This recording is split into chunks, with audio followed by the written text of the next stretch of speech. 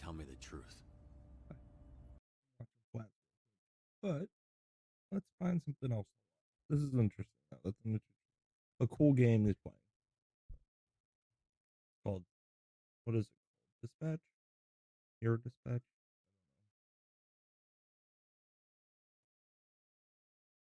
Yeah, it's called Dispatch. Cool, it's a hero dispatch game. Yes. And it has safe for work and not safe for work.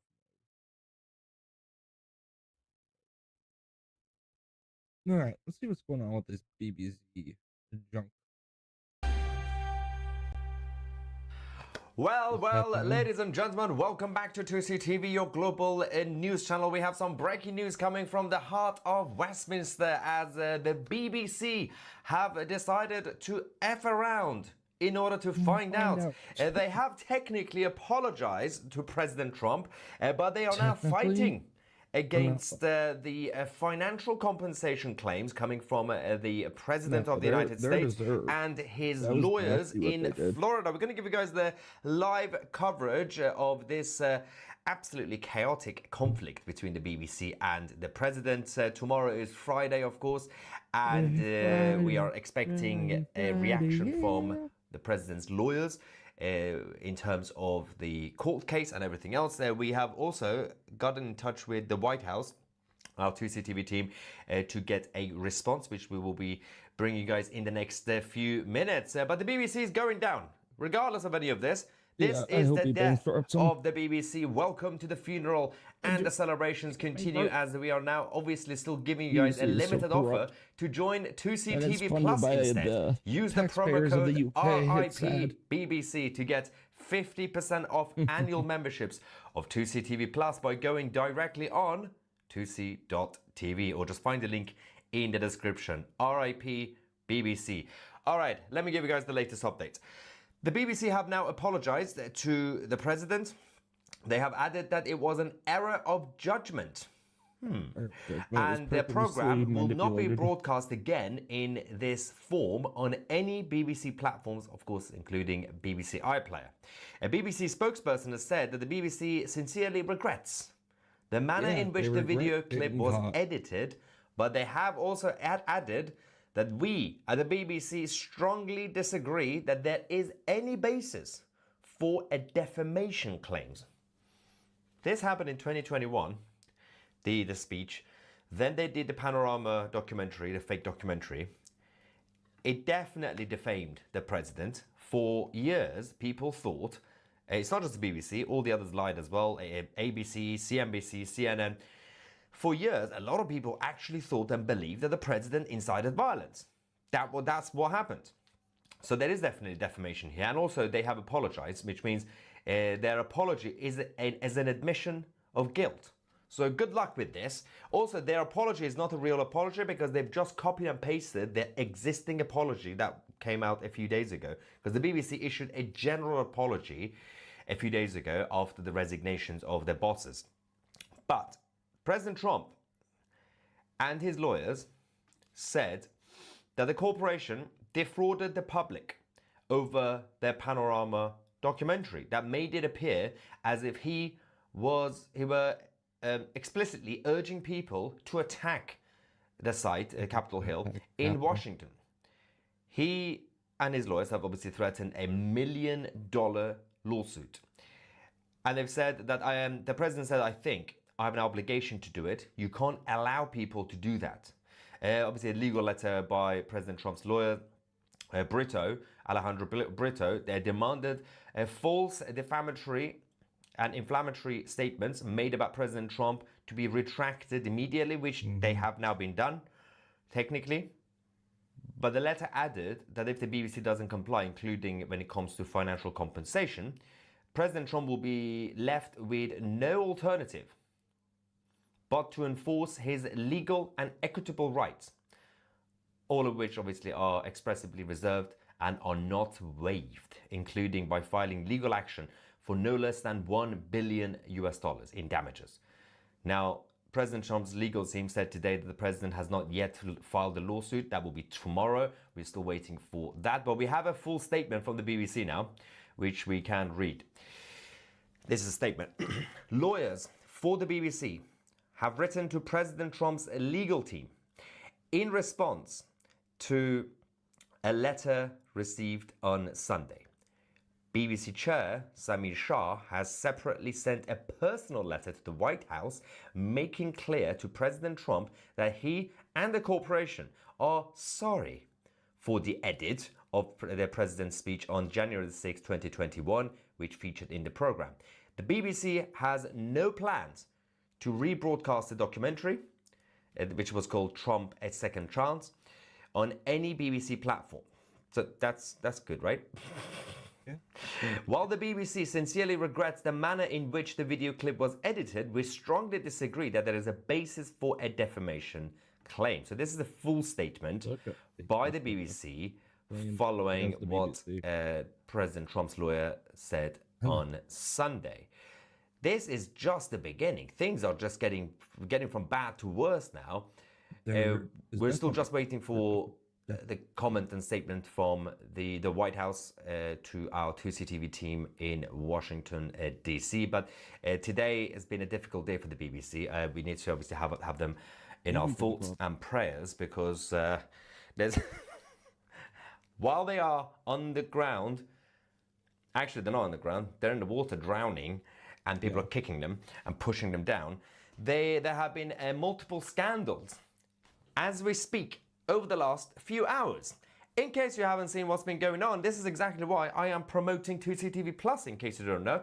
Use the promo code RIPBBC to get 50% off. The reason for this is because the BBC have now this, instead of being better, instead of at least for a few days, try their best to be normal and just report the news like a normal person.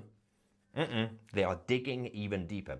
Earlier on, the BBC dropped a so-called news report in which they became the cheerleaders for the NHS, the National Health Service in the UK, the NHS's transgender propaganda. Now, I'm going to show you a video from the BBC. This is absolutely astonishing.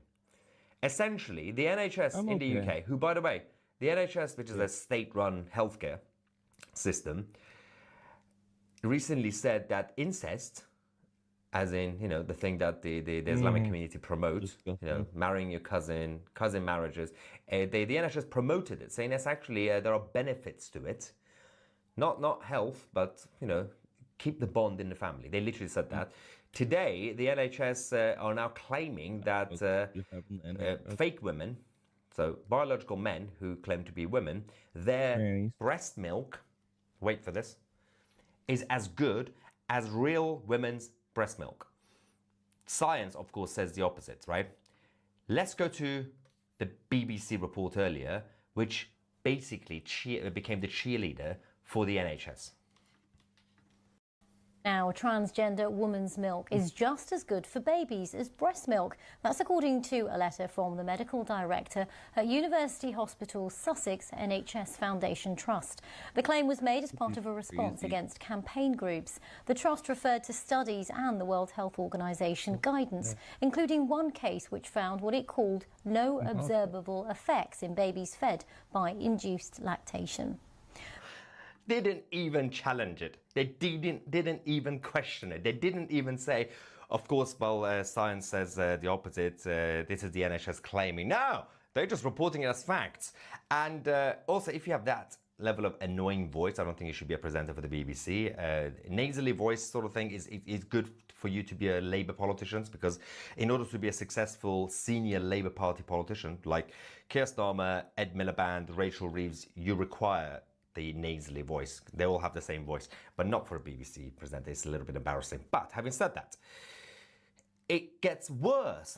That this is not the only scandal today. The BBC are spending more time apologizing today than actually reporting the news. So earlier on, and yesterday and today, the BBC published a report, lied, but again, about Rupert Lowe, the independent MP, saying that independent MP Rupert Lowe asks if the Prime Minister will put the death penalty for overseas and foreign criminals to the public in a referendum.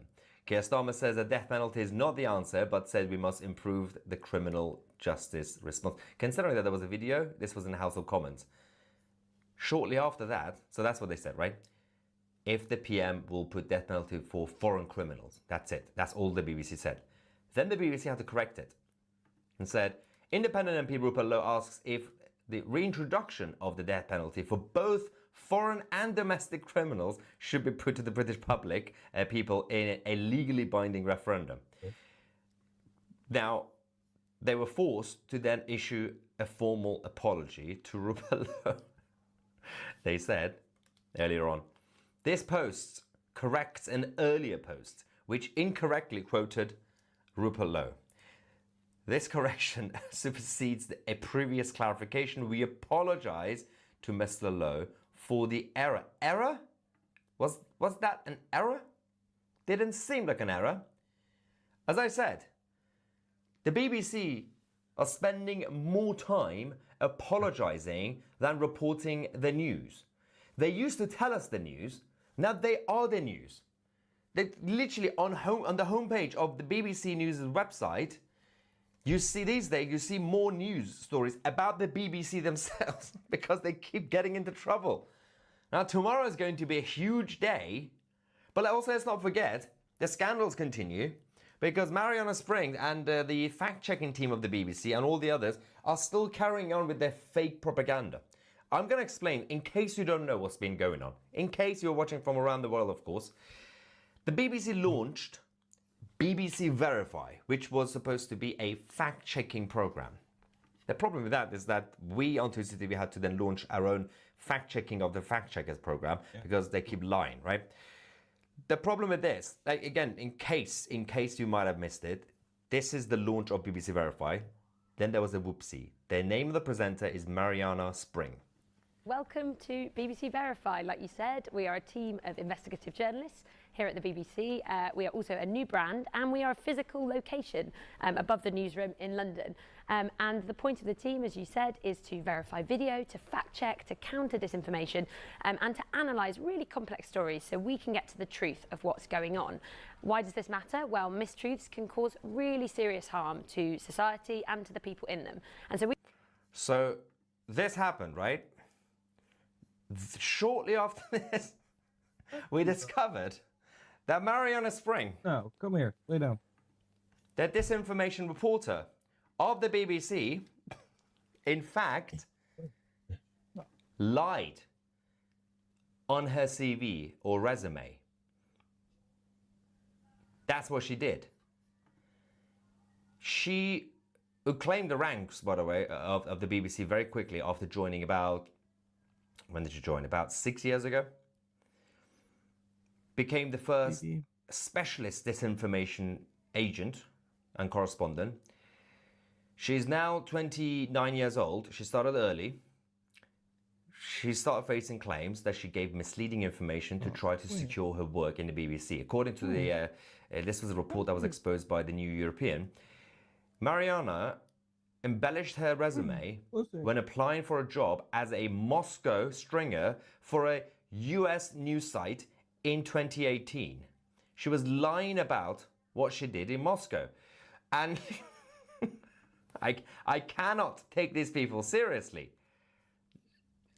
These are the people who are supposed to be telling us the truth. We now have an update, I believe. Yes. Okay. So our 2CTV team have got in touch with the White House to get a reaction about this breaking news.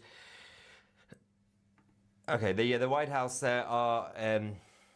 we asked the White House for comment on the BBC's apology, but we were told that President Trump's outside counsel will be responding, so not the White House officially. We are now awaiting a response from President Trump's lawyers in Florida. So we will keep you guys posted. As I said, tomorrow is the key date when it comes to this conflict. And I believe the deadline for the BBC to comply is 10 p.m. UK time. Is it? Yeah, I think so. Yeah. And,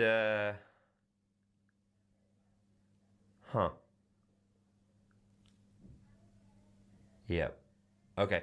Yeah, we're just there is a high probability of the $1 billion court case to be filed, the actual lawsuit. Obviously, it's not going to be in the UK, it's going to be in the US, in Florida, I believe.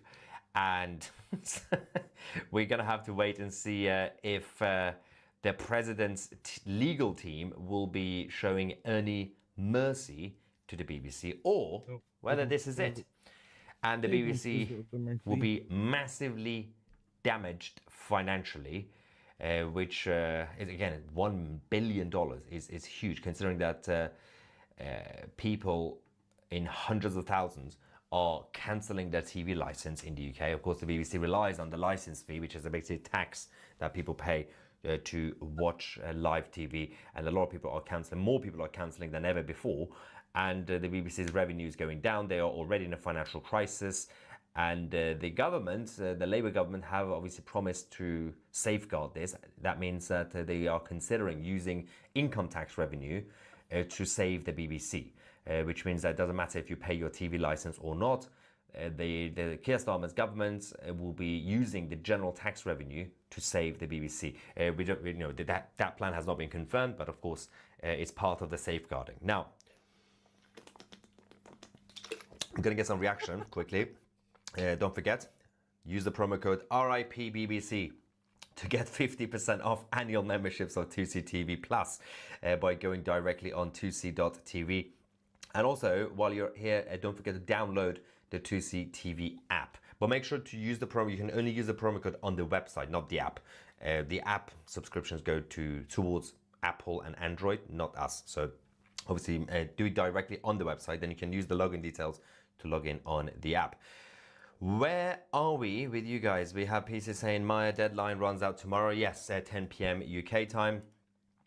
It also says I want a TV license suspended. So that was that had already been done by the Conservative government until a year ago.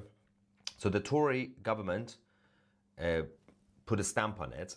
So by 2027, which is 2 years from now, the license, the BBC TV license, would have been cancelled, scrapped. In the first week when Keir Starmer became Prime Minister, he reversed that policy and he safeguarded the TV license. The Tories already cancelled it, and the BBC had 2 years to, well, at that point 3 years, to come up with a new funding model, whether through advertising or subscription model or whatever, or just begging people to pay them voluntarily. But of course, despite the Tories' efforts, the Labour government cancelled it, reversed the plans. Ivan says the BBC are overseeing their own demise. It's just getting, as I said, today alone, we found, 3 scandals? And they continue to just apologize without actually meaning it. The apology that they sent to President Trump today, or the last few minutes, is not an actual special apology, because if you read that apology, as I read out, and what they said a few days ago on Saturday or Sunday, which was a general apology to everybody, it's the same apology. It's the same thing. There's nothing specific about President Trump. And President Trump's lawyers, their demand was not just an apology. There were a few other key demands. One was the retraction, removing the content, which they have now done, but a financial claim, the compensation, which the BBC is now fighting that on. So it really depends on the next few hours and tomorrow whether President Trump's lawyers, well, technically it's President Trump, will be showing mercy to the BBC, and or they could just escalate the whole thing and file the lawsuit. Ivan also says trans milk for the win. What the F? That was the craziest thing I've seen, by the way. I was looking around. I was like, so what else have the BBC done today? And I was like, okay.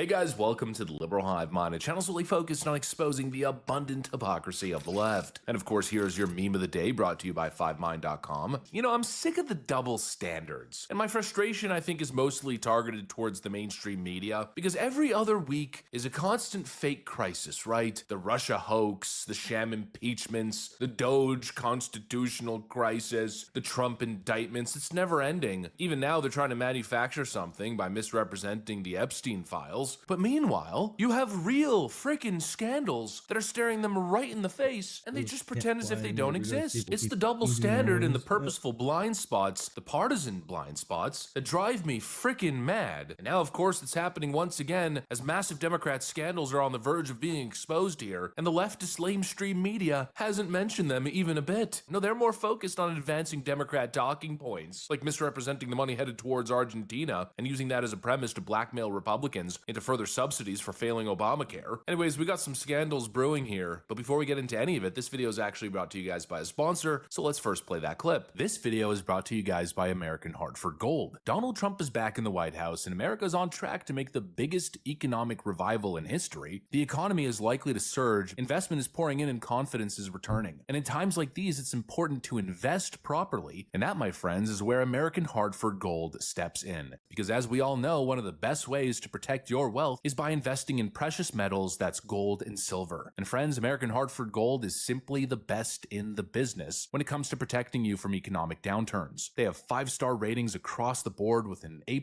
rating at the Better Business Bureau. In other words, they're a market leader in the space, helping Americans lock in their financial security by diversifying into real tangible assets. And I know that sounds good, but trust me, it gets even better. All you gotta do is give them a call and they'll send physical gold and silver straight to your doorstep, or they can help you add it to your IRA or 401k. Zero hassle, just smart investing. Actually, it gets even better because American Hartford Gold is currently running a special right now where you could get up to $15,000 in free silver on qualifying purchases. So what are you guys waiting for? Sure, things look like they're on the up and up right now, but history tells you it doesn't last forever. The incompetent buffoons will at some point bring on hard times, and you gotta protect yourself. And so to get that process started, all you gotta do is call 844-440-1005. That's 844-440-1005, or text HiveMind, that's HiveMind one word, to 65532. Again, text HiveMind to 65532, and they'll get you guys set on the right track. A huge thank you to American Hartford Gold. Now back to the video. All right, folks, so it seems like an absolute bombshell is about to drop. We got this reporting here from Just the News. AG Pam Bondi and FBI Director Kash Patel are supposedly briefing Congress on documents tied to the Clinton Foundation. There's supposedly evidence of donations from foreign and domestic interests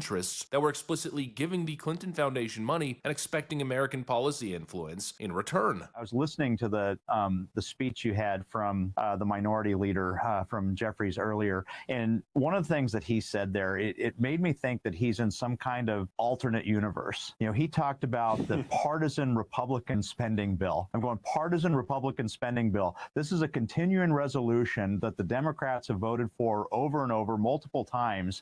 This has no poison pills, no policy. This is a clean CR. They don't get any cleaner than this. And somehow he's turned the policy that happened under the Democrats and President Biden, he's turned that into a partisan Republican spending bill. He must be living in an alternate universe, because this is a simple, clean extension of status quo, of keeping the government open so that we have our military being paid, so we have SNAP and WIC payments going through, that we have, you know, NFIP for developers trying to sell projects in floodplains so that they can get their, you know, flood insurance.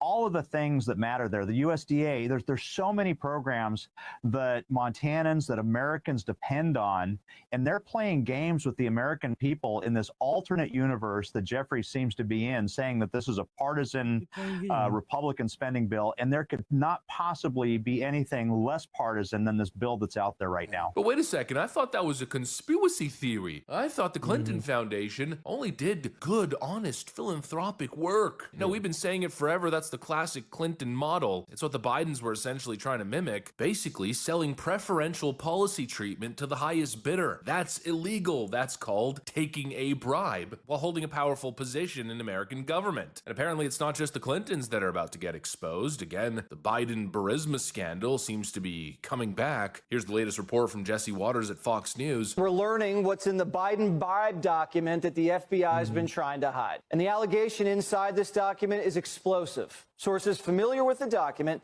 tell Fox News Digital that Joe Biden and Hunter Biden were paid $10 million in bribes by Ukraine. This was while Joe Biden was vice president. A highly credible confidential source had multiple meetings and conversations with a top executive at Burisma, the Ukrainian gas company where Hunter worked. And these conversations stretched for 5 years. And the source told the FBI about these conversations in June 2020. That's right as Joe Biden was wrapping up the Democrat nomination. The Burisma executive told the FBI's confidential source that Burisma had to pay the Bidens for help getting rid of the Ukrainian prosecutor who was investigating Burisma for corruption. Again, wasn't that just a right-wing talking point, a conspiracy theory? And on that story in particular, it was less of a media blind spot and more of them actively aiding and abetting in Joe Biden's defense. Social media companies also, on the behalf of American three-letter agencies, censoring the initial evidence drop, the Hunter Biden laptop, that essentially corroborated a lot of this stuff. Now we're learning that potentially there's evidence showing that Joe Biden and Hunter Biden took $5 million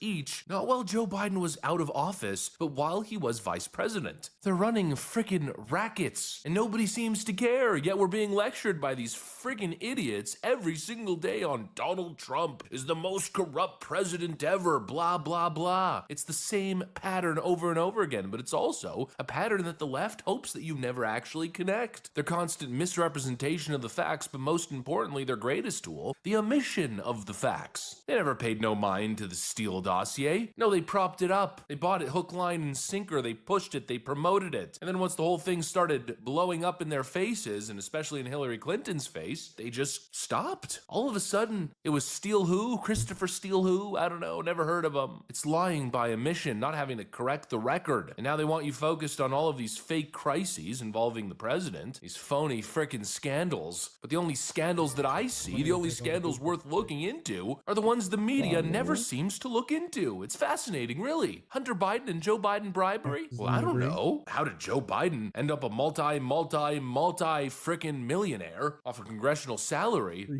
Hard to say. The Hillary Clinton Foundation and all their myriad of scandals don't exist. The Steele dossier, a literal attempted coup. The Hillary Clinton campaign directly funding it, being involved in undoing the 2016 election. Never happened. The January 6th psyop. Ooh, it was an insurrection. Nancy Pelosi had nothing to do with setting up the premise. It's time after time after time. And really what I just listed there, that just scratches the surface. We're talking about some of the biggest corruption scandals in modern American history that the media just seems to miss. You know, all the top journalists from the top schools, the people with all the accolades and the titles, they always seem to miss the most important stories. They seem to misrepresent the most important stories, to twist them when they're not busy twisting the facts aimed at delegitimizing President Trump. You know, like the BBC that's currently being sued by President Trump after blatantly editing his statements. The president has made it very clear that this is a leftist propaganda machine that is unfortunately subsidized by British taxpayers, and he thinks that's extremely unfortunate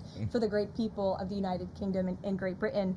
And I think that the president was deeply concerned by the editing, the purposeful and dishonest editing of his speech that was so clearly fake news. And he rightfully dubbed that term many years ago, and this is a classic example of that. We see it in the United States all the time. We see it now in the United Kingdom. As you know, the president's external legal counsel has filed a lawsuit against the BBC. We expect that to continue, and whether they apologize or not is up to them. We're going to walk down to the Capitol, and I'll be there with you, and we fight. We fight like hell. And if you don't fight like hell, you're not going to have a country anymore. Now it is up to Congress to confront this egregious assault on our democracy. And after this, we're going to walk down, and I'll be there with you. We're going to walk down. We're going to walk down anyone you want, but I think right here, we're going to walk down to the Capitol. And we're going to cheer on our brave senators and congressmen and women. And we're probably not going to be cheering so much for some of them. But I said, something's wrong here. Something's really wrong. Can't have happened. And we fight. We fight like hell. And if you don't fight like hell, you're not going to have a country anymore.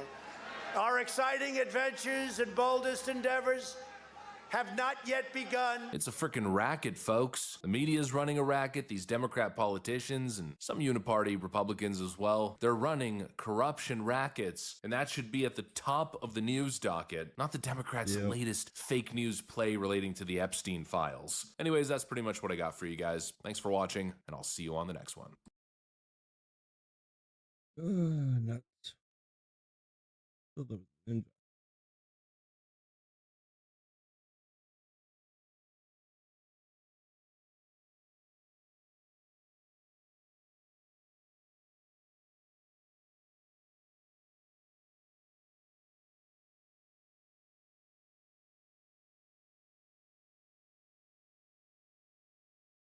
Penny Johnson. Oh, did they do that? This is wild caught Gulf. Wild caught shrimp. Gulf white shrimp. This is the real deal. And you're sure this is EBT SNAP eligible? Yes. Okay. And this is no Benihana. I'll throw it in your mouth though. You guys, you're out there, you're white privileged. You just don't know how the other half lives. Yeah, I guess we don't. Yeah. All right. So let's set the stage here because we have a SNAP banquet for you. This has nothing to do, my opinion, by the way, with the recent shutdown. I know it was a hot button issue, but I know that awareness has been raised. I think we need to cut SNAP, period. Food stamps, okay, if we want to be a generous country, sure. That's not what SNAP is. It's a failed program. It is designed to be abused. And as you know, SNAP benefits were one of the most contentious issues during the recent shutdown. Around 42 million Americans depend on the Supplemental Nutrition Assistance Program, also known as SNAP, to feed themselves and their families. But the government shutdown lasting more than 40 days and weeks of legal wrangling by the Trump administration to keep from paying SNAP benefits are taking their toll. So Donald Trump is the one who's politicizing the SNAP program. He's the first president in history to fully suspend payments for SNAP.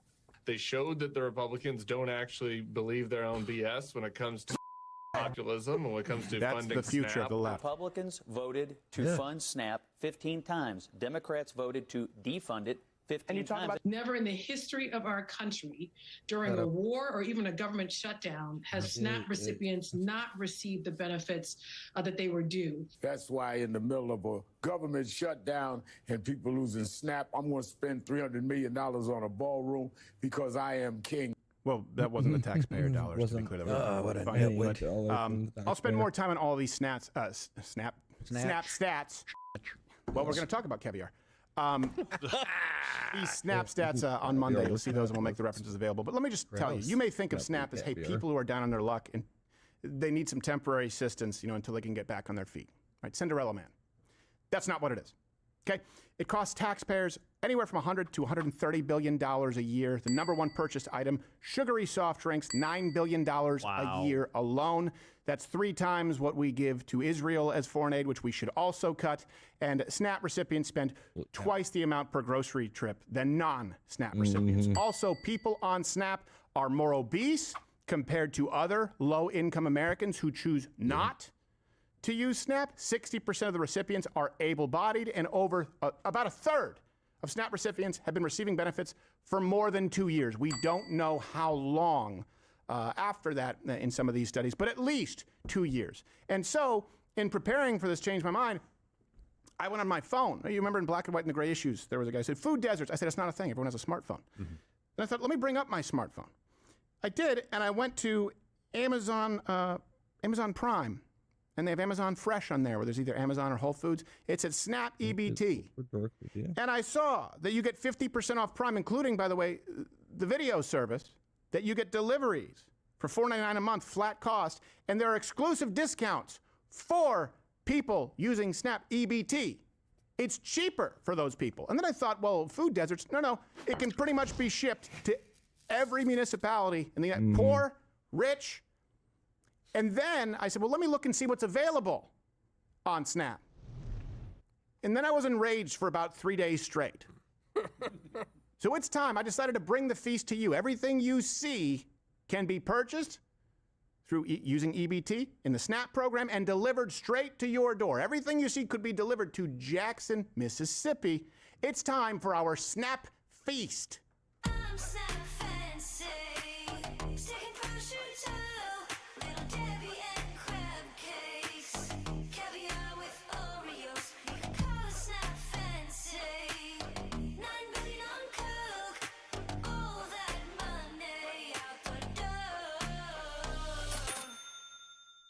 All right, so Snap Feast, let's bring out our MC for the evening, actually, to show us what we have here.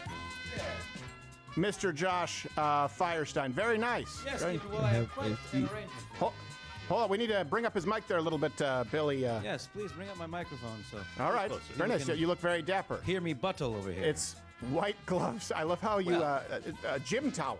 Very... Yes, yes, it's sport the, well, it's the ultimate decadence for Yes. Loud with Crowder, of course. And these things are all available via Snap. Yes, correct? that's correct. Everything. What do we have? Well, we have first. I mean, we got to start with an appetizer, and no appetizer better than the Tsar Nikolai. What grade is it? Estate grade. Estate grade, I know. Estate grade. It's so absurd. I have to almost check my forgot. notes, too. Yes, estate grade white sturgeon caviar. Oh, that's $69.99 an ounce. Yes, I would open it, but I'm not wealthy enough to touch it. Caviar, I think, as I understand it, Mr. DiPaolo, you're a fan of caviar, right? Yeah, a Russian hooker I dated. Well, would you like me to open it for you, sir? No, I would not, because I don't know how long that's been sitting under the lights. Well, not that long, and it just so happens we have a nice pearl spoon for you. Give it to, in case he changes his mind. Yeah, Let's, here. You It'll can bring have back it. memories, Nick. Go for it. You Yes, you can think of Tatiana while you... Yes, and can't wait to shit on the plane. And then later... Well, it's going to be delayed anyway. Don't worry. And he could probably, it would probably be good to cold. serve that on. You know what? A rustic bakery sourdough bread. Oh, this is also available on Snap, Yes, right? here. Yeah. I hope you don't mind I touch it with my gloves. That's okay if you touch it with the gloves. Here, have a cracker. A rustic bakery, No, sorry. sourdough flatbread. Sourdough flatbread. It's like a cracker, but fancy. And you can just keep we don't need to bring up the overlays because we have it here. Yes. And here we have, if you'll look down here, we have a Chilean sea bass. Chilean sea bass That's delivered. Right. Yeah, it's priced at a measly $37.99 a pound. Right, and that can be ordered through Snap and delivered to Jackson, Mississippi. That's right. I would open it for you, but I don't want to remind Nick of his college dorm room. That's a nice steak. Oh, my God. Yes. But I did open. Oh, is it good? Oh, man, it You're tastes eating like it. Moscow. Bernie Sanders would love it. I did open this one. Oh, yes, that's right. This is a beef ribeye. Yeah. A prime beef ribeye, $34.49 a pound. Okay, $34.49. A boneless beef ribeye. There you go. Well, that's on Snap. You know, the struggle knows no bounds. You'll look down here. We have a Chilean sea bass. Chilean sea bass That's delivered. Right. Yeah, it's priced at a measly $37.99 a pound. Right. I don't want to remind. Actually, is it good? Oh, man, it You're tastes eating like it. Moscow. Bernie Sanders would love it. I did open this one. Oh, yes, that's right. This is a beef ribeye. Yeah. A prime beef ribeye, $34.49 a pound. Okay, $34.49. A boneless beef ribeye. There you go. Well, that's on Snap. You know, the struggle knows no bounds. As far as those on Snap, they just need a little bit of help to get back on their feet. You're not done with decadent meat, though. No? You're not done. No. We're not done? We have wild caught. This is not farmed. No. This is wild caught Gulf. Wild caught shrimp. Gulf white shrimp. This is the real deal. And you're sure this is EBT Snap eligible? Yes. Okay. And this is no Benihana. I'll throw it in your mouth, though. No, I don't want to because I don't think it's cooked. No, it's not, but it's nice and frozen. This is delicious. Go down easy. Well, you can. There you go. We spare no expense when we're using. Nick, you'll like this. Snap. You'll like this. We have handcrafted criminelli sliced prosciutto. Oh, that would go good with caviar. I hope Nick. I said it right. You want some prosciutto? Prosciutto. Yeah, can I get some more salty things over here? Exactly. Yeah, here we go. Well, that's the beauty of Snap is. I grabbed it, but You it's can- okay. It's in the package. Yeah, you can thank Uncle Sam from the bottom of your hypertension There's heart. a prosciutto. What kind of That's caviar is Tsar Nikolai brand estate grade white sturgeon caviar was ordered through Snap using EBT. There you go. You can have it delivered right to your door. $70 an ounce. $70 an ounce. Are you kidding? It's like perfume. I am not kidding. What else do we? What Well, else do we I have mean, to- while we're on the meats and It's like saltiness, Nick, I thought maybe you would like to have some cheese. Some cheese. This is no regular Yeah. government cheese. This is government cheese of another variety, I tell you. This is- right here. Oh, it's over here. We have some of this. It's a Matika Parmigiano Reggiano. Oh, Did I say it Are you right? familiar with that one, Nick? I know you're a I'm not. I'm not that greasy. This is $11.96. It's a good solid piece of cheese. Yeah, $20.99 a break a pound. window. $20.99 a pound. $29.99 a pound. Well, you got to help people get back on their feet. Jeez. Yeah, you got to help must be people. strong. This is light. Some people have had some tough breaks. They need $20 Look at a this pound cheese here, Steven. This What is cheese it? here, this is Spanish cheese. Spanish cheese. Goat cheese. It's called drunken goat cheese. Drunken goat cheese. It's soaked in wine. It's soaked in wine. It's soaked in wine, Well, I want just like my the SNAP person eating it. Yes, I want my SNAP recipients drunker. Yes. Get them Unless they drunk stick in and Plymouth. get them driving. Oh, I lost my rag there. That's okay. $21.99 a pound. That's really. Whoa. $21.99. Well, here's the thing. When you think SNAP, you think necessities, right? You don't necessarily think Captain Crunch and Ghost Energy and Coca-Cola or Aqua Panna water. But I tell you what, it's important to get your your greens in. Your greens. Yes, I have greens. I'm So moving don't my you have paper, sir. you have some edible chamomile flowers? Yes, for at night when you're trying to go to sleep. Edible and the chamomile chocolate's not doing it flowers. for You know what? Bring that over here. I have trouble sleeping sometimes. Here we go. Yeah, edible chamomile flowers. I SNAP. think you just munch on those. Yeah. Whatever happened to prison loaf?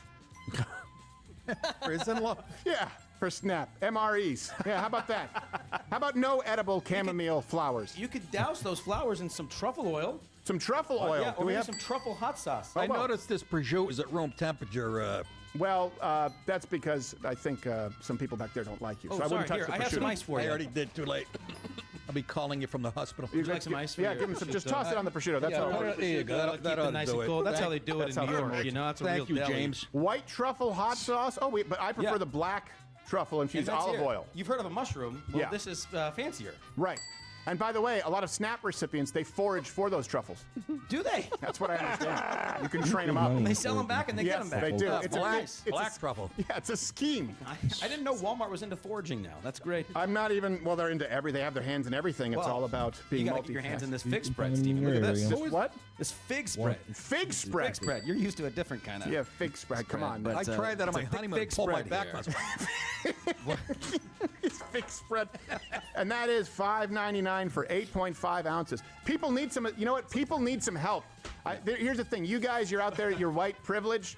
You just don't know how the other half lives. Yeah, I guess the fuck we don't. Yeah, I want to get some No, fig you spread know, now and this then. is I didn't speaking of know. the other half. Yeah. Speaking of one of our favorite people in government. That's right, Nancy Pelosi. This is her favorite ice cream. That's right, Jenny's Oh, gourmet Jenny's. ice. Good. Yeah. Stick a pint of it up That's her how ass. good it is. It stays in the ice. Look at It doesn't that. stay in the ice? Yeah, it came straight from the Arctic. That's how good it is, how expensive it is. Well, hold on a second. We want to continue with this, but Would you like for those some? of you, I will have some after, but hold on. I just have to let people know. We're going to go to Rumble Premium, and obviously it's Chat Thursday. We're going to continue with the Snap Feast. You can click that. It's less expensive than these items on Snap. You can get it for $99 a month or $99 a year. You get 100% more show. You get a Friday show. You also get everything ad-free. It's the only way we're able to do this.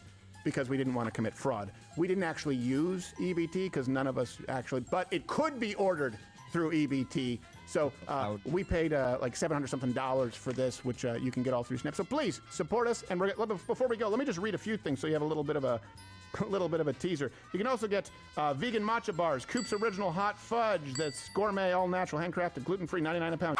What's going on with the outfit? What's wrong with my outfit? It's just a lot of. Is that a gold tooth? Yeah, you like it? Gold tooth. Why are you wearing so much gold, Josh? Oh, I've just been investing in a lot of gold recently, and I'm running out of spots to store it, so. Is it?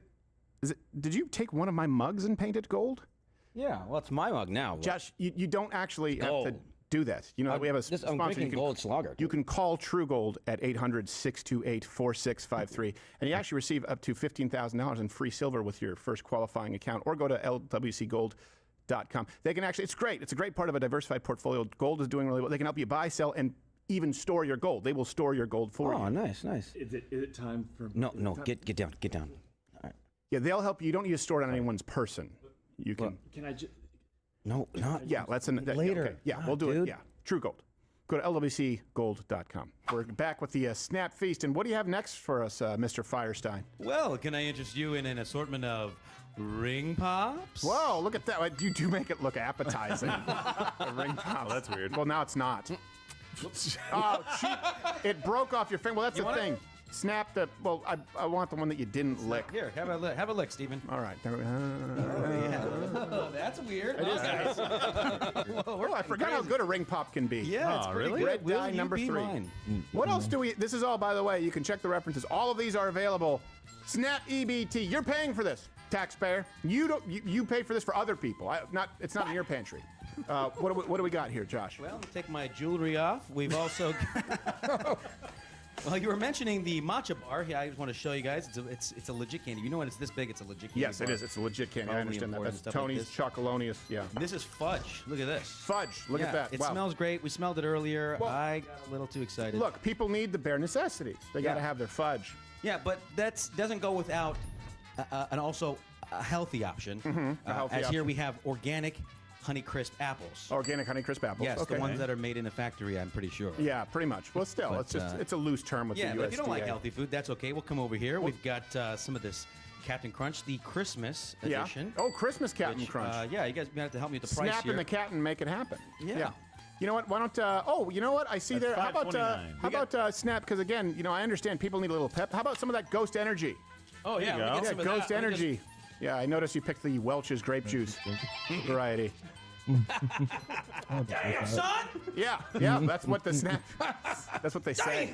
Yeah. Are you guys thirsty? Because I got something for you too. What do you got for me? I got some Kool-Aid for you of the red variety. Oh, very nice. That's my favorite flavor is Let me red. just grab this in a weird way. Yeah. let me pull Oh that up. yeah. Yeah. Give me some. Yeah. There you I'm go. gonna spill it everywhere. No, I got this red drink for you I guys. just think this is going to go poorly. We'll take that grape soda, in the hood that's known as a Cabernet. Is it? This is a 2025 vintage. This is It it's always actually an EBT communion. Is it? Very nice. Yes. Ah. You eat the body of the taxpayer Yes. and drink their blood as well. This is my gluttony that Here I you go. spilled This for is you. your red Kool-Aid, sir. Okay, thank you. Red Kool-Aid. And for Nick, another one also. I can't remember the last time I had Kool-Aid, honestly. Thank you, sure. Yeah, well, we made it yesterday, so... It still sucks. Yeah, and Gerald, we got a special one for you, my friend. Very nice. Oh, This yeah, is all Snap. That's He's, good. That's I got know you're not a project boob written guy, all but over it. Is that anyways- caviar really good? Though? I inhaled it. Yeah. It's all gone? It's gone. Oh, Jonestown well, good. Caviar, That is... including, Have some... I'm going to give I don't think Where's the... You can with wash it down sturgeon. with an aqua panna. That's $69.99 well spent, just to see the smile on your face. Wow, Nick. that's sugar. Yeah. What's Yeah, that? you can have a Filipino guy bring that to you in Kuwait City if you go travel. Aquapana. Aquapana, yeah. Oh, look at this, Gerald. That means bread. Yeah. Got your zebra cakes. Oh, sweet. Zebra cakes. Zebra cake. Oh, sorry, zebra cakes. Zebra- Have some? Yeah, it's bridging Yeah. the racial divide. Black Yeah. and white can live in harmony and Snap. And of course, we know that the SNAP recipient list is a very diverse list. So we have regular Skittles. Well, that's and also the purple ones. Well, that's to mix with your Welch, the purple drink. Yeah, there you go. There you go. Thank you very Take much. those and my get little shot ones by a will love fat it. guy in Florida.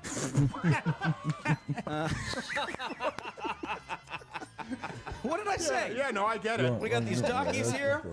Oh, tack. Yeah, I'm moving to Florida. The spicy ones are pretty good on that. Yeah, they got a good crunch. You hear that? Yeah. You know what else? Oh, that's right. Show them the gift basket. Yeah, 'Cause yeah, yeah. not only you can, it's good to receive, but it feels good to give once in a while. So the SNAP recipients, they give with your You taxpayer don't have to dollars. undo it. It's a nice bow. It's a $99 gift Stop basket. it. This is how the people who buy it would treat it, Gerald. Yeah. True, but You don't want to go to someone else, another freeloader's house, empty-handed. No, this is very good. I'll tell you why. This is just...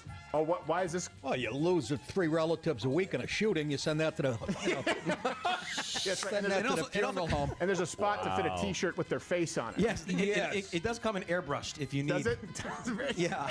Let me read some other things here too. You know what else? It's got some stuff. Sorry, it's got these little Lindor chocolates. Oh, Lindor chocolates? I Yeah, like I know those. you I'll love take them. these. I Here, do take like the these. Lindor chocolates. Yeah, these are pretty good. These little Lindor chocolates. They got the truffle inside. Really? Yeah. Here you good. go. Try it. So they're the best. Yeah, remember, oh, sorry. Stephen paid for Oh, that, not the taxpayer. I think we invented a new candy. You landed right in the caviar. That probably would work. I bet you if you put it in You your got coffee. your cat chocolate in my caviar. Keep the chocolate out of my caviar, he says. Other items that we have available on Snap: organic beef tenderloin, cave-aged Gruyere.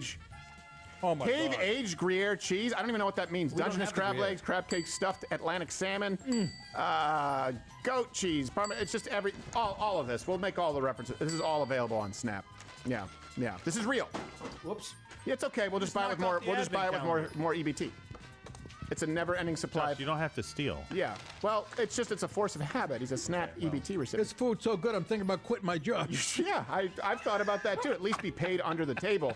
All right, Josh, it's okay. We can actually. Okay. It's not going anywhere. Thank you, Thanks, Josh Firestein, everybody. That was terrific. That has been our SNAP feast. You can turn down the music. What are you, high? I know, I was ready to dance. It was in it.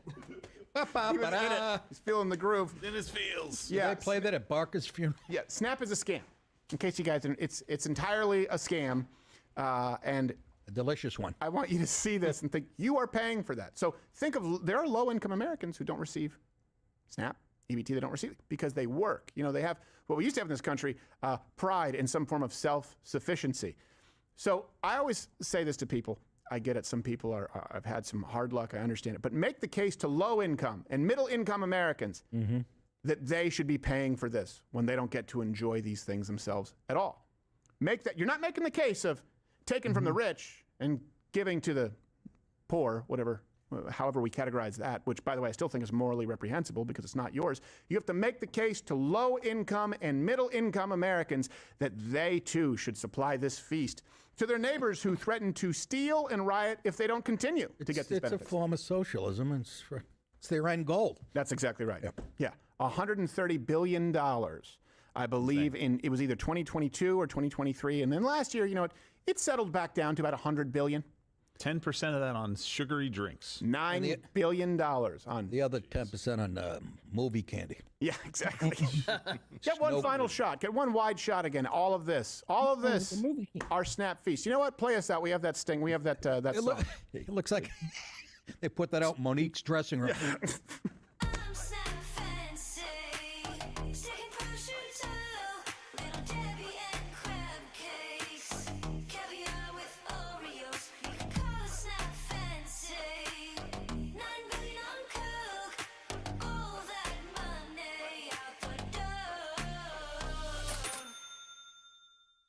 Great. Yeah. This is That's me at the beginning. and then you know, then after that, people are like, you prick. Why do you want kids to starve? I don't. Yeah, I don't either. I want their parents to make better choices so that they can. See, it's always black and white with the left. Yeah. You're absolutely right. You know, I was looking at this. I'm like, oh, some of these things I want to take home to my kids since we have them. I'm going, oh, but they rarely eat because I don't want to spoil them. I make sure they eat their food and they get a treat every now and then. If you look at the bills, when you can actually do some at SNAP, what is most commonly purchased on SNAP, it's the kind of stuff that people in this country for decades considered a treat every now and then. That's their primary food group. And they're still ripped. Yes. They're not fatties. I grew up lower middle class, I went to 5 different elementary schools. I moved a lot. We didn't have a lot of money. Yeah, but that's because you were an asshole. Thank you. If those kids wouldn't stop picking on me, I wouldn't hit them in the face every time. Yeah, you were the didn't bully. have stuff like this. No. Like, I know what it looks like for me and the families that I lived around in my friends' houses when we went over. I know what it looks like to try to get by. Yeah. And we didn't have that crap. How about, here's the thing, we can't put, this is why I said we just have to defund it completely, end it all, because you can't get rid of Coca-Cola from SNAP. You think getting rid of Aqua Panna, you have a shot? How about if you have a tap, that's what you drink, or if you're in like a Flint where it's contaminated, you get the greater value purified drinking water. You don't need artesian water. I don't purchase those. It's, what is it, $20 for the dozen or 24 pack? I was like, are you serious? And when you go on Amazon, these are the featured items. Because they're the most often purchased items. I never understood the fascination with Coca-Cola. No. Really? No. I'm not a huge fan, but I know people who swear by, they say, if you're going to have an ice cold soda, that original Coca-Cola is. I believe that. I just don't. Yeah. You know, I'd There's rather too much sugar and all this crap anyway. I'd rather a Black Russian. Yeah. I'd rather some those are purple drank.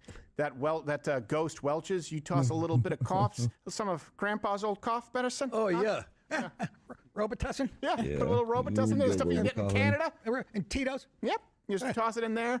You know, you boil, you distill a few Skittles while you're at it. And I tell you what, that's Hamas rocket fuel. Oh, you're still here? And you're still watching this on YouTube? You've probably noticed. That was a good one.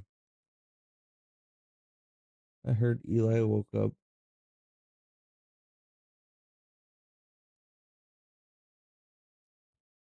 Okay. Eli's still asleep.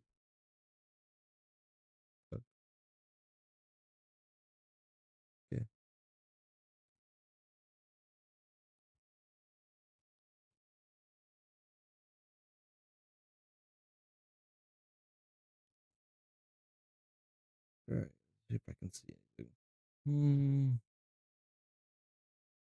Coinbase.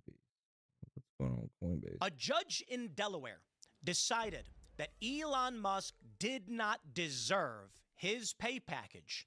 You see, many corporations, most Fortune 500s, register their businesses in Delaware, as it has typically been very business friendly. However, this was a shocking activist moment where a judge spat in my face, and I would argue personally, figuratively, as a shareholder in Tesla, by saying that my vote doesn't count twice, that I'm not allowed to say Elon deserves a large pay package from his own company. So what happens? Well, the gist of it is Tesla shareholders voted to give Elon Musk a big pay package if Tesla succeeded in its growth. It did. Some guy sued who had a small amount of shares, and the judge said, I am going to screw over everyone who voted for this reason. It was shocking. It was outright activism. And Tesla announced they'd be leaving, and they did. Recently, Tesla shareholders voted, and I support this, $1 trillion pay package for Elon in the next decade if he meets certain thresholds for the company. It's his company. He's leading it. And when he's incentivized to make it work, we all make money. If it gets to the point where he makes $1 trillion, I'm making a ton of money as well. He had to move to Texas as well as many other companies because of just how insane things have gotten. Now, Coinbase is leaving Delaware.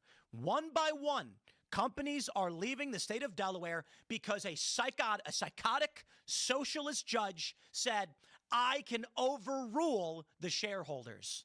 Well, welcome to market competition. Tesla did it. Now Coinbase. Goodbye, Delaware. Hello, howdy, Texas. I can't say I'm surprised because the list is actually quite large. All of the companies that have decided to leave. And you know what? I'm going to show all of them for you. Before we do, however, my friends, we got a great sponsor for you. It is Crowd Health. That's right. Crowd needs hope for it as well. We used to thank you. The eight have saved over. Join promo code Tim, not slash Tim, promo code Tim. Crowd Health is not insurance. Opt out, take your power back. It's how we win.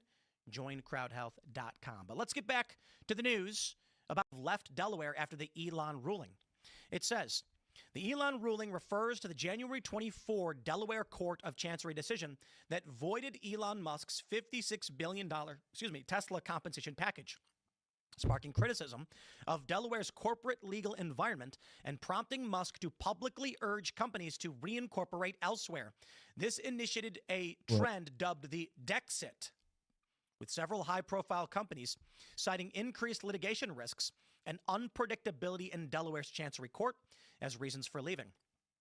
Many have moved to states like Texas or Nevada, which offer more predictable business judgment predictions.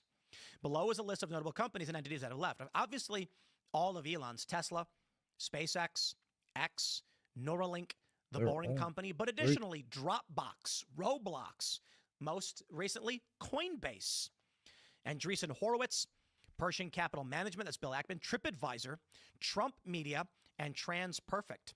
The list focuses on confirmed departures. Meta, Trade Desk, Fidelity, Sonoma Pharmaceuticals are exploring exits as of late 2025, but they have not yet left. This is what you get when you go communist. Check this out. Why Coinbase sees greener pastures in Texas. They say Coinbase, the largest U.S.-based cryptocurrency platform, has filed with the SEC Wednesday that it's leaving Delaware, reincorporating in Texas, which has become an increasingly attractive hub for innovative companies like ours. It's a shame that it has come to this, but Delaware has left us with little choice. As a lawyer who's practiced for many years on King Street in Wilmington, Delaware, I'm saddened by the need to depart. For decades, Delaware was known for predictable court outcomes, respect for the judgment of corporate boards, and speedy resolutions.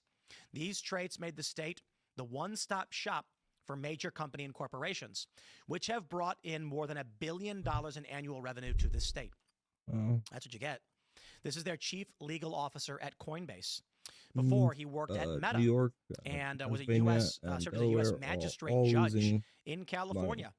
And now he's outright saying, yo, we out. It could be having a lot. Texas has attracted companies like Coinbase by enacting favorable laws for business owners, unlike some of the limitations in Delaware's broader fiduciary standards, which have sparked a trend of reincorporations. Musk seemingly led that trend in early 2024 after a Delaware judge voided his landmark 2018 compensation package at Tesla, valued at roughly $56 billion in stock options, as previously reported by the Dallas Express.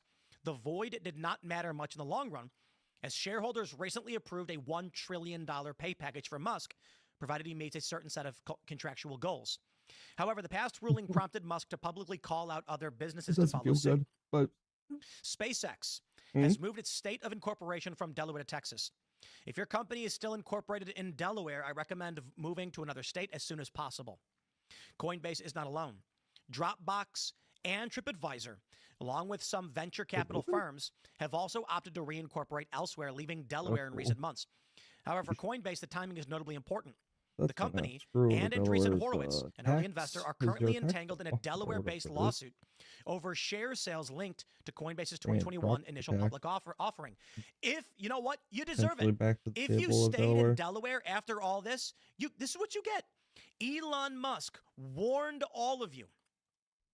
They did it to him. You could see the writing on the wall. New York is also a dangerous place to do business. They will seize your properties. If you're going to stick around and wait to find out what happens to your business, you deserve what you get. You deserve it. They say over 66% of Fortune 500 companies are still incorporated in Delaware, drawn by its specialized chancery court and accommodating corporate statutes. Yet critics, including Musk and now Gruel, argue that recent high-profile judicial decisions have drastically altered what was once considered a business-friendly environment. Indeed, my friends. This is from December of 2024. Delaware judge reaffirms ruling that invalidated massive Tesla pay package for Elon Musk. I'm personally offended by this. I have a small amount of shares, nothing too big, but not inconsequential, a decent investment. And I want to see Elon succeed and be motivated. It's his company. I want him to continue making it great because that means I'm going to make more money. The value of my shares go up when Elon is motivated to do the job. And if something were to happen to Elon, woof, that's a scary thought. When they said they were taking his pay from him, even though I voted for it, I voted for Elon to get that money. They told me no. One guy files a lawsuit and then my vote doesn't count. I'm so shockingly offended by this. It's insane. I actually talked to a lawyer. I said, can I sue the state for violating my rights? And they're like, you can't. I'm like, this is where we're at right now. Because the action was taken by a judge, there's no standing to sue. Isn't this crazy? Look at it this way. Thank you, buddy. One guy with a couple of shares sues the company and says, don't give Elon that money. What? A judge then says, I will violate the voting rights of every shareholder. And then I said, what's my recourse now? Because I'm a voter and I want my vote upheld. There's none. None. There's no one to sue. The judge is allowed to issue this ruling. Do I sue Tesla to force them to pay? You can't. That's how insane this was. So they left, along with many others, and good. Tesla now has approved, shareholders, Elon Musk's $1 trillion pay package. I support it. Tesla announced more than 75% of shares voted in favor of the pay package. The vote didn't include the 50% of the company that Musk already owns. The crowd at the meeting broke into cheers and chants when the results were announced. Musk thanked the shareholders and the Tesla board soon after. I super appreciate it, he said. Musk doesn't take any salary, but the approved pay package comes in the form of stock grant that would give him as much as 423.7 million additional Tesla shares over 10 years. They could be worth $1 trillion, assuming the company reaches the $8.5 trillion market cap needed to have Musk qualify for the full potential payout. In addition, Tesla needs to achieve a series of other operational and financial targets for him to get the full number of shares, which would be distributed in 12 equal blocks. Getting all the shares available under this package over the next 10 years would be the equivalent of earning $275 million a day, dwarfing any other executive pay package in history. That is, that's a lot of money. But it's all imaginary. It's all in shares of a company that he started and owns. For Tesla to reach $8.5 trillion in market value, shares need to jump 466%, 70% higher than the world's most valuable company, NVIDIA, which had a record $5 trillion market cap. Musk is already worth $473 billion, according to Bloomberg's billionaire tracker, most due to his holdings in Tesla, as well as other companies such as SpaceX and XAI. Delaware, you reap what you sow. And I say, good riddance. We'll see, though. We'll see how it plays out. We'll see how it plays out. We'll see if Elon can actually make it there. Smash the like button, share the show. Stay tuned. More to come. Thanks for hanging out. We'll see you all in the next segment.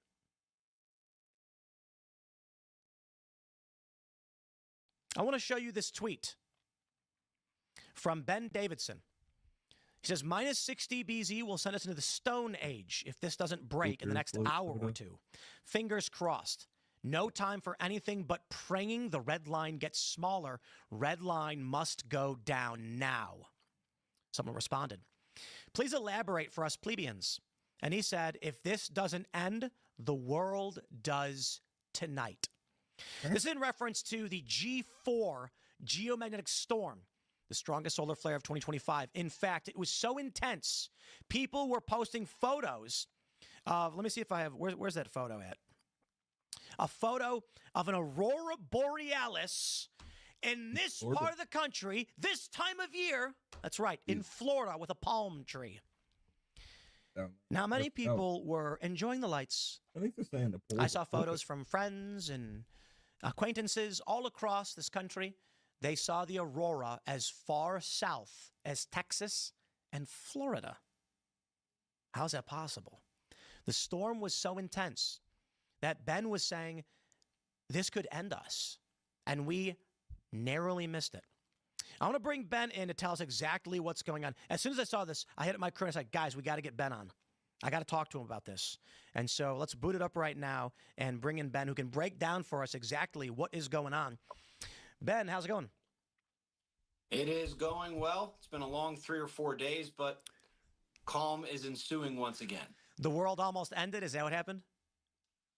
There was a scary point where if the data had stayed where it was much longer, we would have had some serious grid issues. Luckily, it was only a few minutes later before the data started to come back to something that is a little less horrifying. Basically, during the impact from these solar storms the last couple of days, and there were 3 of them, during the initial impact, the disruption to Earth's magnetic field was at a level where if that had persisted for 4 or 5 hours, you and I would not be having this conversation right now. The grids would have gone down. Luckily, it only lasted about 8 or 9 minutes. Wow. But it was a scary 8 or 9 minutes. So I'm chilling, and all of a sudden I see everyone talking about the storm is coming. I'm sitting on my couch. I was sick the past couple of days, and I see these posts showing the aurora is going to be visible for most of the United States, either on the horizon or directly above you. And we had clouds here in West Virginia, so I didn't see anything. But I see all these photos posted by people.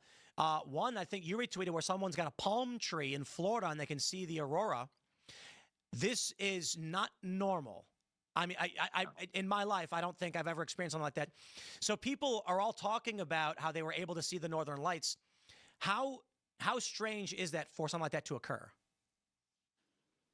Auroras seen down there has happened maybe 10 times in a century. Wow. It's happened 5 times in the last 2.5 years. And what's even scarier is what the sun is doing is nothing like what caused those events over the last century. And as you and I have had a conversation about a couple of times before, Earth's magnetic field is weakening. We're in the middle of a magnetic pole shift, also known as a geomagnetic excursion. And that is allowing everything that the sun throws at us to hit more impactfully. It's like we have less armor on, so everything that gets thrown at us hits harder than it should, harder than it would have, say, 50, 70 years ago. And that's what's causing the auroras to be seen so much more often and to such a much greater extent. When you look forward and say, okay, what happens if this continues?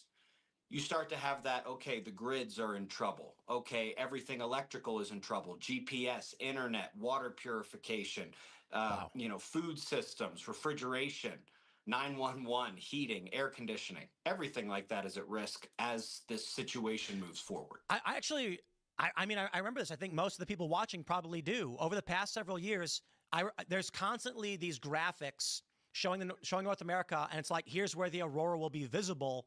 There have been several instances in the past couple of years. What do you say, 5 times in 2 years? Yes. I remember these.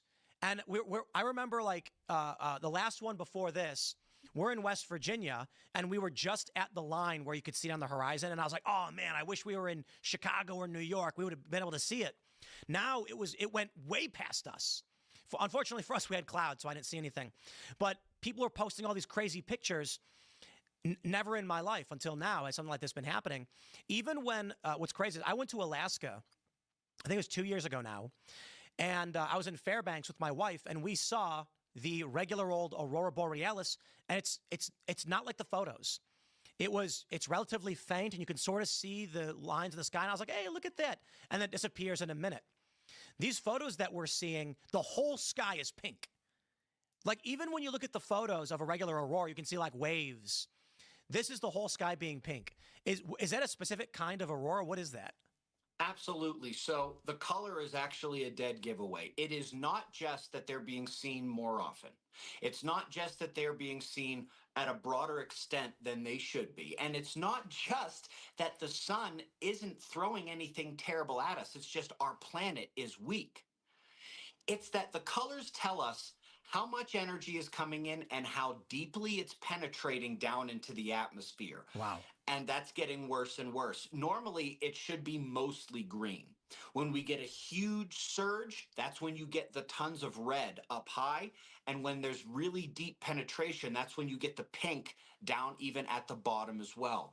We're seeing this, again, way more often than we should from solar storms that shouldn't be producing them. And again, as a broken record, it's because our planetary magnetic field is on its way down in the ongoing pole shift right now. Okay, so do you think I showed your tweet where you said if the red line doesn't go down, the Earth ends tonight or something like that? Yeah. Do you think what would you give the probability of? Actually, let me start here. That was a G4 storm. It's been reported. Is a G5 storm a guarantee of our grid going down? No, it's not. We probably would have had a G5 storm if the final impact last night hadn't hit with literally the most perfect magnetism. But it's interesting, the way the magnetic field within these solar storms can be, if it's pointed one way, it wants to bounce off Earth's protection and Earth is safer. Another direction of the magnetic field, it wants to pierce. It wants to penetrate and really impact our field more. The final one, which actually was the biggest one of all, last night actually had the perfectly safe magnetism, or else we probably would have had a G5 storm last night, and then it would have been a 50-50 chance of grids going down. But grids going down in this scenario, it's recoverable. It just means we got to fix them, right? Probably. So let's say last night's impact had been the bad magnetism and it had been maybe 50% stronger, I would be concerned that it's a total grid down situation and we're back in the Stone Age. So like you're saying, like everything on the planet, wouldn't it just be one side of the planet? No, because it's actually an induction throughout the whole thing. When you see the auroras, you can't see around the whole planet, but it's actually a ring that's going all the way around. And it is that actual ring of energy going around the planet that causes the electric currents to surge through the lower atmosphere and the crust. And it is actually worst on the dusk to midnight quadrant. Nobody really knows why, but it is a whole Earth thing, and it's actually worse from dusk to the midnight quadrant of the planet. Can you explain why, if this storm hits, why would it put us in the Stone Age? Why would the grid go down? Why would electronics not work? Sure. So what this actually is this is an enormous injection of electromagnetic energy from the sun that hits us in a very short, impulsive impact. This is the exact same way that an EMP works, even though the mechanism is different. In a high-altitude nuclear explosion, for example, the X-rays send an electron cascade that overcharges everything and blows circuits, things like that. In a solar storm, that energy hits the planet as a whole and causes electric currents to start moving around inside of it. Wow. And those electric currents, if strong enough, can cause things to go out of sync. They can cause circuits to explode. They can cause overcharging. They can cause arcing. A number of problems can occur during these electrical issues. Wow. It's never really explained. You know, people just say, like in movies, like an EMP, and then all of a sudden your car doesn't work anymore. So, like, what's basically happening is, like, if you have a computer, there's electrons flow through the circuit boards and power from the power source, but when it gets hit by the solar storm, it's like that energy is going into all those wires and cables. Is that what's happening? Exactly. And, you know, obviously, if your laptop, for example, were to get hit by a bolt of lightning, it's not going to work anymore. But you also should know that something a little less than a bolt of lightning electrically would also destroy the circuits, the motherboard, things like that. That's what we're talking about here. It's not like there's going to be bolts of lightning going through everything. It's that subtle to not so subtle electric currents that aren't in this arc lightning mode start surging through everything at ground level. And unfortunately, us and our technology are here at ground level. Will a Faraday cage save my devices? Maybe. All right. If it's the kind of thing where we just cross the line and grids are going down, maybe it will. I don't know how you're going to use them after the batteries run out because you won't have any power for them. But if it's like a Titanic super flare from the sun, which we know the sun does, then no, even a Faraday cage wouldn't stop anything. Okay, but hold on. What if I build a Faraday cage? Inside of that is a smaller Faraday cage, and inside of that is an even smaller one. I put my phone in that. Then maybe? Yeah. Absolutely. Sure. Why not? Why not? We're finding answers here, brother.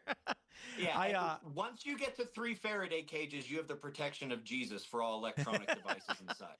The building that we're in here is this big steel structure, and phones don't work inside. So we're in a mini Faraday or an accidental Faraday cage as it is. But I know people who have dug holes. They put stuff in a microwave, and then they put it in the hole. And then they cover it with like heavy metal or something because they're like, it's for when the big one hits. I'm not entirely sure that's going to do it for you, but hey, people are trying, right? And then you make a good point. How are you going to charge it anyway? Exactly.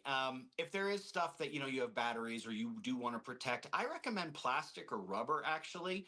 Current isn't going to jump past the plastic and the rubber. And it's really what you're trying to do is you're trying to avoid the global scale electric currents from jumping to you or to your electronics. You put them in a plastic box. It's like water. Obviously we know water erodes, but if a wave is coming at a rock, it's going to go around it. And electricity does the same thing. This is why we coat all of our electrical wires in plastic. Electricity and water are lazy. They don't want to work to go where they're going. They just want to go the nice, easiest path. You put whatever you have in a plastic or something rubber, the electricity is not going to jump to it. It wants to go around it. It doesn't want any problems. It doesn't want to have to do any work. Interesting.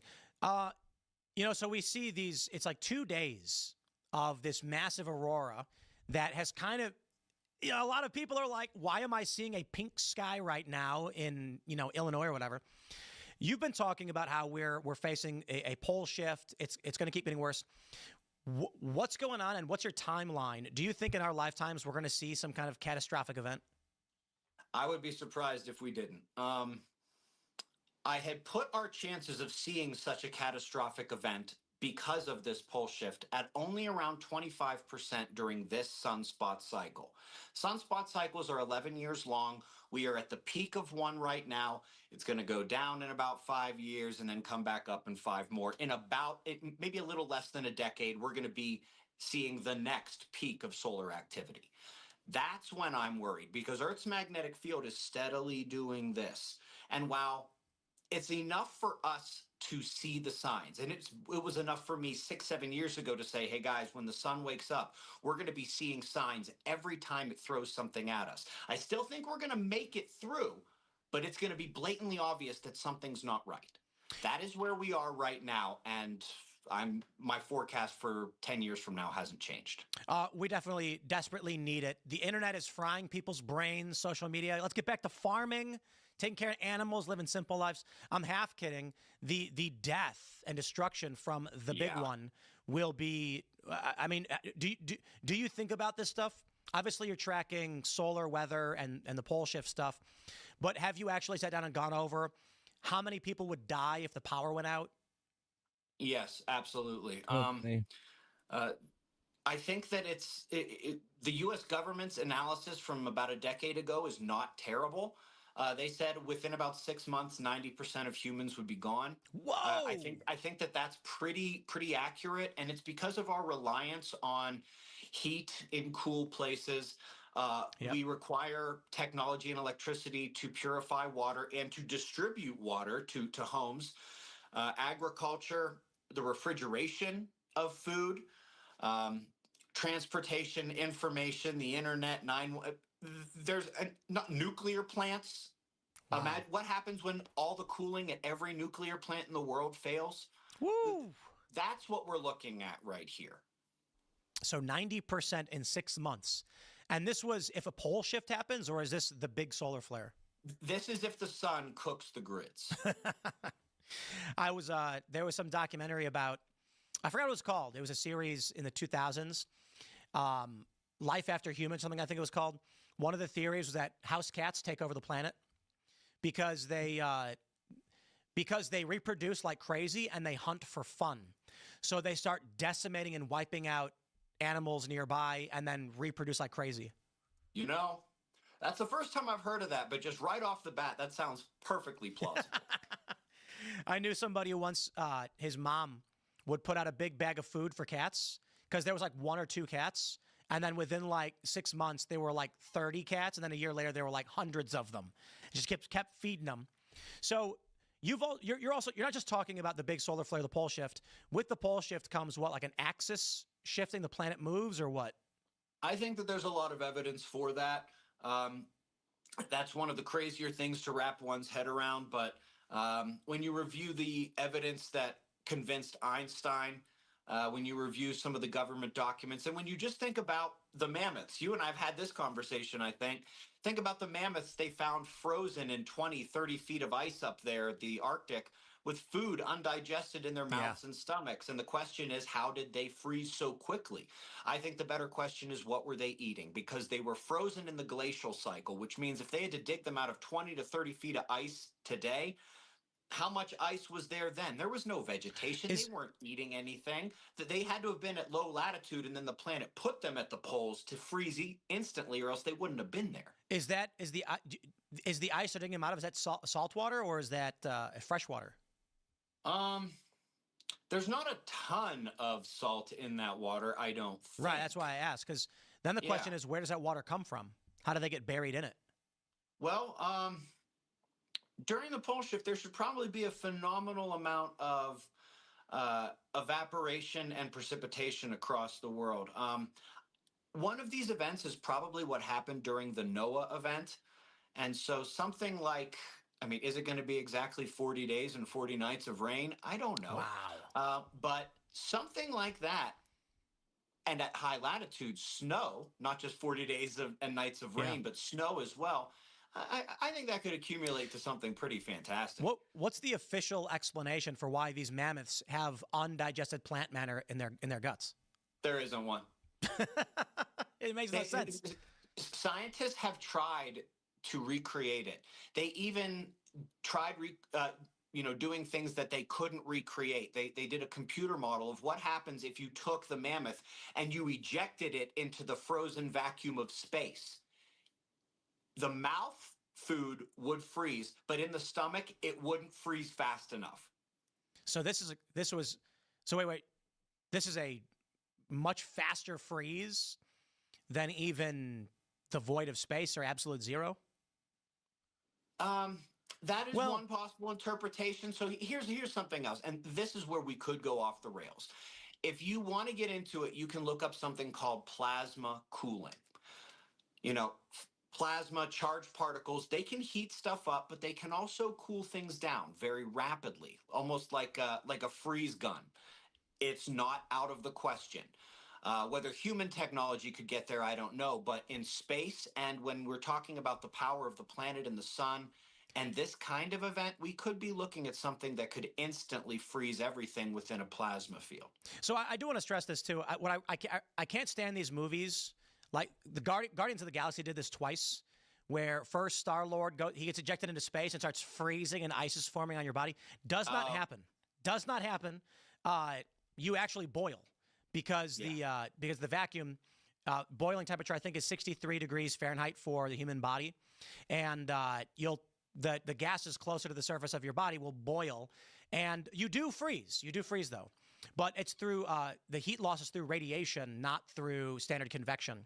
So actually, that makes sense that a mammoth in space is not going to freeze nearly as quickly as if it was chucked into a block of ice or at the poles or something. Right. I would agree, especially since while it is very cold up there, obviously, without a lot of molecule-to-molecule interaction, there's nothing to wick the heat away. Yeah. You know, the heat has to be carried away by something. So what's I think the first time you came on our show, you mentioned Indonesian glaciers, and I was like, what? And we pulled it up, and there's gigantic glaciers in the mountains of Indonesia. And what's the official explanation for that? Well, the official explanation is not terrible, that they're leftovers from the glacial cycle, which ended about 12,000 years ago. And, you know, Indonesia is not the only place in the tropics. Africa's got tropical glaciers, and South America has tropical glaciers as well. Wow. They are remnants of the last one. The reason why this is important, however, is because it really seeks to address the issues of how old ice is on this planet. So, for example, they once thought that the Tibetan ice caps, you know, in the Himalayas, had to be over 500,000 years old. They just went and looked again with a different kind of isotope and said maximum age possible is only 17,000 years. Now, to go from older than 500,000 to it's got to be younger than 17,000, it really tells us that what they have told us about the history of our planet and how quickly things occur, how dramatically they occur, and the extent, I'm not sure that they've come anywhere close to it, because this planet has seen not just the slow crawl of wind and water and geology and precession, but those periods punctuated with events of rapid cataclysmic change.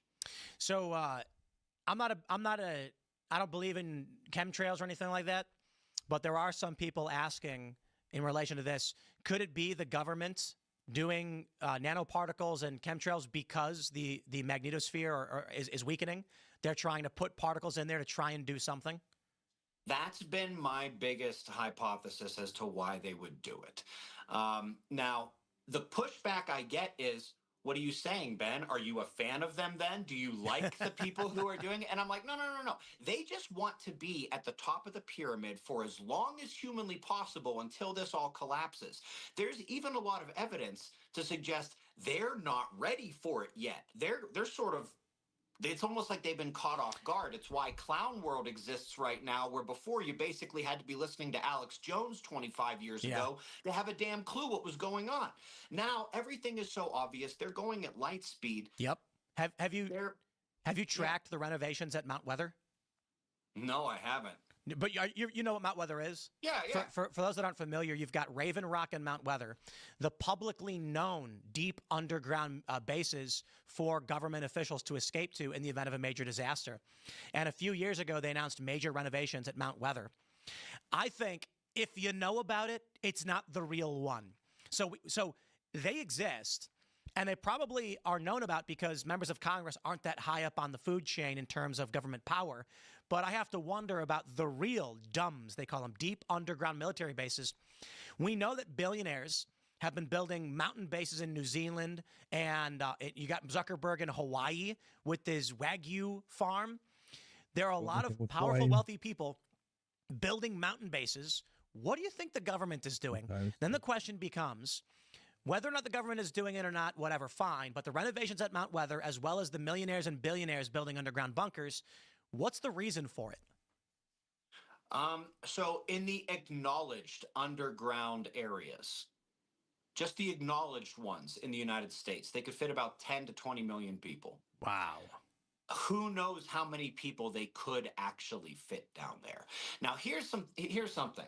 There's a lot of people in power who I think have bad intentions and are not good people. I don't think you can put that blanket on everybody who manages to get into politics or in a place of power. And in fact, some of them do wear white hats, in my opinion, and a lot of them believe in karma, like genuinely in their hearts believe in karma. There are plans to try to save as many human beings as possible. There are plans to have a continuity of government after this. And there are aspirations to have the United States of Earth after this. You know, I got to be honest. If I was asked, if in a hypothetical situation, someone comes to me and says, the big storm is going to hit in 10 years, between 10 and 20 years. You have unlimited resources, whatever the humans can provide. What are you going to do? I think the reality is you can't save everybody. And it's not evil to be like, we have to choose, make a list of who we want to save. That's just a reality of surviving a cataclysm. So, if it is building deep underground bunkers, diverting resources, the honest question is, can you blame powerful people for trying to salvage as many humans as possible? Or would you just be mad it wasn't you? Or like, what do you do? So, this is where the biggest difference is between a lot of thinking. There's what is optimal and what is pragmatically possible. Yeah. Optimally, you wouldn't put those decisions in the hands of humans. Optimally, you would be able to save everybody. At the end of the day, if it's going to get done, the decision's coming down to somebody. And somebody's going to have to be responsible for making sure the plan works and all this other things. And as much as we don't like it, the way you described it is exactly how you'd have to do it. Yeah. I mean, it's easy to watch the movie 2012 and be mad at the fat government guy. He's the only intelligent person in the entire movie. Right. He's the only one who says anything that makes any sense the entire movie. This is the sad reality of humans. Even in our movies, the depiction is when you're the callous government official saying, close the gate now, you're the bad guy. Yeah. But the reality is, I watch these films and I'm like, what would you do? Would you have humanity be wiped out? Or would you save 20 million and say we can't let everybody in?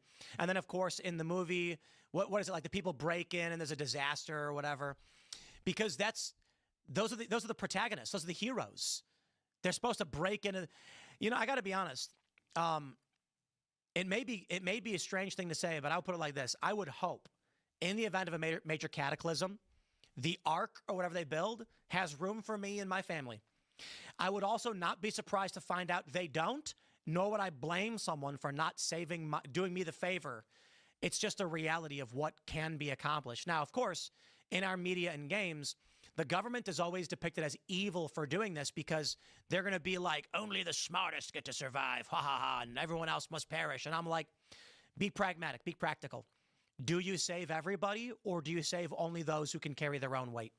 So, what was your timeline? Was what, like 10 years for the big storm? Yeah, I think we got about 10 years for the big storm, and the timeline for when the actual pole shift completes should be 20 to 25 years. So what should the average person do? Final question. For right now, don't do anything too stupid or crazy. You need to be able to survive and be carrying your own weight in this world right now. You can't be finding yourself homeless. You can't be finding yourself without a source of income. You can't be finding yourself getting, in trouble with the law and stuff like that. Be aware that this is coming and start thinking about or acquiring books about how people used to live, about, survival skills. Start thinking about getting some extra food, extra seeds, things like that. If you live in the United States and you don't have a gun, what are you even doing at this point? Yeah. Stuff like that. Right on. Well, the basics for now. The basics. Where can people find you to follow for more? Absolutely. The YouTube channel is Space Weather News. It's got that logo right there. Shouldn't be too hard to find. Right on. Hey, I really do appreciate you joining us today to talk about this, and we'll have you on soon. It's always great to see you, Tim. Likewise. Take care. Bye. Ben Davidson, of course.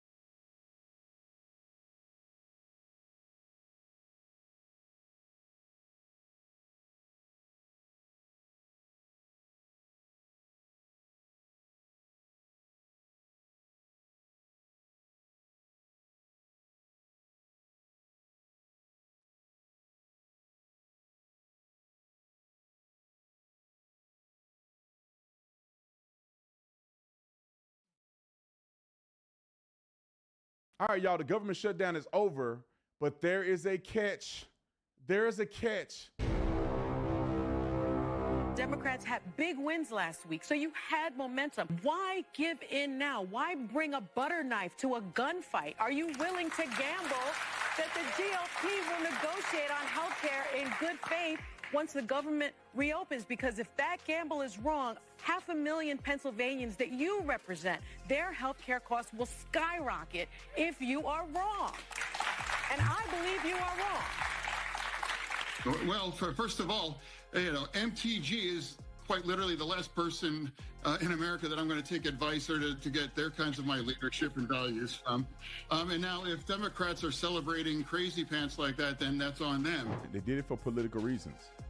Why they couldn't? You got to think, this bill only goes through January the 20th. This is like, I don't know, 2 months or so. In 2 months, they're going to have to reconvene to sign for our government to be funded again. Hopefully, they don't shut the government down again. But now that we have their number, everybody can see what they're doing. They try to do this again, we're going to know. Republicans are going to vote for us to have a clean bill.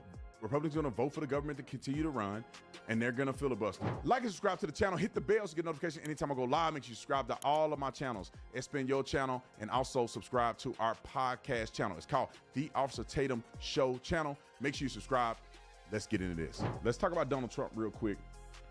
This shutdown, longest shutdown in American history, and now it is over. President Trump has signed a bill into law ending the record-long government shutdown, and we're going to talk about it here. First, I want to show you guys what the media is saying about it. Let's go to Ground.News. You can tap into my computer so the audience can see it. But Ground.News, obviously, if you guys don't know about Ground.News, it focuses on giving you balanced news with integrity.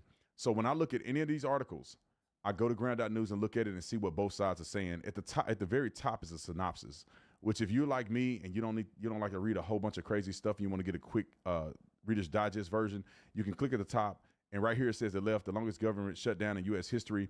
This is kind of what they're focused on. The funding bill includes back pay for furlough. They're giving a reasonable perspective, but they're focusing on the government shutdown length of time and not really giving Donald Trump the credit I believe he deserves. When you go on the Republican side or the right side, it says President Donald Trump signs a funding bill at the end, and they're focusing more on President Trump's signing of the bill, President Trump's leadership on this bill, and that's pretty much what the focus is. You go down here, you can find articles on the left. Again, it's consistent with the synopsis where you see them kind of talking about the shutdown length of time. I don't think a single article has Donald Trump's name in the section, so they really don't want to give him credit.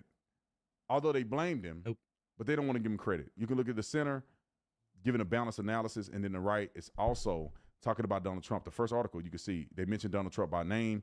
Many of these other articles talk about Donald Trump. If you go down here, you see President shutdown is over. President Trump officially signs. It's focused around President Donald Trump, which I think should be the focus because he signed it into law. And then also the criticism came his way when the shutdown was going on and prolonged for the longest shutdown in history. Make sure you don't forget the blind spot, which is here. And if you're on the left, you need to be paying attention to this. John Fetterman, he's going to be a Republican soon. But John Fetterman is saying a lot of things and the left won't even talk about it. Look at that, 0% from the left in articulating this. And you go over here to the right, the same thing. Anything that deals with immigration or some negative thing about immigration, Republicans don't want to talk about it. I think this is a failure by our side to not cover everything. Even if it's negative, cover it fairly so people can see what's going on, right? Make sure you get the Vantage program, which is the Vantage plan, which is the unlimited plan, which is the plan that I use so I have access to all the tools that they have to offer. We'll give you 40% off. All you got to do is click the link in the description section or go to ground.news/Tatum, ground.news/Tatum. All right, so let's get to what Donald Trump said about the government shutdown, which is historic, in my opinion, on both sides, right? It's historic because it was the longest shutdown in history, but it's also historic because we were able to get to the legislation or the law that Donald Trump can sign for us to open up the government, let people who were furloughed get their jobs back. And for all the people who did not get paid, and I want to clarify this real quick because a lot of people think that they don't get paid. Well, it's like deferred payment, meaning that the payment is still accruing while they're working. They just don't get the check until the government shutdown is over. Then they pay them back pay for all of that time they worked. I heard rumors, and I haven't been able to verify it yet, but I heard rumors that they got a $10,000 bonus for dealing with this whole shutdown thing put on by the government. Has nothing to do with the people, everything to do with these government people trying to leverage politics for the midterms. Early morning walk, Senator Fetterman sustained a fall near his home in Red. Out of abundance of caution, he was transported to a hospital in Pittsburgh. Upon evaluation, it was established he had a ventricular fibrillation flare-up that led to Senator Fetterman feeling lightheaded, falling to the ground, and hitting his face with minor injuries. Senator Fetterman had this to say: "If you thought my face looked bad, wait till you see it now." He is doing well, receiving routine observation at the hospital. He has offered to stay, so doctors can fine-tune his medication regimen. Veteran is grateful for the EMTs, doctors, and nurses who are providing his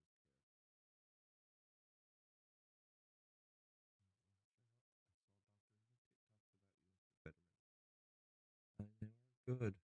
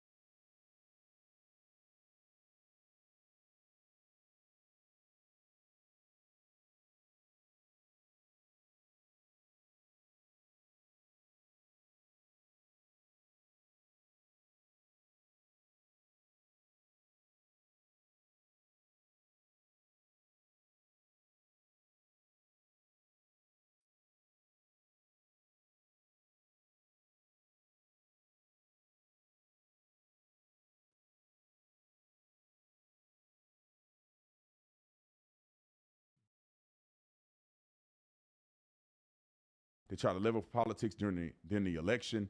And let's play what Donald Trump had to say about the topic. Let's go to the first clip, clip 101. Roll the clip. For the past 43 days, Democrats in Congress shut down the government of the United States in an attempt to extort American taxpayers for hundreds of billions of dollars for illegal aliens and people that came into our country illegally. From gangs, from prisons, from mental institutions. They wanted to pay them $1.5 trillion, which would have really hurt our healthcare businesses and our recipients at levels never seen before.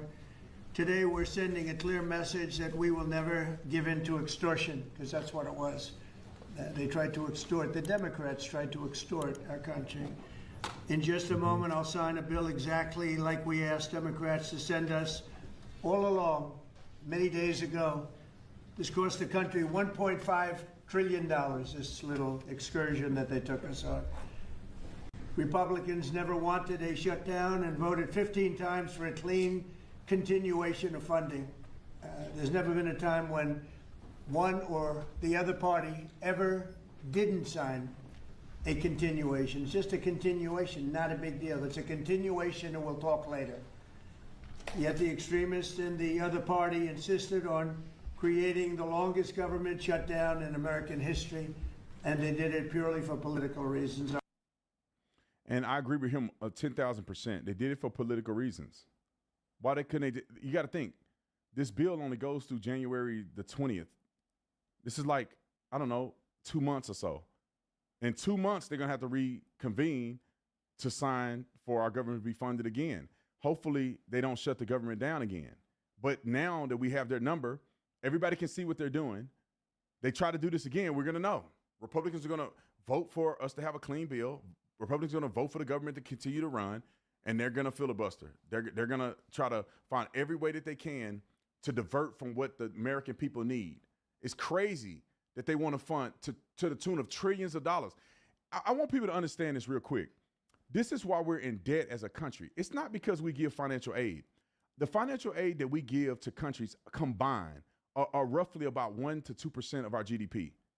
So we are leveraging our relationships with other countries to fend off places like China, places like Russia, all of these places that have a pretty large GDP enough to influence other countries to go onto their side with trade, you name it, policies, you name it, tariffs. They would control all of it. People think we just fund countries because now when it comes to the I forget the name of the term. When it comes to them using the government for these nefarious fundings, which is NGOs is what they're called. When they are funding NGOs that are doing nefarious things across the world to the tunes of hundreds of or tens of billions of dollars, that's what the American people need to be focused on, is saying we don't need to give money through an NGO for transgender studies in Afghanistan or something stupid. Yeah, I think people have amnesia. We forgot about Doge and what they were able to discover. Those are the things that we're spending hundreds of billions of dollars on that can be completely cut. They have no value for the American people. But when you talk about funding other countries, we have to have a sound mind. You start with this. You say, I don't work for the government. I don't know what the government knows. And if you have not talked to a person in the government that believes in funding other countries or supporting them, whether it's military or whether it's with financial aid or whatever the case may be, if you don't talk to them, then you don't understand the totality of circumstances. We've been doing this forever. Other countries do the same thing. I don't understand why people think that America is the only country that's funding other countries and supporting other countries and leveraging relationships through financial funding. We do the same thing with Israel. We dictate what Israel does because we fund them. If we did not fund Israel, they can do whatever they want to do. They want to attack America because we'll wipe them off the map. But they can do whatever they want to do. But because we're funding them, we have the leverage to say, you better shut the war in Gaza down. You need to come to a peace agreement. If you don't, what's the ramifications? We will cut your funding. Can you afford to have your funding cut? Can you afford to have $3.8 billion cut from your military spending? No, you cannot. Come on to the table and shut this thing down like I asked you to. When they want to go and retaliate against Iran in the strikes that we were doing that could potentially get them into a long-term war, what does Donald Trump say? Unlike the naysayers that get on TV and lie about Israel every day, they say, all right, we'll turn our jets around, we'll land them because we owe a debt to the United States of America, and we've leveraged them with funding to where they're going to do what we want them to do. They have the military equipment that we want them to have. We have the technology and prominence. That's why we leverage with these other countries. That's why we pay money to Jordan, which nobody talks about. They're the second most funded country from our government spending. Second most. But this is like 1% to 2% of our government spending. Most of it is these entitlements, retirement, and these handouts that we give. Now, I'm okay with us giving people a hand up. At one point, when I was a young man, when I had my son, we were on food stamps for 3 months. So there is a need to have a little bit of assistance till you get on your feet. But we are bankrupting our country with that. Illegal aliens, 20 million of them. They need health care. We fund health care for illegal aliens to hundreds of billions of dollars. This is way more than we give Israel. We give them $3.8 billion a year, and they have to spend all of it in America. The people that are on government assistance that should get off their butt and go work, they got 5 and 6 kids on the government dole, they are spending trillions of dollars. We just saved our country spending trillions of dollars on illegals with Donald Trump and the Republicans holding out for the government shutdown. Governor Gavin Newsom called it pathetic and a surrender. Poll after poll found more Americans on both sides of the aisle blaming Republicans. Even Marjorie Taylor Greene blamed the GOP. As you mentioned, Democrats had big wins last week, so you had momentum. Why give in now? Why bring a butter knife to a gunfight? Are you willing to gamble that the GOP will negotiate on health care in good faith once the government reopens? Because if that gamble is wrong, 500,000 Pennsylvanians that you represent, their health care costs will skyrocket if you are wrong. And I believe you are wrong. Well, first of all, MTG is quite literally the last person in America that I'm going to take advice or to get their kinds of my leadership and values from. And now if Democrats are celebrating crazy pants like that, then that's on them. And now I don't need a lecture. I don't need a lecture from whether it's Bernie or the governor in California, because they are representing very deep blue kinds of populations.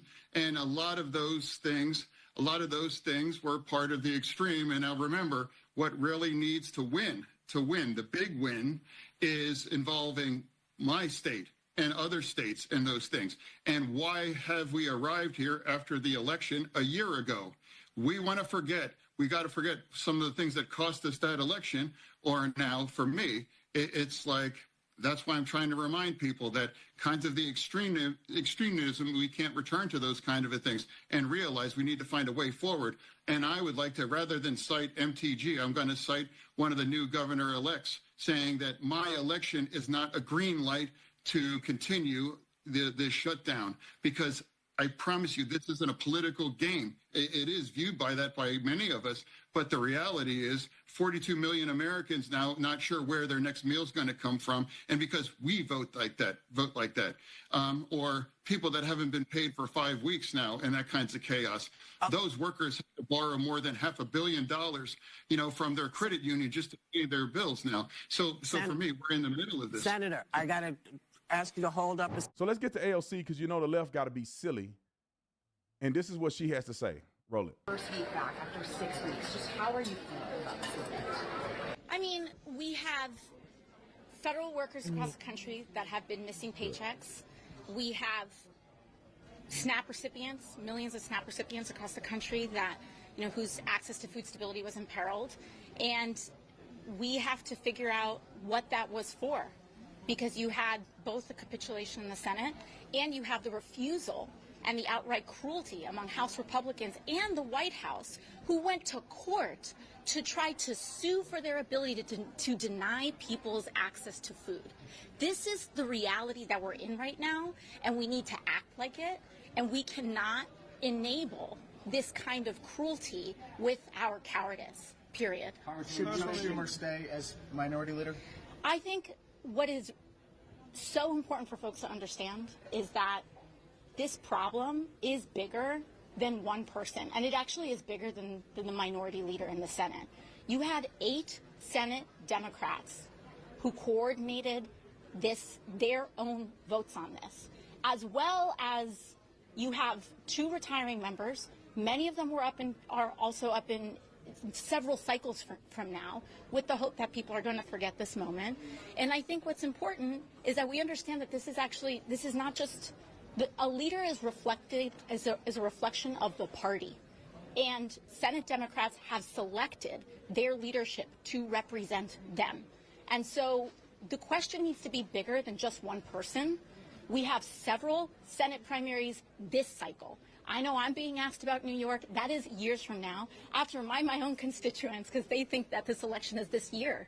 We actually do have Senate elections this year, and my hope is that people across this country actually participate in their primary elections in selecting their leadership. Thank you. If she wasn't a little hot, just a little bit, no one would listen to her.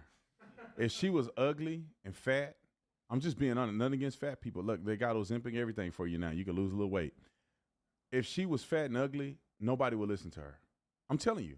Even Nick, he was like, oh, she kind of hot, man. I want to listen to what she had to say. So he said fact. He did. The other day, he said she's kind of hot. So when you look at it, you say she don't really have a leg to stand on if she wasn't kind of hot a little bit with a little charisma. And that's why they picked her. That's why they selected her to run, because they knew she was charismatic and she could do it.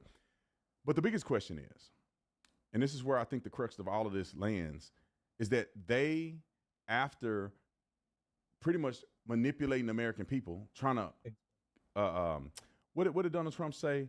He said they tried to extort us. And after the extortion didn't work, what do they do now? They care about the Epstein files. I want you to think this through in your mind. Joe Biden was in office. They hated Donald Trump. They want to put him in prison. They charged him with all kind of the stuff. Obviously, he did no jail time because it's all bull crap. What do? They said nothing about Epstein files. They didn't bring it up. They didn't talk about it. They signed no resolution to be transparent with the public. And this is why I think Donald Trump didn't have really nothing to do with it, because they didn't even mention it while they were in office. They didn't even mention it during the election cycle, which means that if you didn't want Donald Trump to get elected, tell him how he's so involved in the Epstein files. It didn't exist. And now the Democrats seem to care about it more than Republicans do. Why? Because it's leveraging their party's identity.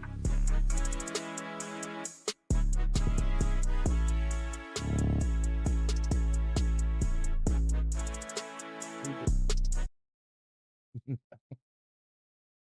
want to go to his room.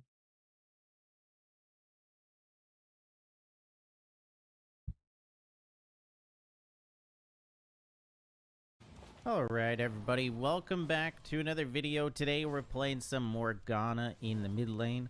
We're running Glacial Cashback, Triple Tonic Approach, Velocity Cheap Shot, and Ultimate Hunter. I want to try a build where we have a lot of slows, like an Icy Morgana build. So I hit a bind with Glacial, and then it creates a slow zone underneath them. So then they're going to be stuck in the pool longer. Also, I'm going to try and fit in a Rylai's...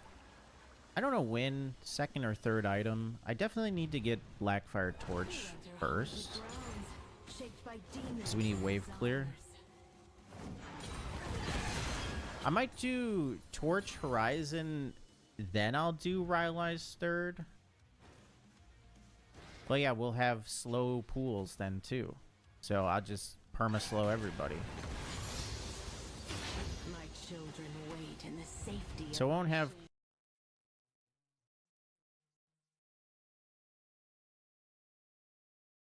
is going about this, because they're using the right pretext. Every war needs a pretext, right? Whether it was Iraq with weapons of mass destruction, or Afghanistan with we need to now fight the counterinsurgencies and all of that stuff. Every war needs a really important pretext because you have to sell it to the public. And I'm not saying we're going to war. We're really not. Like, if we wanted to, we could do whatever we want with Venezuela within a week. I know they've used this. It's going to be fast. And then it's like 10 years later. But just one more year. No, I'm not going to do that. But what I am saying is we are going to be surgical in whatever we do. And Trump promised no new wars, so I don't believe we're going to be fighting new wars. The reason all these assets are getting deployed there is to make it fast, to make it quick. And it has to happen. So I have one more thing that I have to share with you guys.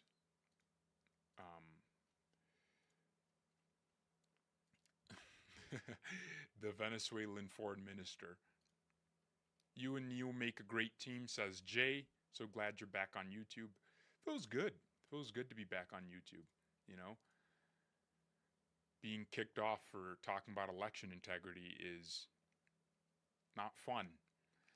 But, you know, at first I thought, you know, it was a badge of honor to be kicked out, you know, because everyone was like, you know, it means you were over the, what do they say, like over the target or something?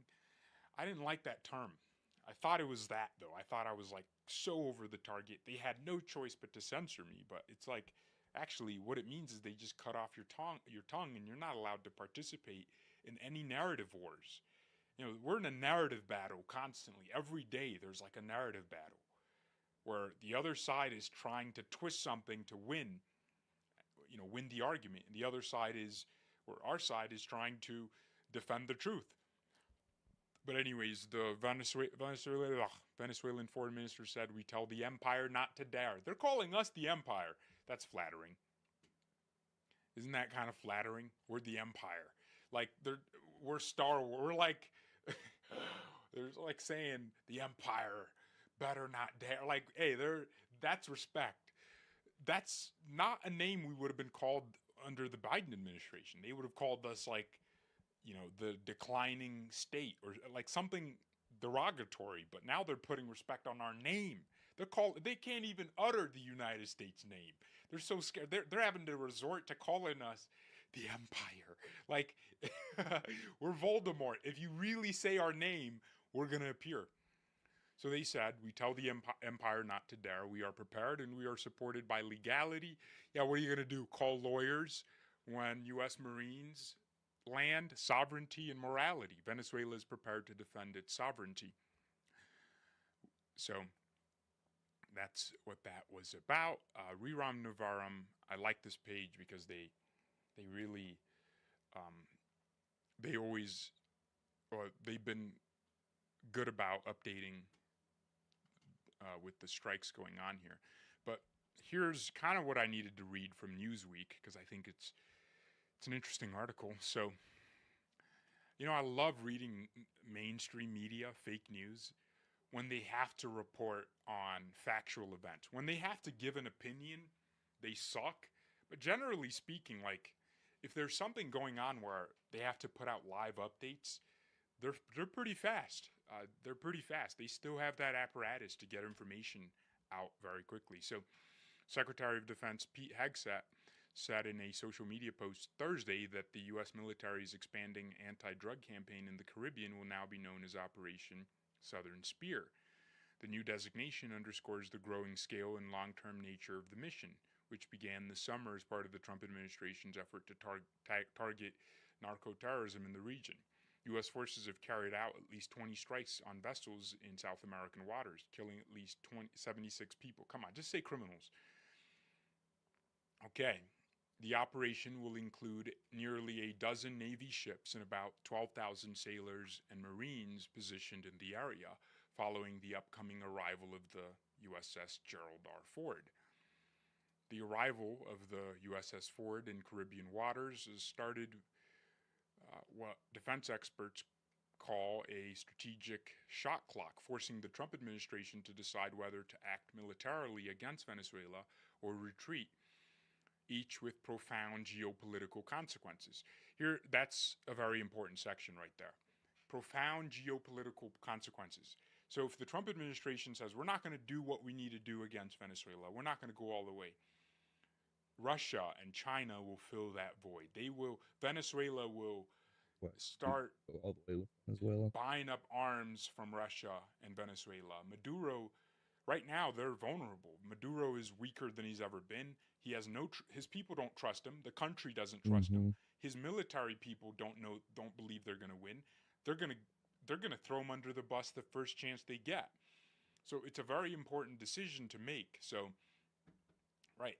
So this operation kicking off it's going to be interesting. So the aircraft carrier group was ordered into the region on October 24th by Hegseth, who relocated it from the Mediterranean. According to the Pentagon, its mission is to detect, monitor, and disrupt illicit actors operating drug trafficking routes that span from the Pacific to the Caribbean. But the scale of the deployment and its proximity to Venezuela have signaled a broader intent.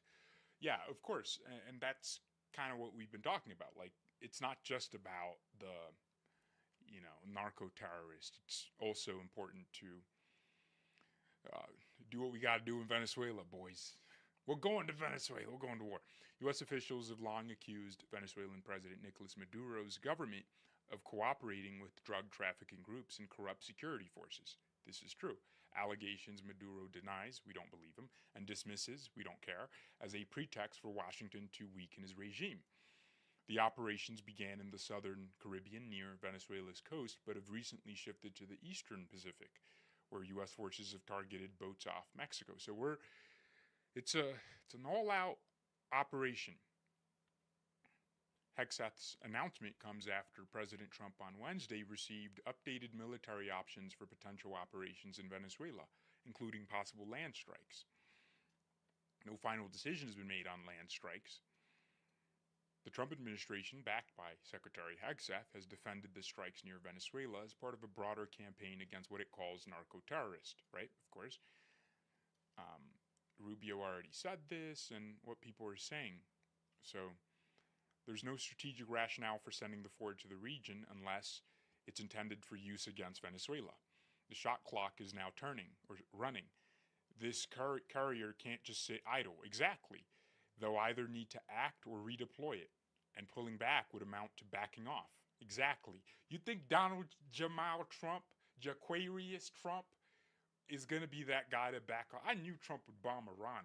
The moment they gave him those plans and said, Mr. President, it's going to be the coolest thing ever. And he was like, we have to do it. We're going to be the first president to bomb Iran. Like, you know how he thinks. He's going to be like, oh my gosh, I'm going to be the president that finally frees the world, this hemisphere, from the terrorism of Nicolas Maduro. Oh, I am thirsty, man. He continued, the Ford is too powerful a capability to just sit in the Caribbean and do nothing. They'll probably run some exercises, but it won't be able to sit there week after week, right? Elizabeth Dickinson, the International Crisis Group senior analyst for the Andes region, told the Associated Press, this is the anchor of what it means to have U.S. military power once again in Latin America, and has raised a lot of anxieties in Venezuela, but also throughout the region. So it'll I be think like everyone Friday is watching early this morning, with sort Saturday, of bated breath Friday to see late just how night, willing Saturday the U.S. early is morning. to really use military force. There's nothing that an aircraft carrier brings that is useful for combating the drug trade. I think it's clearly a message that is more geared toward pressuring Caracas. You know, okay, Venezuelan defense minister Vladimir, that's an interesting name for a guy in Latin America. Vladimir Padrino Perez. Ah, there we go. Or Lopez. Okay, good. Padrino Lopez. Okay, we're back to Latin America. This name is like bi-continent. It's bipolar. You got Putin, and then you got like Jose at the end. It's weird. So he said Tuesday that troops, civilian militia members, police officers, and ruling party organizers will be mobilized for a training exercise to protect the country's airspace. His announcement was broadcast on state television from a military base in Caracas, where he stood beside a surface-to-air missile system, though no training activity was visible elsewhere in the capital. Did you guys read that? Ruling party organizers. Yeah, door knockers for the Communist Party of Venezuela, the Socialist Party of Maduro. Maduro's Socialist Party door knockers. Can you imagine? Imagine going into like the Republican Party asking Republicans who vote and door knock and organize for campaigns, hey guys, we're actually going to be training to fight a war. That's how bad. Isn't that an indictment on socialism and what it has done to Venezuela? A country that was rich and on its way to being on the level of the United States in terms of economic power, can't even conjure a military force. They're relying on civilian militia members, militias, like calling up the Proud Boys, like, hey, y'all want to fight? That's what they're doing. This is the equivalent. They're calling up the NYPD, the Caracas Police Department. Hey, guys, do you want to fight like the Empire? Like it's Star Wars? Yeah, we'll give you some lightsabers. Okay, there's going to be lasers, of course. We're going to have to just, like, this is where they're at. That's socialism for you. They are so unbelievably unequipped to deal with the American empire. This socialist la-la land, if socialism cannot create a country that can defend itself against foreign invasion, it has failed. Capitalism says, look, the government can't do anything. So we have 50 companies that create all the bombs, missiles, and cruise missiles, the hypersonic missiles, the submarines, the defense ships for the strike groups. Like, that's capitalism. Capitalism creates a ferocious military force because capitalism and the interest of capital is to keep capital flowing. And the thing that could prevent that is a destruction of a capital society, of a capitalist society, Hit the microphone. Country, nation. So capitalists are interested in national defense. Socialists say the world is our oyster. Like, that's their worldview. The world is our oyster. We can do whatever we put our mind to. That's socialist. And then that leads to the creation of a state defending itself against the American empire. Anyways, that's a problem for them. But yeah, Venezuela is active. They are moving fast to mobilize ruling party organizers against U.S. Marines. I'm convinced Trump doesn't even have to order like strikes. I think so. They're escalating this, of course, with the announcement from Hegseth. They're taking this to that next level, and we are essentially doing what we've been, training and bringing resources up to do. So this is just that escalation we're seeing as we speak. But when it comes to the Maduro regime, we're going to wreck the narco-terrorist easy. When it comes to them, it might be easier. Because all these stories have been coming out from Latin American news sources saying members of the Maduro government are willing to compromise or give up power in exchange for immunity. Because what happens after the opposition takes power is they're going to put Maduro in jail. So Maduro is like working around on backroom deals to perhaps send him to exile somewhere nice. Like that's what they're making plans for Maduro going into exile, fleeing the country. Because the very moment Maria Corina Machado takes power, he's gonna be in serious trouble. So I think it might be easier than we think. Maduro's just gonna have to go, all right. Someone in his camp is probably thinking, what if I just give him up, give information to the United States that implicates him, and get my 50 million? Because remember, this is how this whole thing started. We placed a 50 million bounty on his head, which was a way to stoke factions within his own government to betray him. That hasn't worked so far. I don't know how it hasn't worked.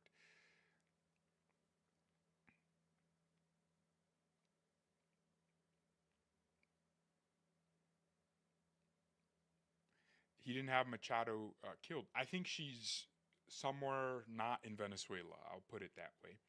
So Machado fled the country, if you guys didn't know. I actually don't know where she is now. Yeah, let me see here.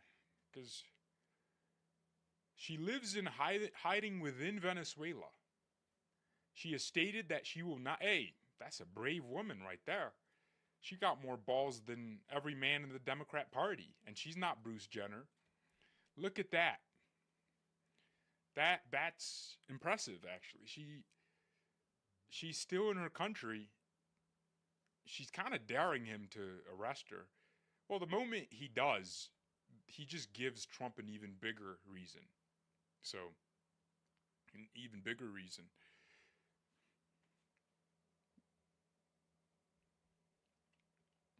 So, this is interesting. So, she stated that she will not leave the country, but she's in hiding due to threats from the government. Right, they have an arrest warrant out for her. Mm-hmm. They want to charge her with treason because she protested the election in 2024. Which other party in the world, in any country in the world, would do such a thing? Lock up their political opponents for questioning elections. Who would do that? It's almost like he's looked at what Democrats in the United States did and said, all right, it's so crazy. We went full circle. Communists are now copying Americans.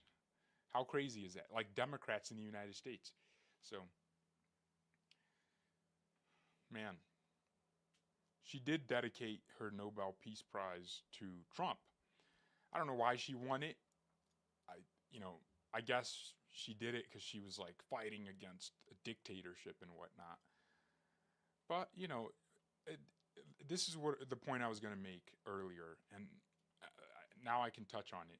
Why would the US CIA, the deep state of the United States, and when I talk about the deep state, I mean the intelligence apparatus, the CIA, the NSA, the DNI, why are they interested, these people, why are they interested in taking out a guy like Maduro? Okay, and why would a Lindsey Graham be interested? Or why does it seem like everyone's interest aligns? As a subscriber to the Monroe Doctrine, I support this, and I also support it because it's good for America. And so the American people support it. We get to stop drug trafficking, and we get to have a favorable regime in a very important country in our hemisphere. Very important. The Venezuelan people want something done, right? You'll read comments from liberals supporting the regime because they'll support anything that Trump goes against. And Venezuelans are like, I'm from Venezuela, shut the F up because you don't know what you're talking about. Trump is right. We want Trump to help us. And then they'll like insult Americans who are attacking Trump for his stance on Maduro. they'll like rip them apart. So it seems like the Venezuelan people, the popular people in Venezuela, the majority want something done. The American people need something done. It's politically great because we have factions in American cities full of Venezuelans who want to go back home. They don't want to live in the United States they want to go back to their rich country, to their families. And so why does everyone's interest align? And why does it seem like the CIA is on the right side of history for once? And that is exactly why they're on the right side of history for once, because they see an opportunity to impose their neocon views. The CIA is a neocon institution, as in they like making wars. Okay, they like stoking divisions in foreign countries if it means the U.S. military-industrial complex gets to make a few more bombs and bullets. They love it. They enjoy that. They want the defense industry to win because a lot of the CIA people will probably end up at defense contractors after their careers are over. So for them, it's important to just have conflict in general. But that's why their interests align. And just because their interests align with the interest of normal people doesn't mean normal people need to question their interest.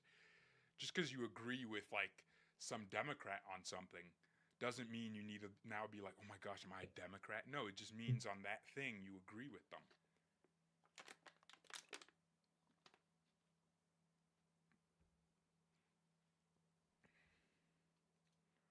Okay.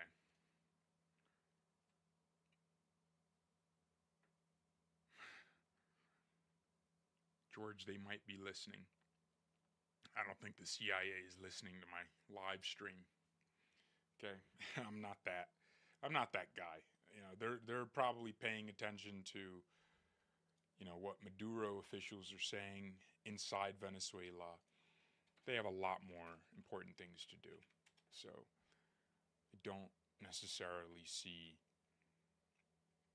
anything like that. They're watching me. Venezuela has 30 million people. You know, if they used their oil resources, they would be far beyond what Saudi Arabia is.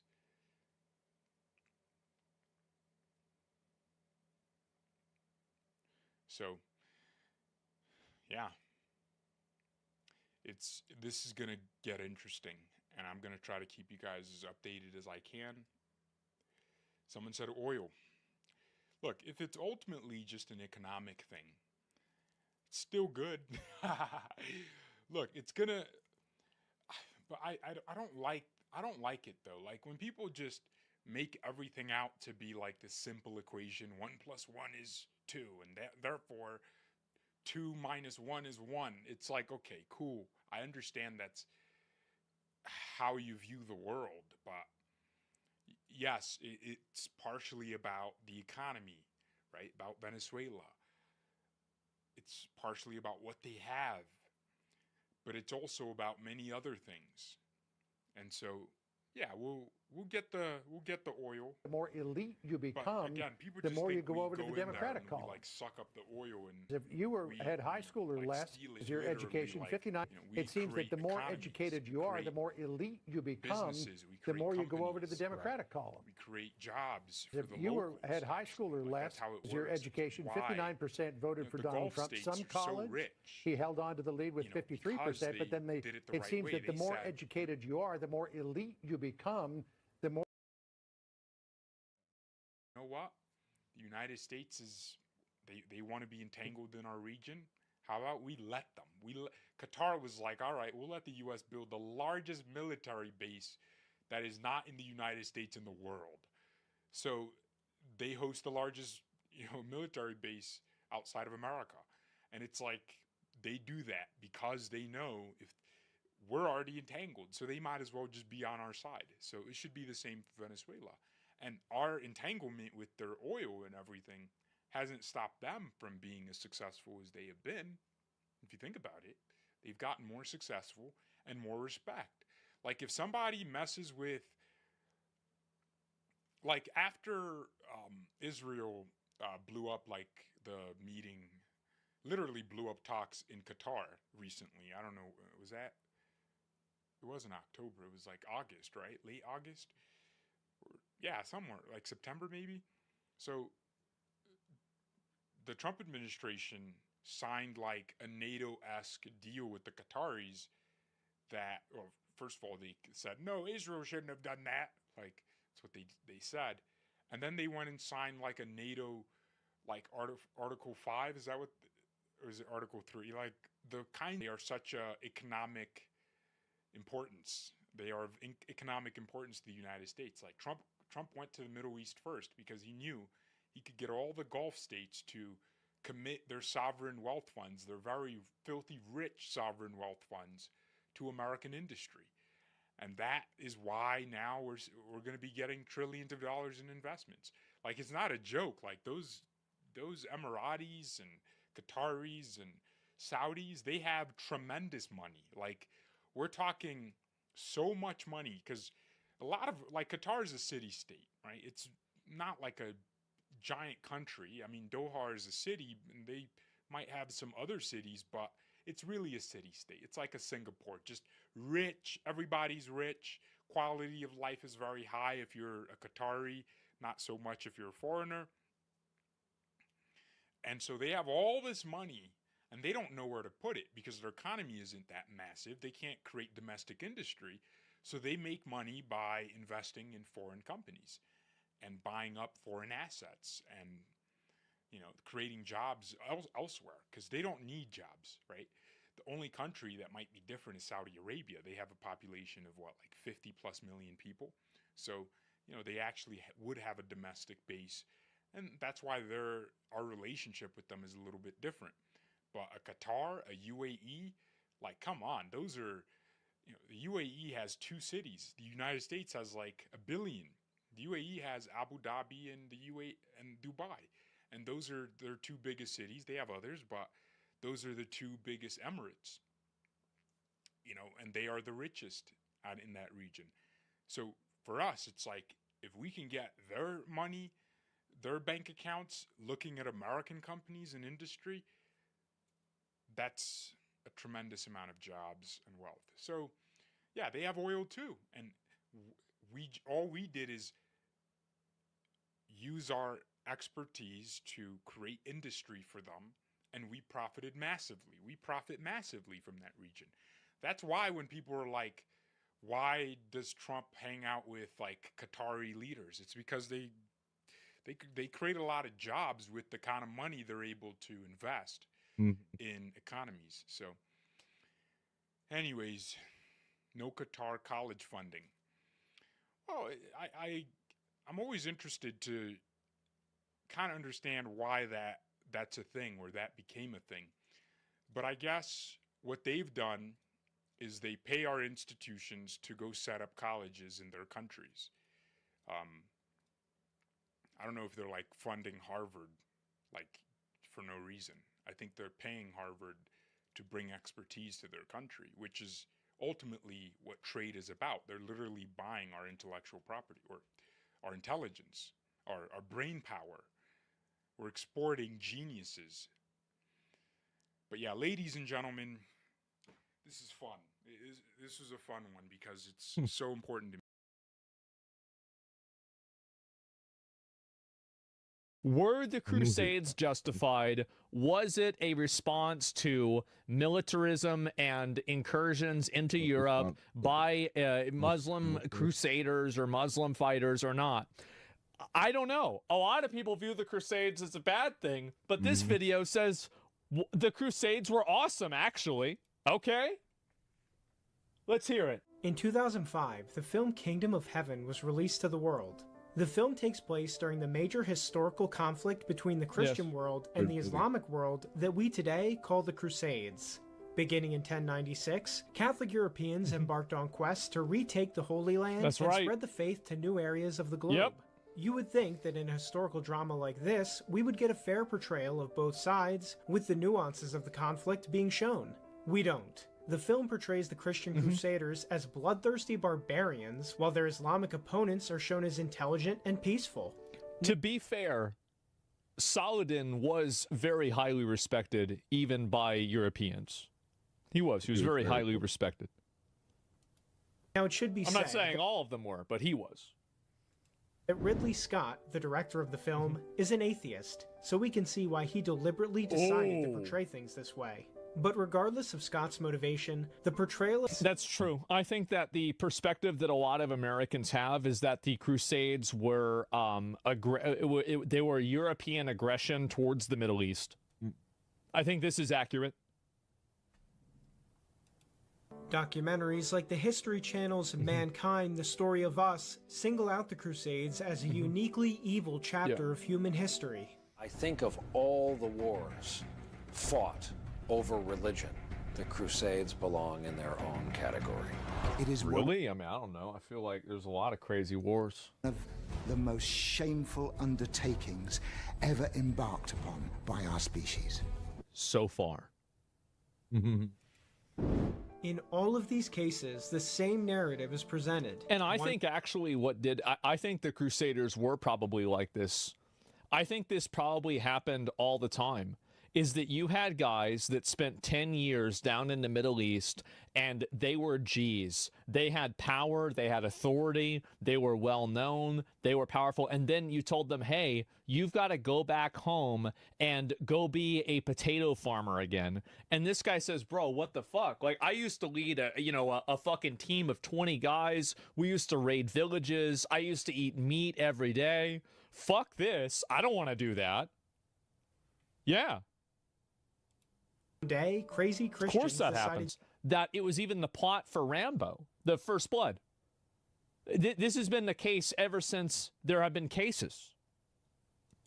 In the Islamic world, just because they could. The events are held as a staple of why we need separation of church and state, and why Catholicism should have no place in government. We're led to believe that if Christians have power again, they'll start... It's very obvious Catholicism does have a huge role in government. Like, I mean, the same way that, Muslim countries are generally, informed, their laws are informed by Sharia law and by their own culture. In America and in Europe, it's generally informed by Christianity. Not entirely, but to an extent. Unnecessary wars of religion, just like the Crusades. Yes.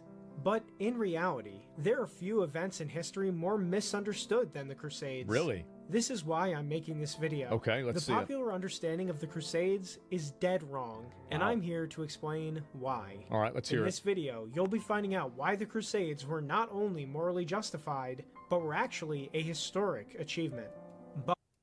Buckle up, because there's a lot to cover. Wow! Let's travel back in time to 600 AD, that was a long time ago. Roughly 500 years before the First Crusade. This is a map of the Christian world at that time. All the highlighted areas show where Christianity had spread and become the majority religion. That's a lot. Wait a minute, is that the Middle East and North Africa? Yes, it is. These That's not a surprise at all. Yeah, of course. two areas used to be Christian. Yeah. People today think of these as Muslim lands, but that was not always the case. It all began when Christianity spread far and wide after being legalized by Emperor Constantine the Great with the Edict of Milan. This led to the Christianization of both the Western and Eastern Roman Empire. Even as the western part of the empire fell to barbarians, Christianity remained, and most of the barbarians also converted. So if that happened in Europe, what happened in the Middle East and North Africa? In the mid-600s, Arab warlords sprang out of the Arabian Peninsula and began conquering everything in their path. They brought with them their own religion, Islam, and unlike European barbarians, they did not convert to Christianity. The Middle East at the time was dominated by two superpowers, the Christian Eastern Roman Empire, or the Byzantine Empire, and the Zoroastrian Sassanid Empire. Unfortunately for them both, they had just fought each other in a gigantic war lasting 25 years and had drained themselves of key resources. Because of this, neither was prepared for the invasions that hit them.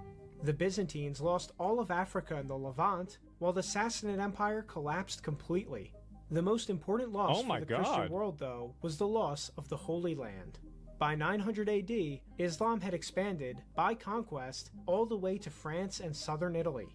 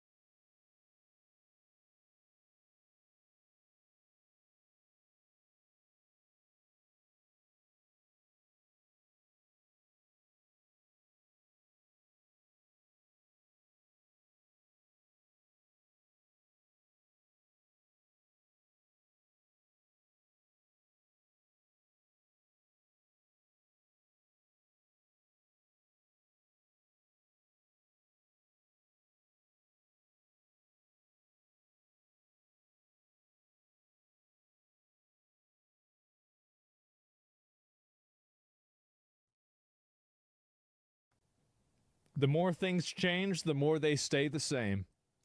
I'm not going to moralize about this. Conquest and wars of expansion have been common all through history, and Islam followed in that same mold.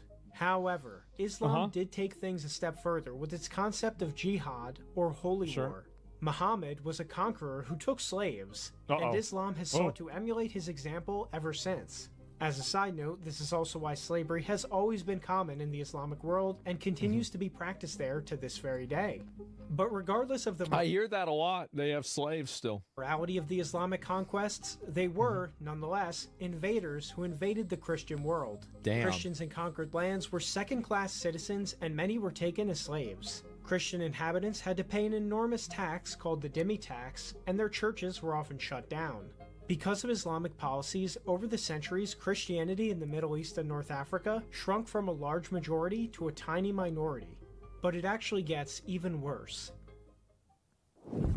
How the Islamic escalation forced Christendom down? During the days of the Roman Empire, the Mediterranean Sea was a breadbasket of commerce and trade. Yeah, sure. The Romans had successfully stamped out piracy and created some of the safest waterways in the entire world. Islamic This video is propaganda. Muhammad freed slaves?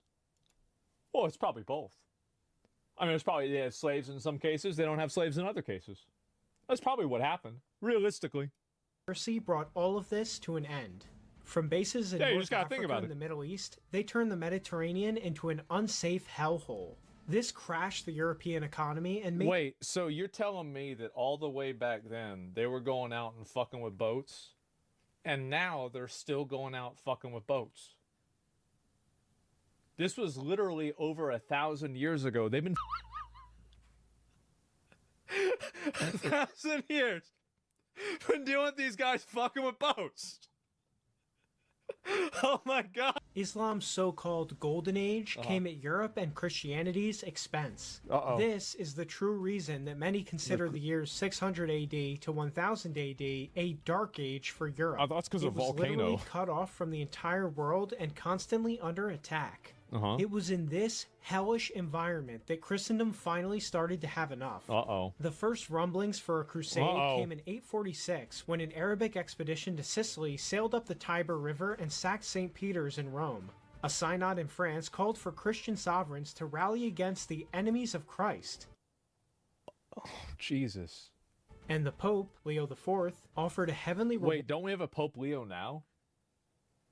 And wasn't Blackwater asking the new Pope Leo for money so they can help stop the attacks of Christians in... Oh my God. Dude.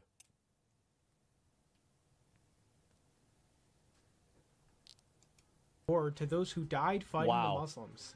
But it was around 1000 AD when things really escalated on multiple fronts. In the west, the Islamic Caliphate of Cordoba in Iberia began expanding north. It conquered, burned, and enslaved its way through multiple Christian cities, including Barcelona and Leon. It was this expansion campaign that finally provoked the Christian kingdoms to launch the Reconquista to retake Iberia from Islam. Late 900s, a Central Asian Muslim group called the Seljuk Turks began migrating into Anatolia. The Turks! In 1064, they completely conquered Armenia and sacked its capital, Ani. Holy shit. The city shit. never recovered from this brutality and remains a ruin, creating an entire new kingdom called Cilician Armenia. In other words, Islam had made the Armenian homeland unlivable. The Turks then turned their expansion into tried to launch counterattacks, but were ultimately defeated at the Battle of Manzikert. After this defeat, Turks began mass migrating. I didn't know this much shit happened before the Crusades. I had no idea about this. Anatolia, completely altering its demographics. Another region of the Christian world had just become Islamic by force. Man. Here's how historian John J. O'Neill describes the circumstances. These, then, are the major political events which Christian territories, larger than the entire region of France. Holy shit. And now they were a real threat to Europe. That's crazy. Wow. Europe. Now, by this point, the Byzantine Empire realized it was incapable of stopping the Islamic hordes by itself. Emperor Alexius Comnenus made a desperate appeal to the Pope and Western Christendom for aid.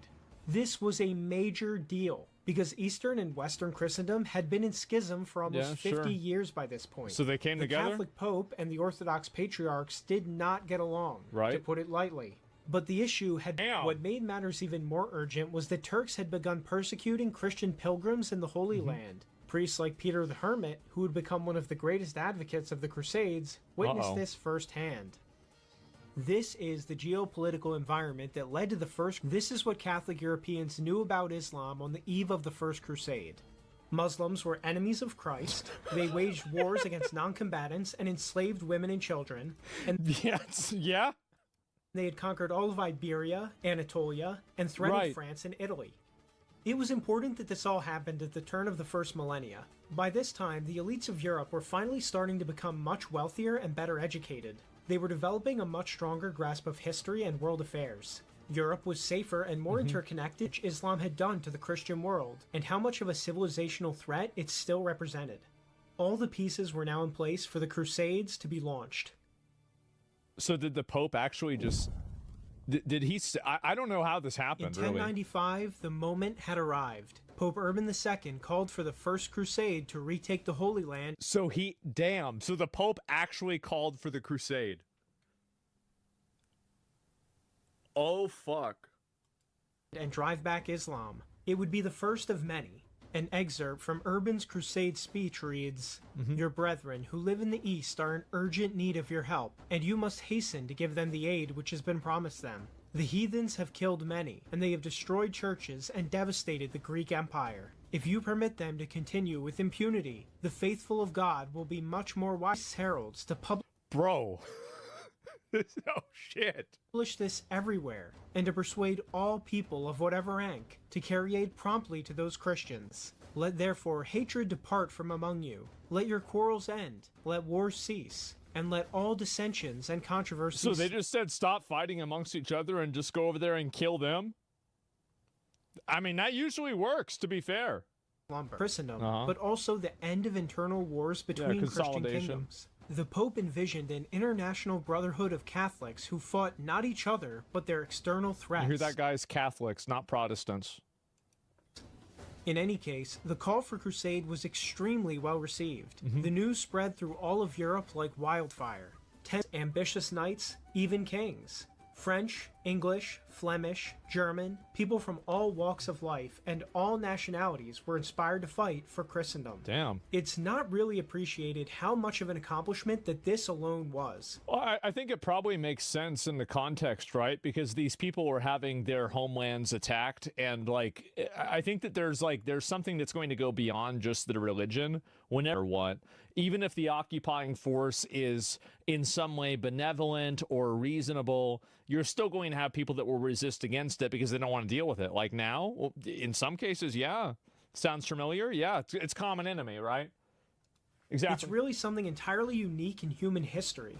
The Catholic Church had created a multinational network that united Europeans of all stripes and ethnicities under a common faith within a civilization-wide struggle had not happened before and has not happened since. God damn. Yeah, I didn't realize how historic this was, how big of a deal this was. Catholicism achieved what hundreds of other religions and ideologies.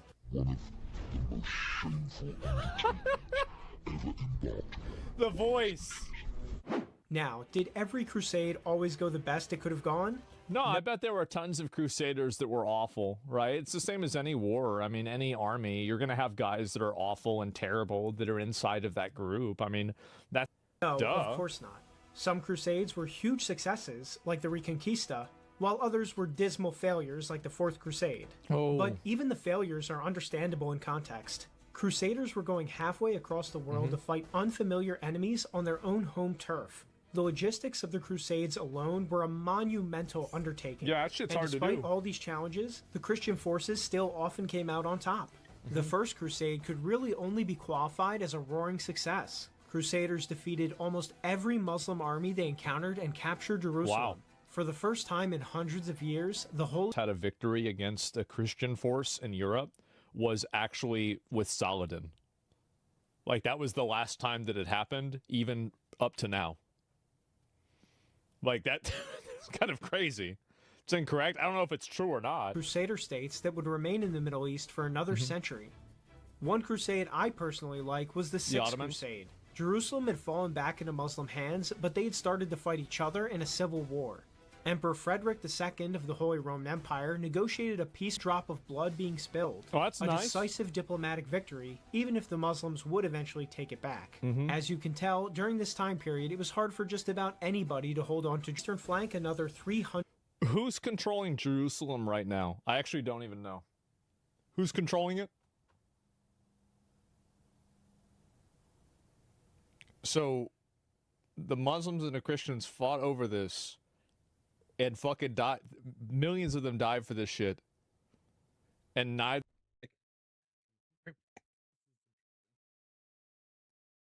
I've always loved the Crusades. Always interesting to listen to, learn about.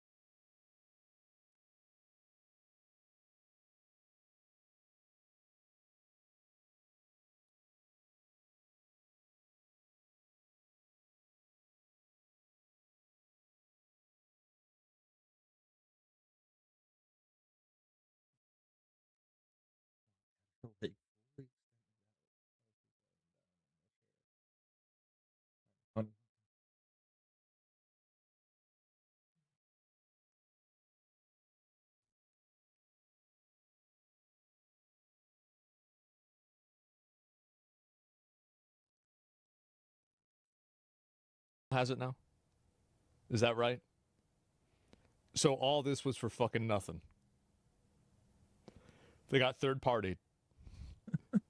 Wow. That's crazy. 100 years. It wasn't until the emergence of the Ottoman Empire in the 1300s that Islam once again threatened Europe. But even when that happened, Crusaders once again went out to stop them. The Crusade of Nicopolis and the Crusade of Varna are two big examples of that, uniting to fight common threats in the name of God. And in the end, 300 years later in the 1600s, Ottoman power would be broken by what was basically a crusade. Ooh, the Christian Holy League of Austria, Poland, Venice, and Russia united to defeat the Ottomans and drive them back from Europe. Despite all of this, some people say the Crusades failed. But did they? Europe was Christian when the Crusades were launched, and it's still majority Christian today, 1,000 years later, although it is secularizing due to modernist ideologies. Ironically, it's only after the Pope lost his power to call crusades that Christianity started to... Yeah, who decided that the Pope can't do crusades anymore? The Pope? So he could just change his mind. Yeah, so like theoretically... in Europe. But when we look back at these events, history shows it's not a shameful chapter of Catholic history, but the total opposite. The Christian world defended itself and spread the faith abroad after hundreds and hundreds of years of abuse. And that, ladies, thank you so much for watching. If you'd like to see more videos, please consider supporting the channel. Also leave a comment. I'm sorry, but like I cannot get over the irony of the Muslims and the Christians fucking fought and killed each other over Jerusalem for like 1,000 years, and now the Jews have it. Neither of us have it. The Jews have it now. Know your thoughts on everything. Yeah. As always, I will see you in the next video.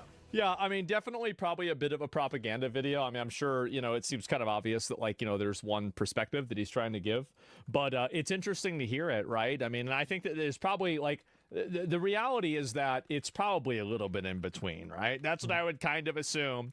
Churchill gave it to them. Yeah, what about Space Marines? Well, I don't know. There's the video. Give it a like, guys.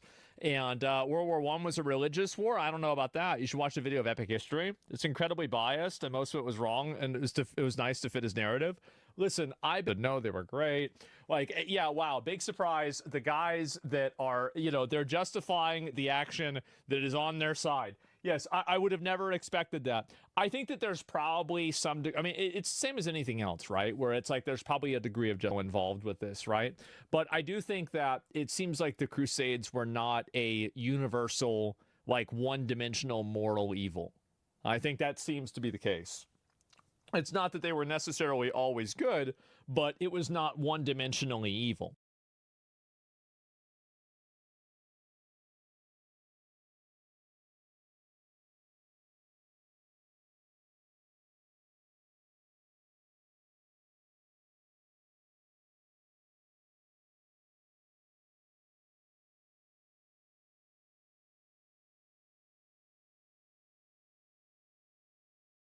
To attack the actual port. So now let's go through the news. First off, we were able to see that the oil depot was obliterated by a Ukrainian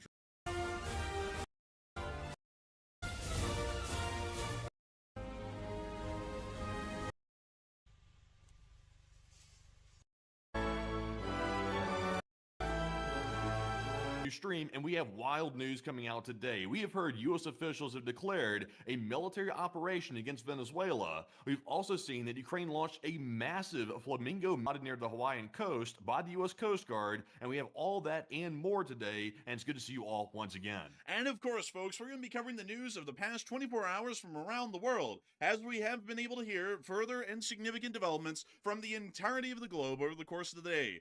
The Ukrainian armed forces conducted a deadly blow to the Russian Federation's major port of Novorossiysk overnight, with a load of critical port facilities meeting their end over the course of the night, including the fact that for the first time ever, the Ukrainian armed forces used the Flamingo cruise missile en masse to conduct the attacks that were seen at Novorossiysk overnight, along with multiple other locations in the Russian Federation. It included the entire air defense network, the port's oil facilities, the port's oil loading piers, the port's barracks, along with multiple other critical facilities vital to the functions of the port of Novorossiysk. As of today, the port of Novorossiysk appears to largely be inoperable and also vulnerable to Ukrainian armed forces destroying that air defense network over the course of just the past few hours. Meanwhile, the Russian Federation has also seen that Ukraine has laid to waste many other key refineries and installations throughout the entirety of the occupied territories of Ukraine and the Russian Federation at large, including several refineries within the area of mainland Russia and also just inside of the region just west or east of Novorossiysk, near to the area of Krasnodar Krai. Meanwhile, the United States of America has now announced a military operation, Operation Spear, did conduct another strike on another narco-terrorist vessel near to the coast, while at the same time, Venezuela is calling on the United Nations to denounce the United States of America for its continued actions within the region. The Republic of Colombia is also proposing the Gran Colombia Initiative, which would see Colombia, Venezuela, Panama, and Ecuador united under a singular unitary government. The USS Gerald R. Ford is within the area, just outside of the island chains to the east of the Caribbean, and generally inside of the Atlantic at this moment, but it is within strike range of Venezuela at this very time. U.S. warships are sailing wildly close to the Venezuelan coastline. 35 Lightnings are continuing to conduct combat air patrols within the entirety of the region. Meanwhile, in East Asia, we have been able to hear, or generally within the Pacific, that a Russian vessel has come incredibly close to the island of Oahu and Honolulu over the course of the day, with the United States Coast Guard launching a response to the vessel's close proximity to the Hawaiian Islands. And outside of that, the United States of America has kept a large force posturing within the South China Sea as the USS Nimitz is continuing a show of force within the area. Meanwhile, China has threatened Japan today over the possible involvement of the Japanese in the defense of Taiwan if China was to attempt a war against the country. Meanwhile, India and Pakistan are still gearing up for war, with the Indians now declaring that their message is going to be clear about the attack in New Delhi, and everyone around the world will know not to mess with India. We largely believe that that is a general warning that military actions will that Pakistan has responded they are prepared for a two-front war with Afghanistan and India simultaneously. The Ukrainian armed forces have also conducted significant defenses today against the Russian Federation's armed forces, while also stopping Russian offensives in most other directions. Germany has also announced mass conscription as of today, well, generally the beginning of mobilization, as they are now good, they are fit for military service. While at the same time, Poland is heavily considering the implementation of mass conscription across the nation in preparation for a possible war with the Russian Federation. And that is just the largest topics of the news tonight. There are a load of other topics that we have to cover. I wanted you to see it, by the way. I'm being a little bit facetious there. I'm being a little bit facetious there. But a special military operation against Venezuela by the United States, kind of wild. Not technically a war. They're not calling it that. They're calling it an operation that they declared today. So that's kind of wild to see that. Kind of wild. I never thought we would see in this time that we are in that timeline now. But of course, folks, we are going to be covering every single story that we have just talked about and a load of other smaller ones throughout the course of the night. And of course, starting with our largest story of the day, we are going to be moving directly into the Russian Federation and covering the significant attacks that have been conducted by the armed forces of Ukraine overnight. These are what we can only describe as the largest attacks seen over the forces conducted a drone and missile attack against the Russian Federation. And you heard that correctly, it was a drone and missile attack, the first of its type that has ever been conducted by missiles in the form of the Flamingo cruise missile. Tonight we have official confirmation published in footage by the Ukrainian government and the Ukrainian Ministry of Defense confirming that Flamingo cruise missiles were fired en masse at the Russian Federation by transporter-erector launchers. On all that footage proudly right here. This is the first confirmed combat use of Flamingo cruise missiles, plural, that has ever been seen in the war. Here's the clip. And right there in the distance, there goes the first Flamingo. Here goes the second Flamingo.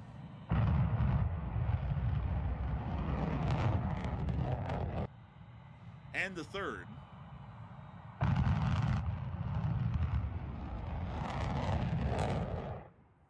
That's some serious business, honestly. Impressive to see them launching.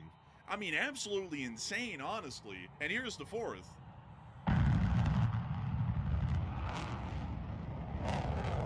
The sound that y'all are hearing right there actually is not the Flamingo cruise missile. It is actually the rocket booster that's attached to each of them to assist them in their launch. You see one of the Flamingos sitting right there idly waiting for its time to launch from this TEL battery that's sitting there in the middle of this field. And it is a wild sight to see. Flamingo cruise missiles, mind you all, they are twice as large as a Tomahawk cruise missile, and they are being fired in somewhat larger numbers. From what we know, this was all the Flamingo cruise missiles that were fired overnight, the first volley that's ever been fired at Russia officially. And from what we can count, there were about 4 or 5 Flamingo cruise missiles that were launched successfully made it to their target. And believe it or not, folks, this is actually unbelievable for the size of the missile that's involved here, but 4 out of 5 of the Flamingo cruise missiles that were fired made it to their target. Only one of them was shot down over the city of Oriol and slammed into Berdyansk, 2 hit targets within Crimea, and the 4th one hit its target within the port of Novorossiysk. They didn't specify... And also, let me get this right real quick. These things carry a 1-ton warhead each. So if 4 of them made it through, that means Ukraine put 4 tons of munitions between 4 different cruise missiles on target in one strike. That's insane. That is 8,000 pounds of explosive mass that was just flung at the Russians. To put this into perspective for everyone, your average long-range Ukraine, about 100 pounds of explosives on board, meaning that a single Flamingo cruise missile has the same damage ability as 20 Leoudis strapped together. To give you all a concept of how much damage a single one of these missiles can inflict. It is a huge step up. This is an insane step up, as a matter of fact, in terms of Ukraine's abilities to inflict damage on the Russian Federation with their strikes. And considering that 80% of them made it through Russian air defense, this also means that their success rate in getting 20% interception rate, mind you all, for the Russian Federation against a conventional missile, which is what their air defense systems are actually designed to do, is incredibly abysmal as well. And it becomes even funnier when we start to deduce what we believe the Ukrainians actually ended up hitting, at least within the port of Novorossiysk, with the Flamingo. So, let us move from this clip here, but really quickly before we go, I do want y'all to hear the launch of a powerful sounding, so let's listen to it again.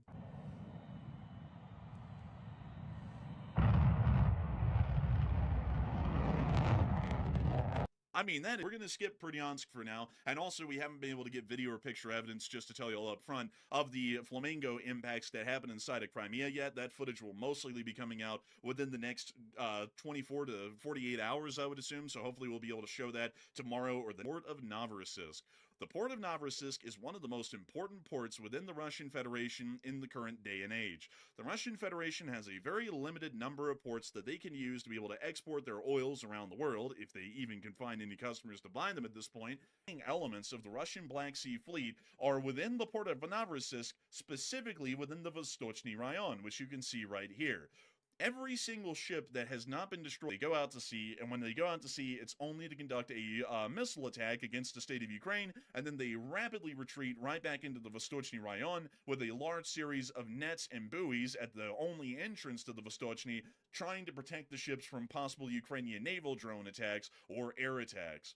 Doesn't appear that that's going to be really helpful here in the future, because further on away from the Vostochny Rayon are a large amount of significant targets that the Ukrainians have been attempting to attack and have successfully hit a couple of times over the course of the war, including these larger industries that are along the direct port area, and also the fuel storage facilities, which are found centrally within the port right here near to the major rail yards that are also directly at the harbor front. Not only assets, to put it mildly. This is the coastal defense base of the Russian Federation's armed forces, which are a part of the Russian army, which is charged with the responsibility of protecting the port from any sort of air-based attacks. It is based directly at the mouth of the Novorossiysk Bay, and it is considered to be the very first and last line of defense for Russian air defense within the general area. Now, you know, something that's a little bit interesting, folks, is that in NATO, we have this cool tactic that we call the shoot and scoot. Shoot and scoots are conducted by basically everything that has wheels, from self-propelled guns that fire artillery shells at enemy infantry to air-based defense systems like the Patriot. The concept behind shoot and scoot is that your system, whether it's an artillery piece or an air defense system, drives to a pre-prepared location, sets up, waits to engage the enemy, then fires at them, and then you pack everything up and you drive it on down the road about 20 miles away, figure out where your air defense and artillery units are to be able to target them and destroy them.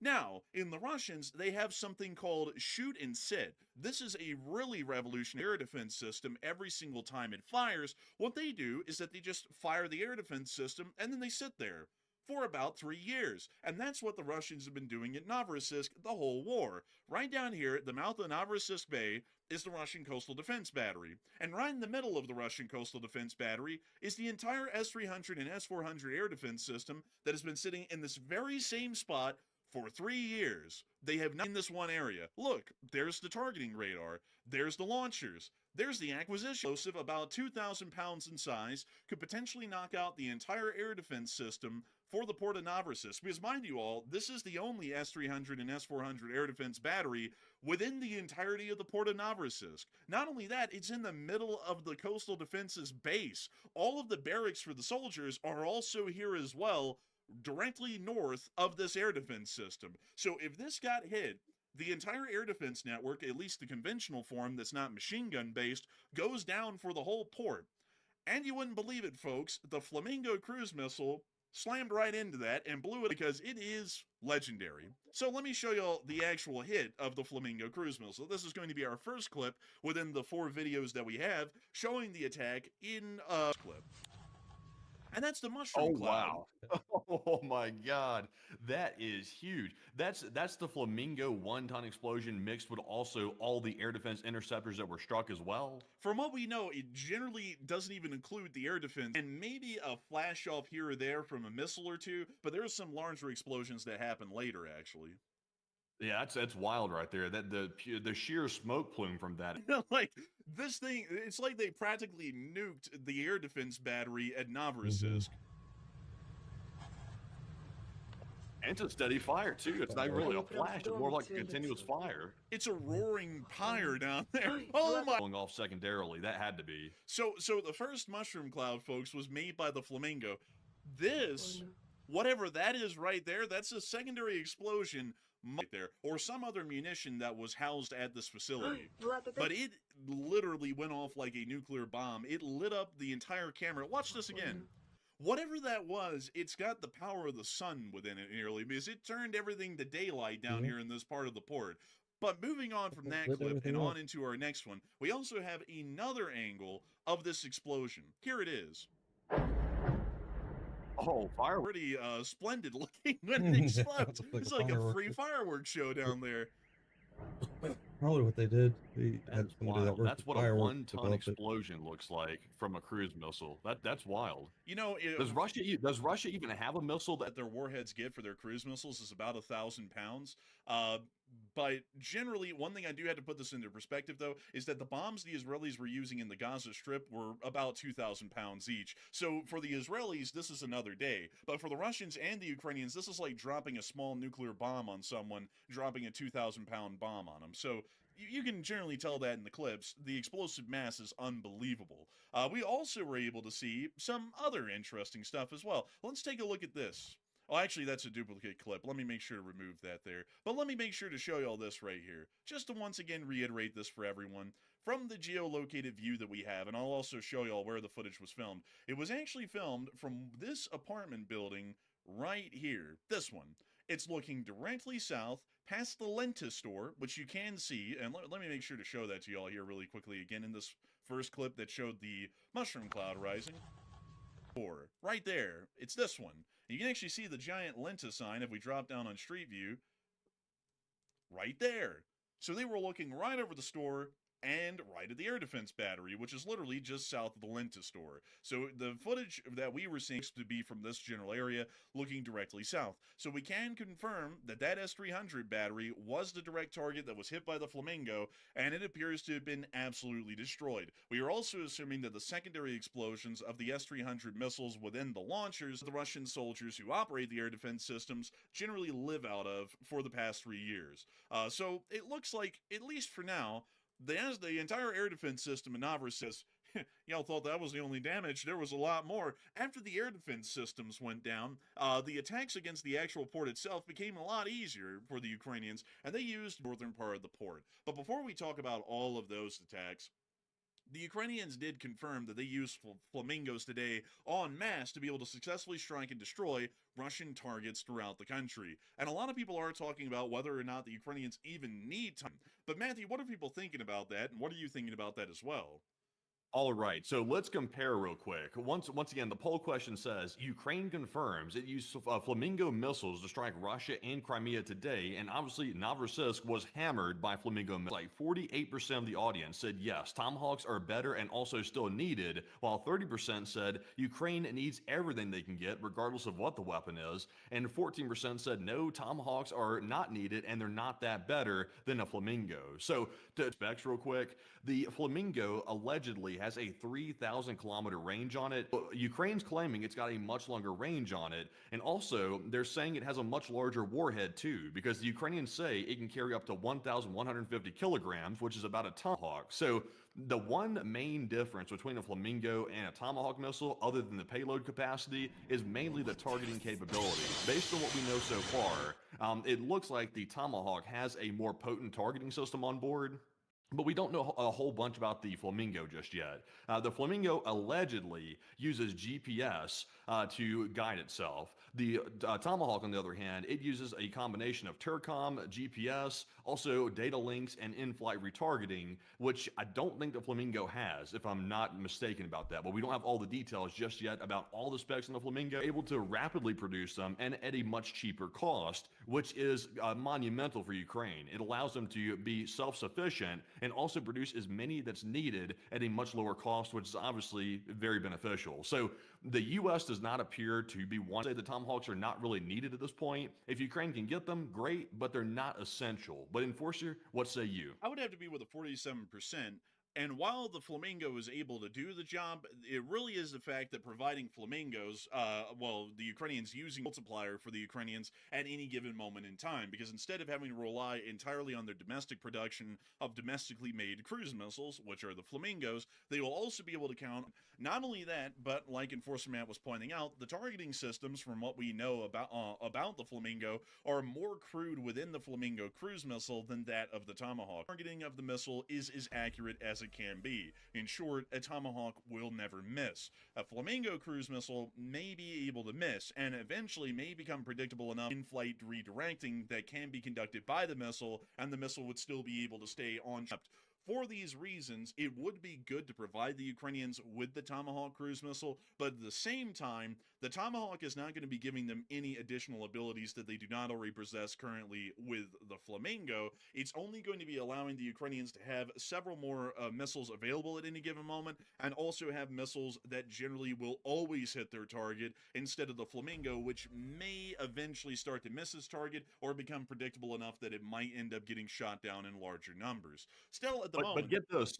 But get this though, Enforcer, on the targeting issue here, because right now that's the main complaint or the main issue for most people, is how accurate is the Flamingo, because there is time, but Ukraine is claiming that it has a 14-meter CEP accuracy rate. Meanwhile, the Tomahawk has about a 10-15 meter CEP. So Ukraine's at least claiming that it's on par with the Tomahawk, but like you mentioned though, the Tomahawk could be detrimental. If one goes out on the Tomahawk, it can simply revert to the other methods it has at its disposal to target the missile to the actual target itself. So it seems to me like the Tomahawk has a lot of redundancies, but in the war though, because obviously Ukraine's fighting an active war, a million different redundancies, at least in my opinion. And that is true. And also, folks, by the way, just to share this with all of y'all, if the United States goes to war, a lot of our weapon systems like the Tomahawk, which are fine-tuned scalpel-like precision weapons, are going to be simple weapon in human history, especially in industrialized human history,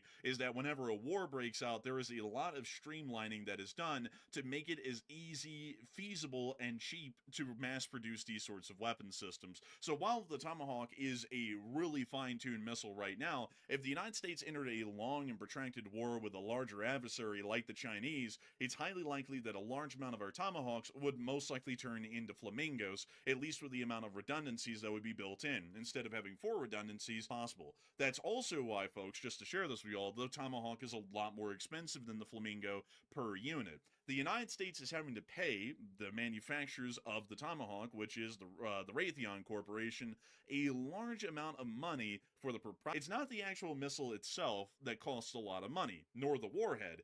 It is the computer and targeting systems on board these missiles that cost exorbitant amounts of money. And if it could be made a whole lot cheaper if its computer systems and targeting information was greatly simplified, along with other avionics, including the radar. We could make an F-35 as cheap as we wanted to if we start to strip everything out of the inside of it and replace it with a lot simpler components and machinery. But at that point, we are sacrificing everything that makes the F-35 a competent and deadly fighter aircraft. That's generally why F-35, and you go, how in the world can it be that expensive? And then you look at a Chinese J-20 and you hear that the thing costs about, I think it's something like 60% the cost of an F-22, or keeping out on the things you can't see, like the radars and the computers inside of the aircraft, which are probably a lot more simpler than those found here within the United States of America. That's generally how it works. And that's also why it's really hard for a lot of people to understand why in the world American weapons cost so much. It's because it's costing a lot because the components that you can't see are far greater in quality and their abilities than anything found overseas. But still, moving on. And you know, one other thing I want to point out real quick, by the way, because we don't know about the internals of the Flamingo. We're simply going off of open source reporting and also what we've heard from various different officials. It is possible, because this is something that people have pointed out in the past, it is possible that maybe the U.S. has provided some certain systems to be used in the Flamingo that is manufactured by American defense companies, maybe under the table. That is also possible as well. So we're being told certain things, like for example, we're being told that allegedly the Flamingo only has GPS guidance in it, but it could have more than that, where we might not simply even know about it. It could be actually equipped with it. You never know. That is true. It may possibly be equipped. We are just going off of public information and reasonable deduction to come up with the abilities of Flamingo at the moment, because its exact abilities are classified. So it's entirely possible it may have a couple of redundancies built within it that we really don't know about. I also saw someone say here really quickly, and I have a horrid air defense system. So why in the world does the Tomahawk even need 4 redundancies, considering that it was originally designed to go up against the Soviets? Well, I'll tell you why. Equivalent to practically being dead already. You can look at that in anything, in our sports, in everything. Losing is a huge fear of everyone. So it's also a huge fear of the U.S. military. They believe, at least for strategic purposes, every single bit of propaganda that an enemy country puts out. So when the Chinese say that the J-20 can do a 720-degree flip like Tony Hawk in flight, we actually believe that. And then we go to work putting hundreds of billions of dollars usually into creating an aircraft that actually by their own propaganda standards. We have been doing that for decades because the fear is, what if that propaganda is not just propaganda trying to gas up our enemy and make them seem incredibly scary? What if it's true? What if it's actually correct and accurate information, and our aircraft are going to be wiped because the Chinese aircraft are actually better? So we over-engineer and over-design everything within the U.S. Armed Forces, and generally when it's true, it doesn't matter, because our aircraft are still going to outperform the propaganda values that the Chinese and the Russians put out about their weapon systems. That's also why our stuff is so expensive. That to this day, and it's been around for about 50 years, and we are still producing improved and upgraded variants of the F-15 because we over-designed and over-engineered this thing to meet the propaganda values and information that we had at the time about the MiG-25 Foxbat. So this is probably the best example that we have of over-engineering, because this story is legendary about the F-15 and why it was even made in the first place as a competitor to the MiG-25. But moving on from that, and back into the port of Novorossiysk and the attacks that we saw within that area, defenses around the port of Novorossiysk are completely gone at this point of the story. So now the Ukrainian long-range drones are coming in, and they're facing practically no resistance in their ability to actually. It was a drone and missile attack, the first of its type that has ever been conducted by Ukraine, that included not only Ukrainian long-range drones, but also large caliber missiles in the form of the Flamingo cruise missile. Tonight we have official confirmation published in footage by the Ukrainian government and the Ukrainian Ministry of Defense confirming that Flamingo cruise missiles were fired en masse at the Russian Federation by transport erector launchers on the ground. Footage proudly right here. This is the first confirmed combat use of Flamingo cruise missiles, plural, that has ever been seen in the war. Here's the clip. Listen to that sound. That thing has a roar. Here goes the second Flamingo.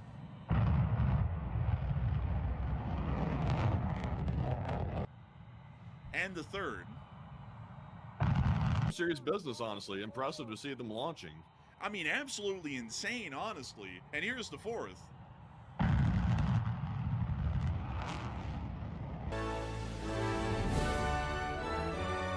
I'm not gonna lie, folks, after they find the money. Novorossiysk so far, and it is probably one of the most devastating attacks that we've also seen against a port, considering that the entire city's air defense network was also destroyed in the midst of this attack. Moving on out of Novorossiysk, though, y'all would think that the story would have ended there for the night, but y'all would be wrong, and I would be wrong as well. The story continues deep into the Russian Federation. About the attack at Krasnodar, we were able to see air defense active within the area, in attempting to shut the city of Krasnodar, was directly hit by Ukrainian long-range drones over the course of the night. Ooh. Sounds like the drone found them. Oh, they want an interceptor. Oh.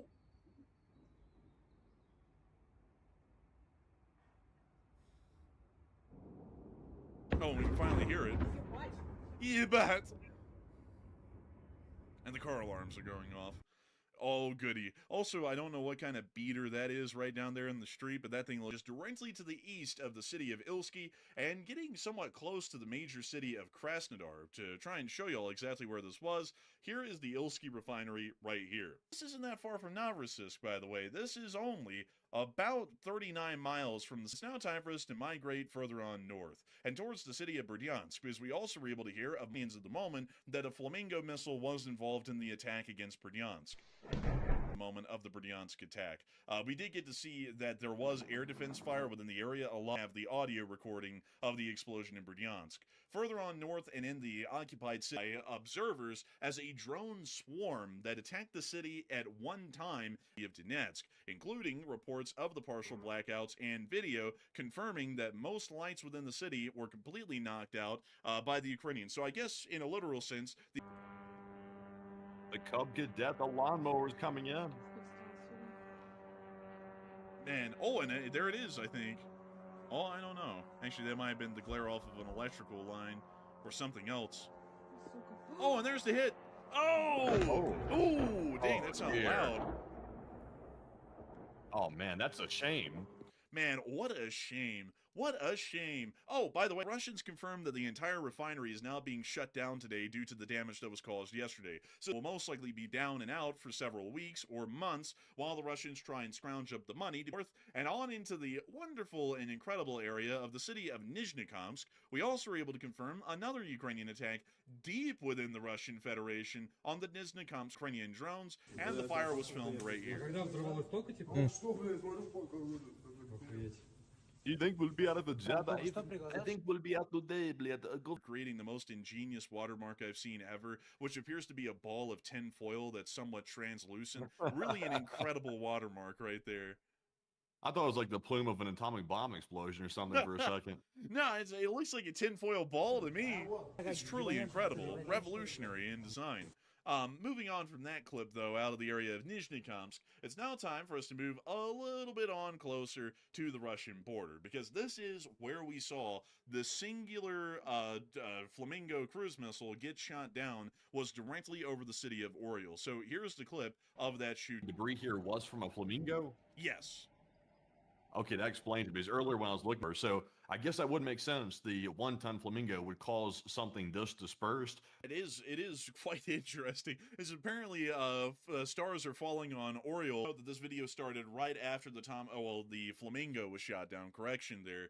And it did leave an incredibly large debris field behind. Now, interestingly enough, we've actually seen an analogous debris field during the Iran-Israel 12-day war, when the Israelis would shoot down Iranian ballistic and cruise missiles that were targeting the state of Israel. Similar debris fields were seen dozens of times during that conflict. So that would heavily suggest that a cruise missile in the form of a Flamingo was directly shot down over the city of Oriel, and the Ukrainian Ministry of Defense also reported that this was the only Flamingo that was successfully shot down, while the other 4 were able to make it to their targets. So the Ukrainian Ministry of Defense was shot down in tonight's attack.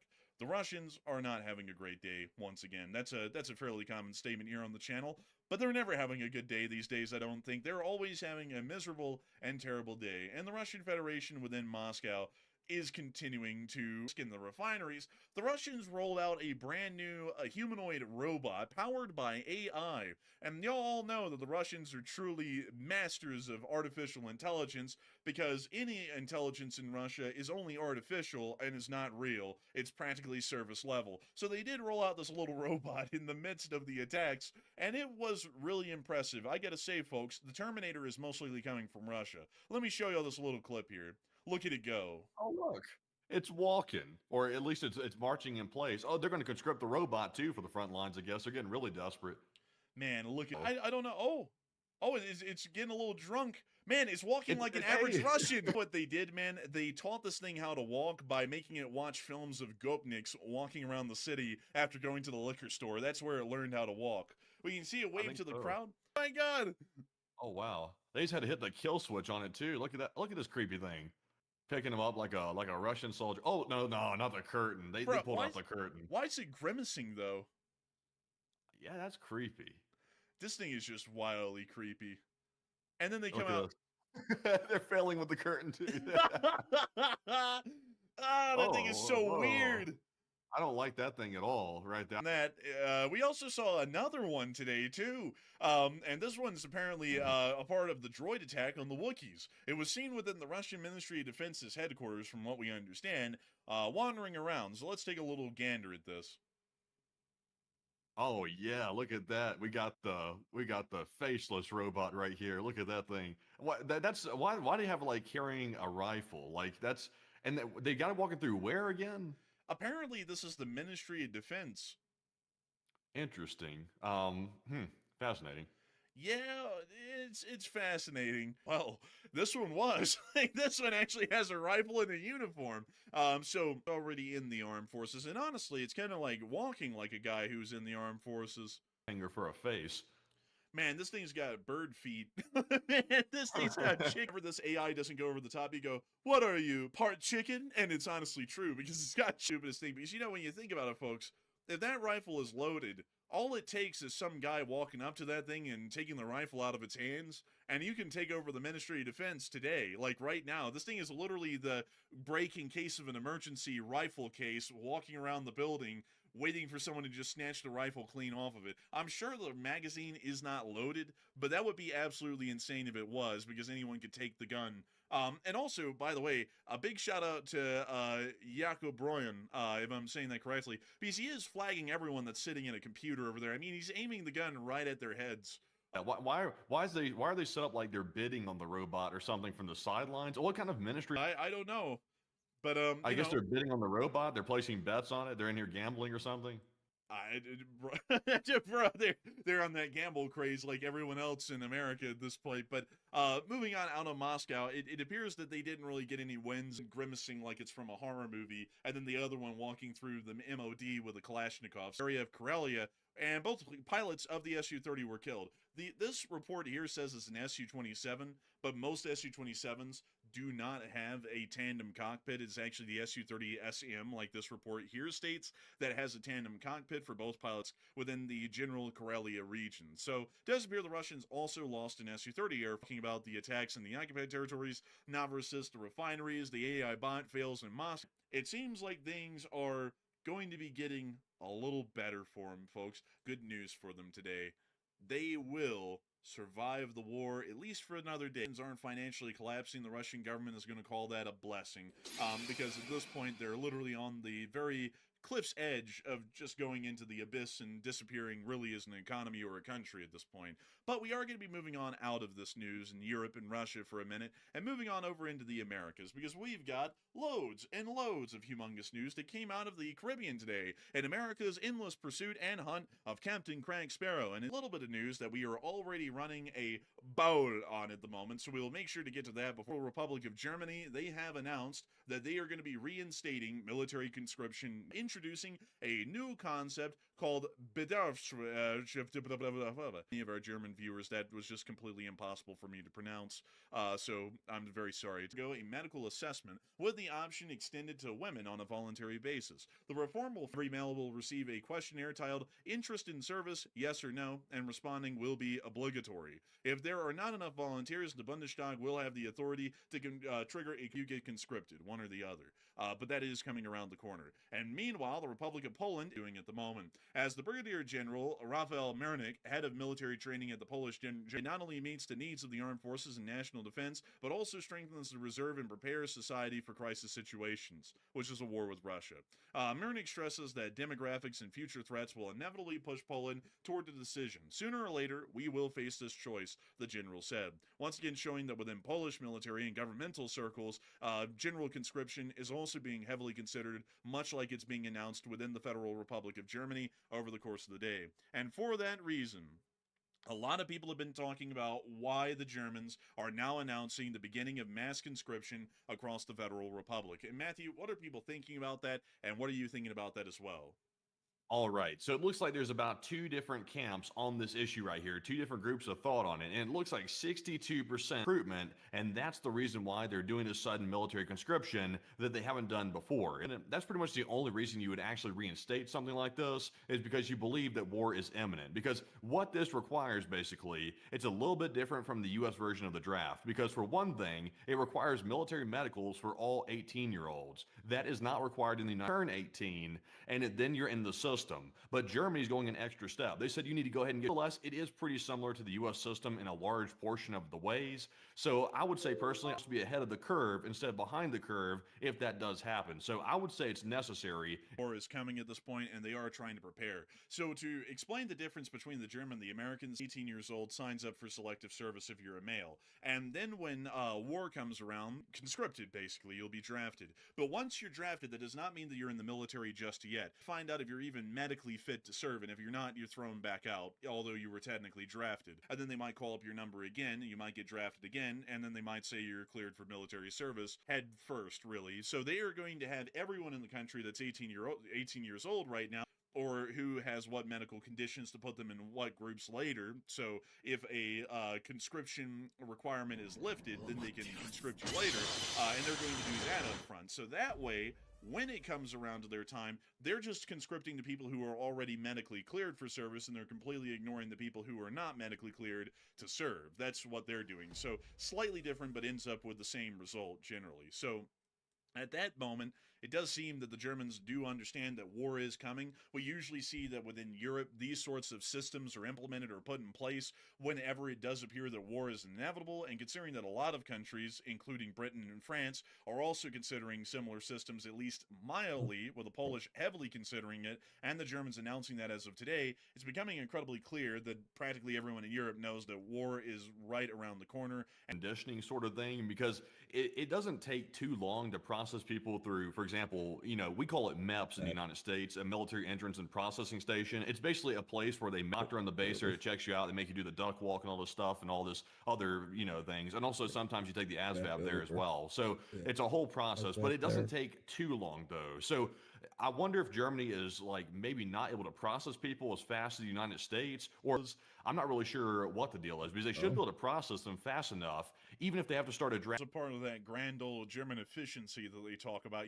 They just want to get it all out of the way so that without having to have any additional time for MEPS. So I guess at the moment of crisis, it's our combat ready, because instead of having to give them that little bit of extra time to go through MEPS and processing, they're pretty much pre-processed.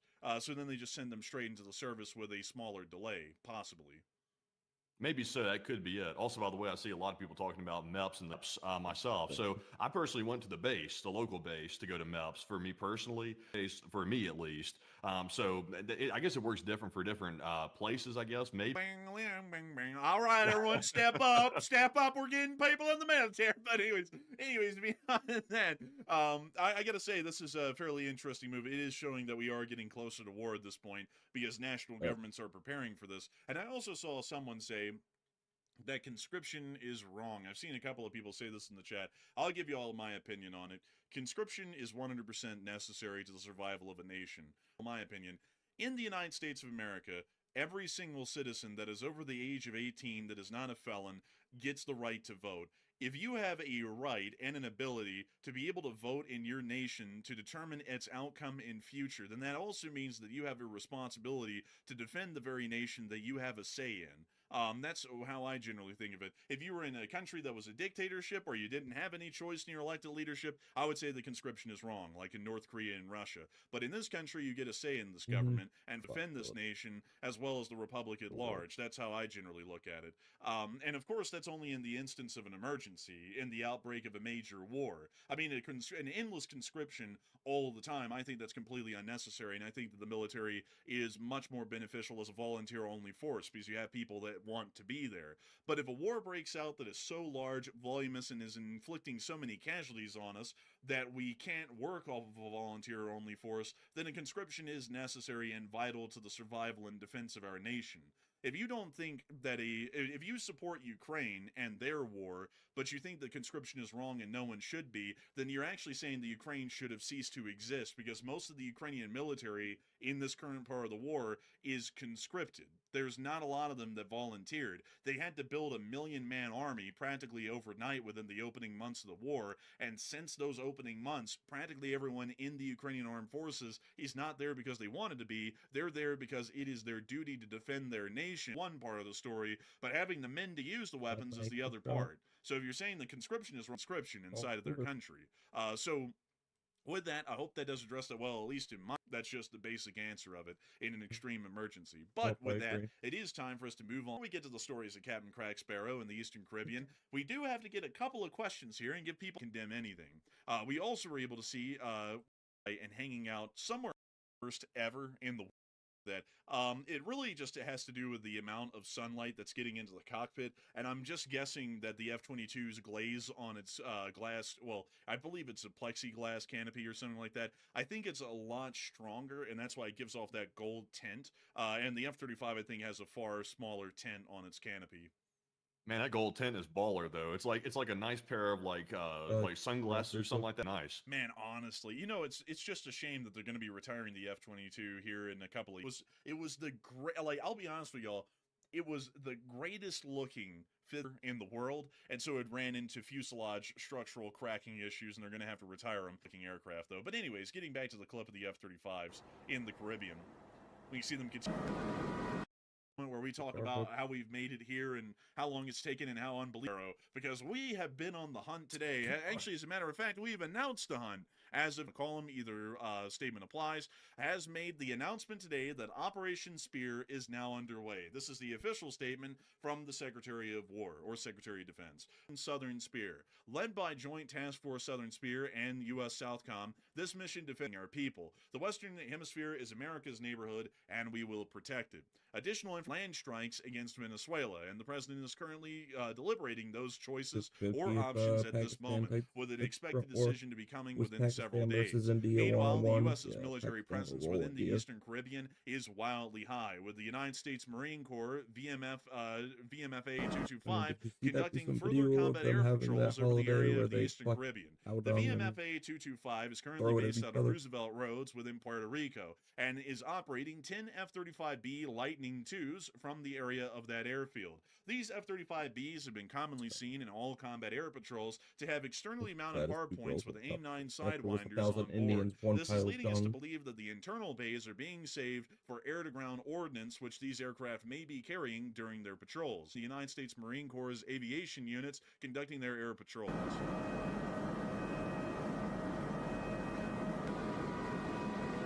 That looks pretty nice right there. I like the way that looks. It has a nice look to it. I'm not going to lie. The F-35s are just wildly clean looking. Even with the hard points, they still look amazing. It looks like what's it, a peregrine falcon or something from the side. Man, look at that. I mean, that is just beautiful, really.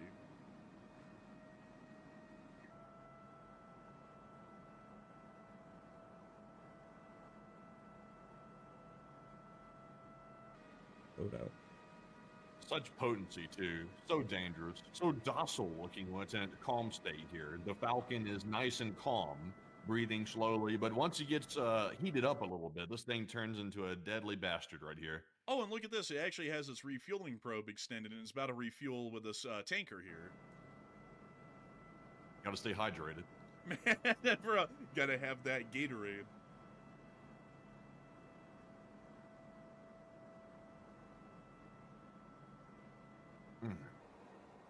Man, every single one of these clips is just amazing looking, honestly.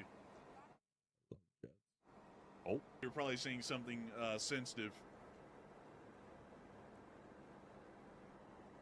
Beautiful. You know, well, why is the canopy not giving off that little gold, like, glow to it? You know how the canopy has, like, gold tint? Like, you can see it from some angles. Is it because of it? Is it a different model, or is it just because of the angle? I think that's the F-22 that you're talking about that has that golden, like, glaze on the canopy. Yep, that's it. Yep. I think you're right. Yeah, that's it for sure. Get that golden tint. It has a different glazing on the cockpit canopy, which doesn't give off. Realize that right now that the F-35 does not have that. I thought they both had it. Yeah, for some reason the cockpit, and I'm just guessing that the F-22's glaze on its glass, well, I believe it's a plexiglass canopy or something like that. I think it's a lot stronger, and that's why it gives off that gold tint. And the F-35, I think, has a far smaller tint on its canopy. Have the little gold tint on the front of them and stuff. It's like the canopy's got that whole gold tint over the whole thing. It looks pretty nice. Because of all the airframe cracking issues that it's having. It's such a beautiful plane. It was generation aircraft that ever came out, and it's just so unfortunate that it was really the first ever in the world, and so it ran into fuselage structural cracking issues, and they're going to have to retire them. But, I mean, there is a lot of other cool aircraft that are going to be coming out in the future. It's just such a beautiful looking aircraft, though. But anyways, getting back to the clip of the F-35s in the Caribbean, we see them continuing to conduct their in-air refueling, and then departing after the refueling is completed.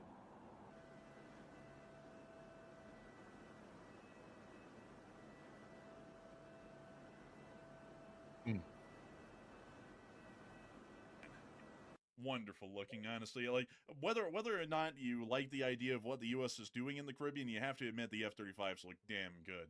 But moving on from that and on down into the additional news that we have about U.S. force deployments within the area, we have also been able to see the presence of a Grumman C-2 Greyhound within the area around about 100 miles north of Antigua and Barbuda. This is leading us to believe that the Gerald R. Ford support aircraft, which generally can resupply the carrier with small emergency resupplies. So that heavily suggests, due to the presence of the C-2 Greyhound, that the Gerald R. Ford is nearby and hanging out somewhere outside the island chain in the Eastern Caribbean. We also saw that a U.S. destroyer was incredibly close to the Venezuelan coast. The USS Stockdale was only 50 kilometers off of the coast of Venezuela earlier today, which is just about 40 miles off of the coast. So practically within their territorial waters nearly. Possible anti-ship missile batteries that the Venezuelans may possess. This is quite in defeat any anti-ship missiles that were fired by the Venezuelans from the coast if they ever decide to do that. Still, we also were able to hear that another narco vessel was hit by the United States within the Caribbean today, although footage was not provided by the U.S. Southcom Area of Responsibility, and demands that the United Nations condemn the threat. The only problem is that the United States is a permanent member of the Security Council, tried to condemn the United States, we veto it, and then they can't officially condemn any. President Gustavo Petro has proposed something that is absolutely insane in actual principle. But let me go and pull this up really quickly to show you all this, because this is something I cannot believe it was even proposed. So it's quite literally just Grand Columbia. Grand Columbia, go ahead. From about 1819 to 1831, Grand Columbia was this, including Panama. This is just absolutely stupid. So, in Venezuela, Ecuador, and Panama, with a common parliament and shared presidency like the suspected drug traffickers. This is something that's never going to get anywhere, to be entirely honest. I never thought I'd see that. This is such a stupid idea. It's like, these countries don't have, the U.S. could steamroll that entire green area right there that used to be called Grand Columbia and this alliance that they do. Not that they should, but they could. That's the point. So it's like, is this, I presume, to scare the United States? This isn't going to scare anybody with a brain, because this isn't really... Yeah, this guy going, damn Venezuela, you're about to lose your sovereignty and your leadership of your country to Colombia. It's like, what type of stupid proposal is that? Like, the Venezuelans or anyone would accept that. It's about to go down really hard. How stupid is the Colombian president? Don't want to jump in the middle of that. And that shows you how dumb the Colombian president is. He's literally, he sees the U.S. picking a fight with Maduro, and the United States just because he jumped in the middle of the fight. How stupid. Man, this guy came out and said, if anyone's going to get their ass beat, it's going to be me. Like, and he made himself get in the middle of the fight.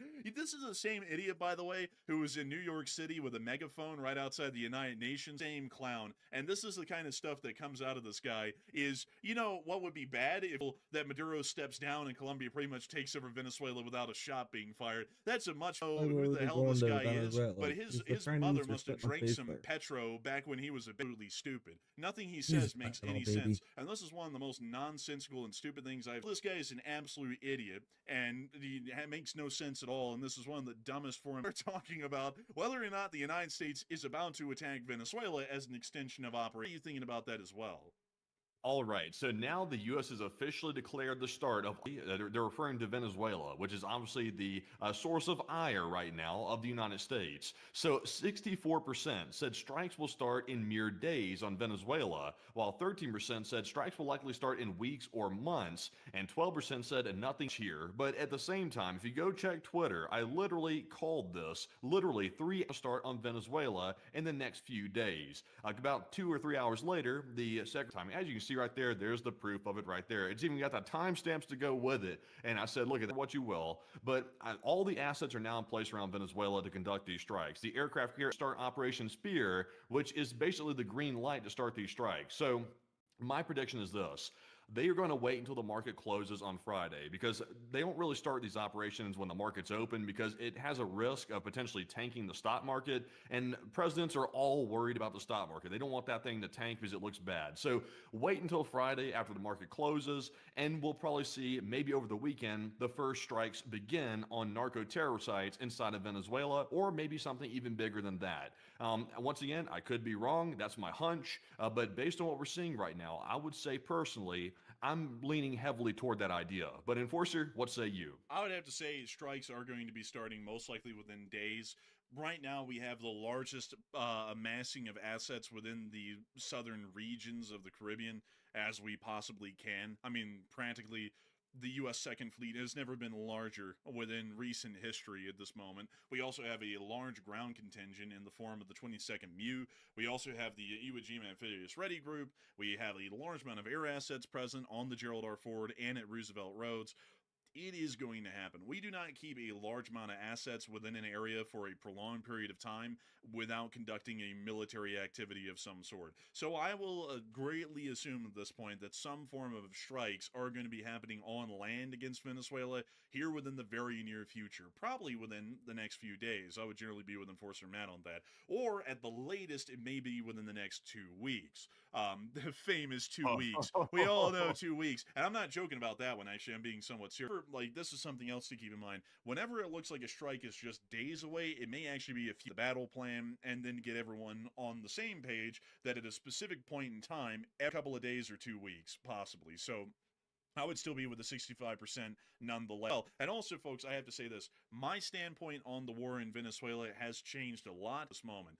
We really, unfortunately, this is what I have to say. We shouldn't have made Venezuela into an issue right now. We could have left this alone and no one would have paid attention to it until a few years later, and then we could have kicked off any actions against Venezuela to remove Russian and Chinese influence from the area of opportunity, and they're now starting to arm Venezuela to attempt to be able to deal with easily. So now, because of that, we have to deal with them, because if we walk away now and we don't deal with them, the Russians and the Chinese are going to start arming the Venezuelans to the teeth and also reform their military into an actual competent force, possibly. Those two things would be catastrophic, and then we really wouldn't be able to deal with them easily. So for that purpose and that purpose alone, we generally have to deal with them now, instead of what we were saying a while ago, which is we could deal with this later. So with that, I hope that does address that well, at least in my opinion, and we'll generally have to see how this turns out in the long run. Hopefully it'll turn out well. But moving on out of the Americas, and on up into the United States for just a brief moment, we were able to hear that the Secretary of State is saying that they're running out of stuff to sanction. I don't know why he was in an aircraft hangar when he was making these statements. That is beyond me. I don't even know why he was here. But introducing new sanctions against Russia. I guess we're just conveniently forgetting that we can liquidate their assets that are held within the United States. The largest oil companies are already under restrictions, and beyond that, it's a dead end, except for the liquidation of their assets. According to the Secretary of State, it will now be up to Europe to deal with Russia's shadow fleet. The U.S., he claims, has already done its part. Well, so wait a minute, he's actually saying right there that there's more to it too. And basically, I will say this: I'm simply glad the U.S. put the sanctions on. They finally did it. So honestly, I think that's all we can ask at this point.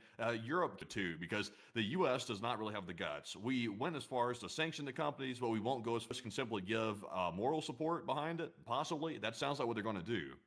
Yeah, We've just drawn the line at implementing sanctions and then hoping everyone else does the rest of the lifting. So moving on out of that news in the capital of the United States and on out into the rest of the news from around the world, it's time for us to get on into all the other news that's happened over the course of the day. So working our way on over Oahu, as we have been able to hear that the Coast Guard responded to a Russian military vessel being Coast Guard in a written report as follows. U.S. Coast Guard responds to Russian military vessel off Honolulu.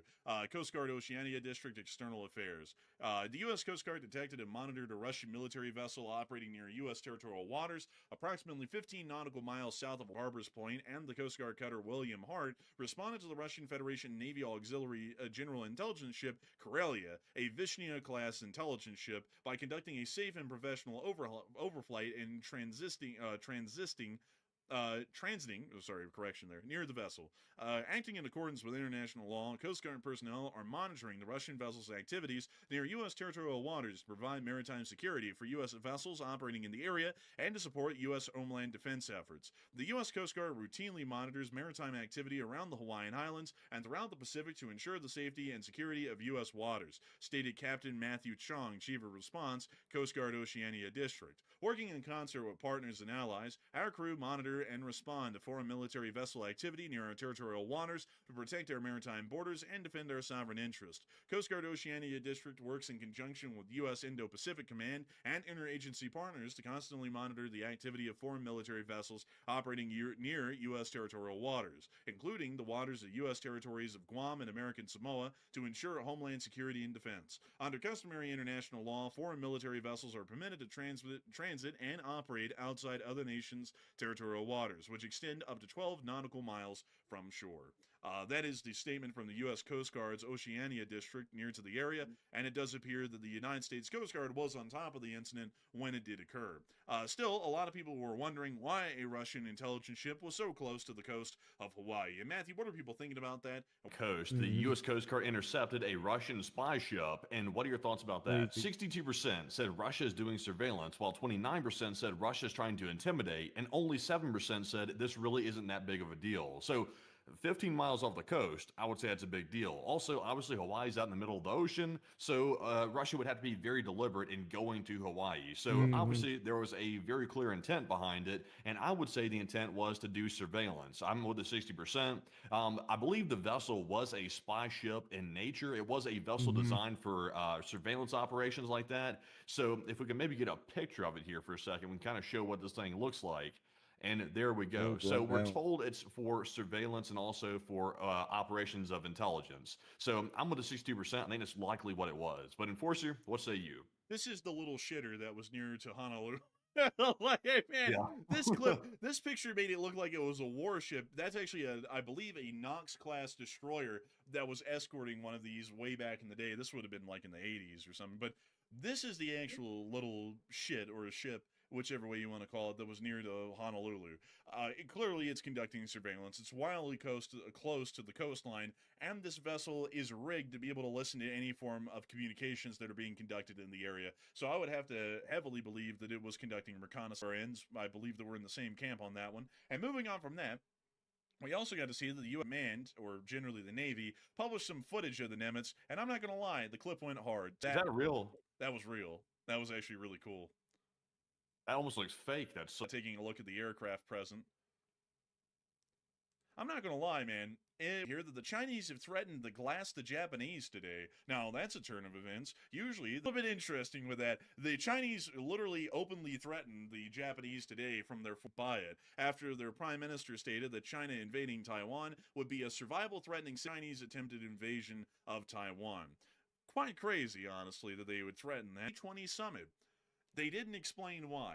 This is giving us a pretty good idea that the PLA is actually of serious concern to Xi Jinping. To explain how it works in communist circles with dictators like this, if they believe that they're about to be ousted, they really cannot leave the capital. They can't really do much of anything because they could get overthrown in their own absence from their country. To give y'all a great example of this, one leader that was stupid enough to leave the capital of their country and then get overthrown was Nikita Khrushchev. If y'all have ever heard that story, it's the funniest thing. Nikita Khrushchev left Moscow.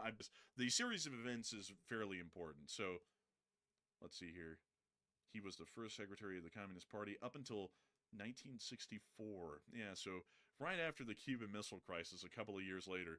The way that Khrushchev handled the Cuban Missile Crisis actually didn't really please a lot of people within the Soviet Politburo. So he had a lot of enemies after the Cuban Missile Crisis within the central part of the Soviet Communist Party. So one day he left to go and hang out at his dacha for a couple of weeks. In southern Russia. So he left. And then everyone in the Politburo, after a couple of days, they deliberated it, and they just decided to oust him. So one day while he's at his dacha, the phone rings. Ring, ring.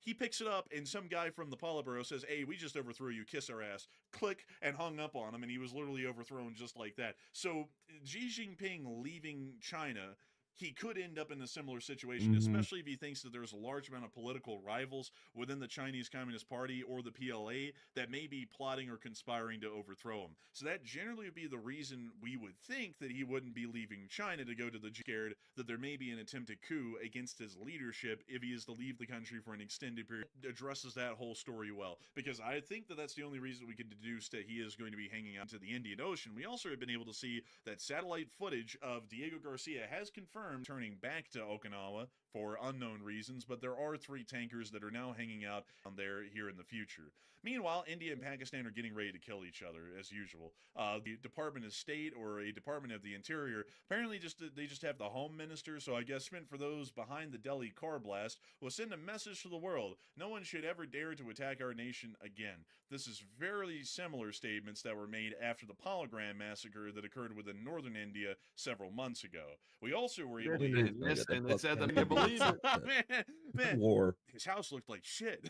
Like, yeah, there you go. That was the extra part. Yeah, that's it. Honestly, Pakistan also stated that they are ready to fight a two-front war against India and the Taliban in both directions. So Pakistan is getting ready to throw hands, and Pakistani hands are ready for everyone. And we do know that because they did get done greasing the Taliban just a little while ago, and they also greased the Indians the last time they got into conflict with them. So is it possible that they can take on a two-front war? Maybe. I mean, it's not really out of the question at this point. At least one-on-one, they hands down have generally won both confrontations with the Taliban and India. So they may actually have a good chance of fighting a two-front war, considering the Taliban really has no offensive abilities. And there's a chance that they actually may be able to fight a two-front war somewhat decently. The pen drop. They could go to war at any minute. We're believing at this point they may be going to war at some point here within the as they're happening. Then when that gives war the U.S. another Generally, foothold. there's a lot of wars that we're currently on pretty much like tornado watch for, to put it that way. The Thailand-Cambodia war, the India-Pakistan-Afghanistan war, the Israeli-Iran war, and also the U.S.-Venezuela war. Those all are 4 wars that could be happening within the next few weeks or months. Still, a lot of people Iran are can't talking fight a about war. their They ran out of opinions water. on who might come out on top in a larger well. All right. So as y'all might remember, when the last conflict happened between India and was doing a number on the Indian Air Force, taking down jets left and right, which was kind of surprised, kicked around a bit by Pakistan. So now Pakistan is saying that it will fight a two-front war. India warns of dire attacks soon on Pakistan, and who will win in that scenario? And it looks like 39% said India will win that war, while 28% said Pakistan will win that war, and 22% said it's a 50-50 chance. So in a two-front war scenario where Pakistan's fighting on 2 different fronts, I think Pakistan's advantage is going to be taken away pretty quickly, because Pakistan, while it did kick India around a little bit, it wasn't a major and would be in trouble if they both start a war on both different fronts. So in that case, with India to actually get the leg up over at Pakistan pretty much. So I'm with the 39% you. I would have to say that in my honest opinion, I think that Pakistan could have, in the prior exchanges that we've seen between these 3 countries, Pakistan has always, for the larger part, coming out on top. In between the exchange with the Taliban and Pakistan, after day 1, when the Taliban conducted their surprise attacks on the Pakistani border, Pakistan turned that situation around literally the next day after, and were pretty much winning in all fronts against the Taliban, to the point that the Taliban practically had to accept their terms to be able to stop the conflict. Then with the Pakistan-India conflict, one, we weren't botted as heavily by the Pakistanis as we were the Indians, which generally left a better opinion in my mind of the Pakistanis than the Indians. But also, secondly, beyond that qualitative assessment, the Pakistanis did shoot down 5 Indian aircraft. The Indians did not shoot down a single Pakistani aircraft. And as far as the conflict went on the ground in the line of contact area, the Pakistanis were really delivering some pretty heavy blows to the Indians in terms of casualties. And while neither side made any ground near the border, at least in terms of casualties alone, it appears the Pakistani fires were far more deadly to the Indians than the Indian fires were to the Pakistanis. Also, get on the side of the Indians, because no matter how we covered the conflict, which was as neutral as we possibly, acting like absolute fools. So for that reason, I'm just not really also for the fact that I'm more of a fan of the Pakistanis at this point and keeping the old alliance alive with Pakistan over India. Go ahead. Also, by the way, I was going to point this out while we're still on the topic. Ed Seifert's between Pakistan and India, but the problem is there's potentially nukes involved between those two countries. So that's what makes it more of a conflict to watch, is because of that nuke threat. Because when you have two highly emotional countries, Pakistan and India, in my opinion, are extremely emotional, and you can see how hyped up and crazy they get when wars start breaking out. They start going berserk. You got to be careful about that, because it is possible that one of these countries could be one of the first to use a tactical nuke in a warfare scenario, and it doesn't matter who's launching the nuke first. It could be the Russia-Ukraine war that leads to a nuclear weapon being used. It could be India and Pakistan. It really doesn't matter where it happens. The moment a country starts using nukes like a traditional weapon, that's Pandora's box being opened, which is a terrible thing to happen. So we have to be careful with countries with nukes, and that's why we have to watch that conflict. So as much as I sort of like really don't want to cover that conflict, to be perfectly honest, it's one you got to watch just because of the nuke. They do end up nuking each other. They're just going to end up nuking each other, and they don't even have the ability to really nuke anyone else. Luckily, they'll just end up nuking each other if push comes to shove, and everyone else in the world could nuke us or our allies. They can hardly nuke anyone else outside of the Here's my bones to pick. Pakistan threatened to nuke us in the last war. Weren't going to lose, so they just threatened to kill everyone, which was really stupid. And then also on top of that, I just do not have a positive opinion of India at all for really any reason. Like, I hate to say that for for generally the sake of saying great country, nationally, governmentally, economically, geopolitically. I will say, did not make the greatest move in insulting the Indians, but it literally took one insult for them to completely destroy the relations with the United States, and then immediately go and chum up with the Chinese, which they've been in an endless border war with for about 50 years. Like, how questionable is a possible ally when one small insult will send them completely hurtling in the other direction, foreign policy-wise, straight into the lap of the Chinese? I mean, that is a really questionable sort of a foreign policy that the Indians have. Because if I remember correctly, the Indians have insulted the United States on a myriad of occasions, and we haven't seen that that's really shaken the United States foreign policy prerogative in trying to align with them. But at the same time, the U.S. throws one insult in the Indians' direction, and then they go running straight to the Chinese again. That's a country I don't really respect foreign policy-wise. Yeah, honestly, my only problem is India is like any other country. India has its pros and cons, just like any other country, pretty much anywhere. But my issue with India is this. They do not want to align with the NATO sphere of influence. They really don't want to. They want to gravitate toward the other sphere, like, for example, the Russian sphere. They want to go that way. And with the whole NATO, like, geopolitical, like, mindset, it just doesn't mesh. And they want to go the other way. It's really just not, it's really their thing. So that's my problem with them, is you constantly have to keep arguing for the Indians to be on our side when they don't really want to be on our side. They want to go to the other side. Yeah, I'm not a big fan. Like, to be honest with you, I'm not really a big fan of either.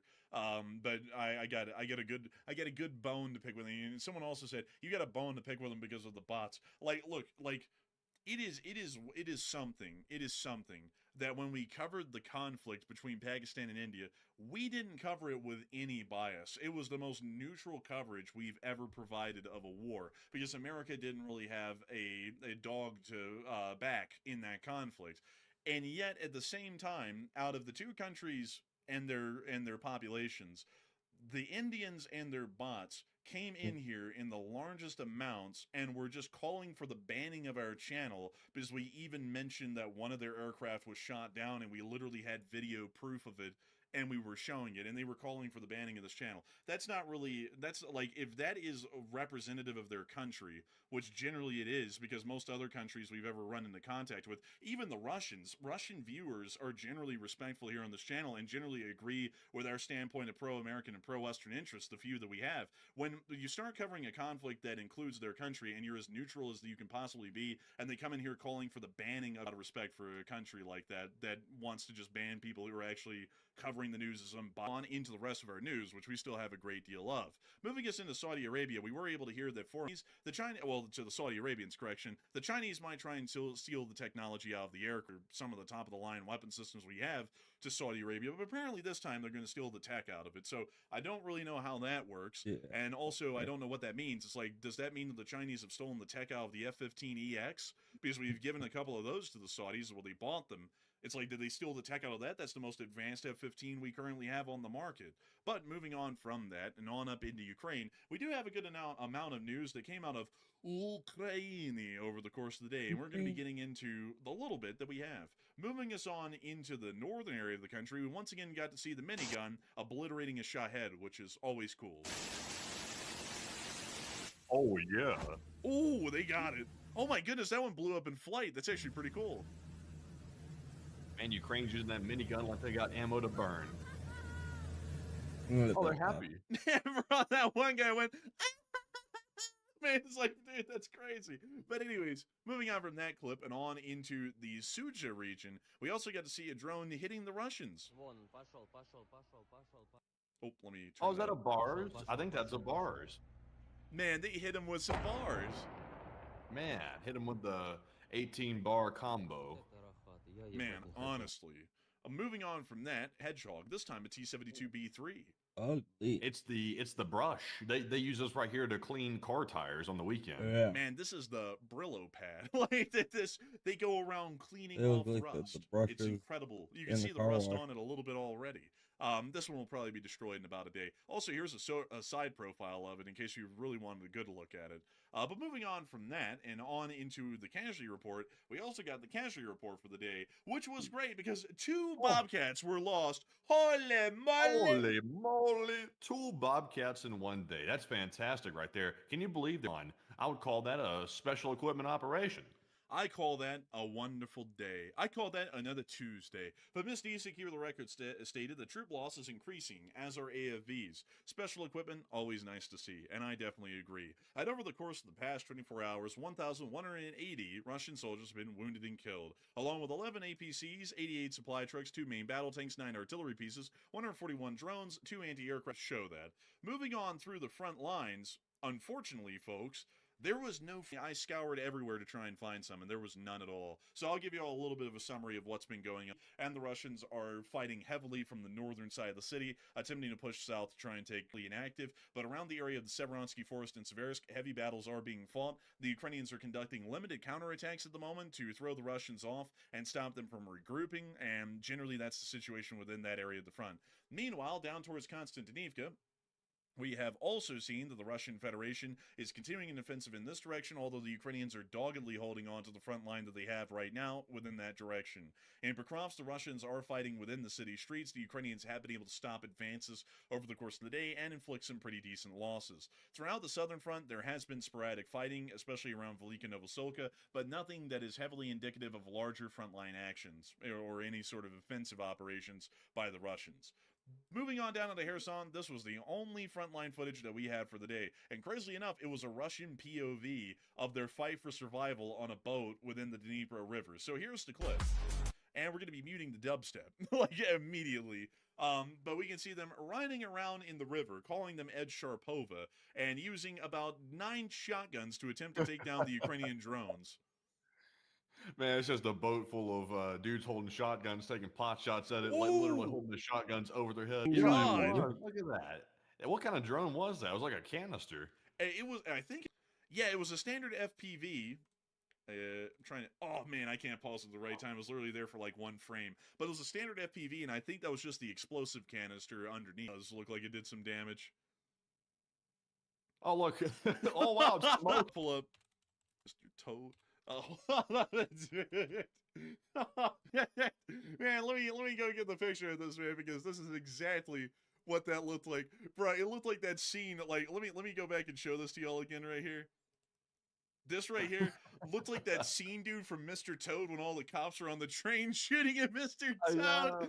Yeah, it does look like it. It looks just like it, honestly. They got the spotlight. You got the cops out here and everything. Go back to that smoky. Dude, it's literally that. It really is. Look at that. That's crazy, honestly. Dude, the Ukrainian behind that drone right now, he's going, a motor car. He's like trying to get that drone on it. Oh my god, that is ridiculous. Man, but we can see them trying to light up the drones. They are getting absolutely swarmed by Ukrainian drones, by the way. It's oh my god, man. Did you see how close that guy was? Like that was almost a friendly fire incident right there. That was like inches away from a friendly fire. Dude, also big shout out to the driver, by the way, who almost final destinationed everyone, because it almost got everyone taken out on the boat anyways. Jeez, I mean, these guys, now you understand their 2-week time frame for a Russian soldier. You're starting to understand it. If you didn't before, you understand it now. Dude, going out onto the Dnipro River for them is like the Thunderdome, honestly. Like, it's just endless attacks by the drones. Oh my god, dude. Oh my god, did you see that? Look at this. Dude, this guy almost friendly fired a guy right in front of him. I'm telling you, everybody on this boat, the bigger risk at this point is the friendly fire situations, honestly. I mean, the friendly fire is about to take them out quicker than the drone. Man, this is insane. What the hell are the Russians even doing on the boat? I mean, they're going in circles, like, trying to just dodge the drones? What were they doing? They're trying to get from one island to the next, because they actually are holding a few islands within the river. And that's why they're having to take these ventures on the boats. Look at that look at these guys' faces over here, like, shit. Man, this guy back here, he's like, I'm fine for my freaking life. And this guy's about to go, bro, look, what is that face, man? It's like Wario right here in the front. He's about to go, why? Why, Luigi?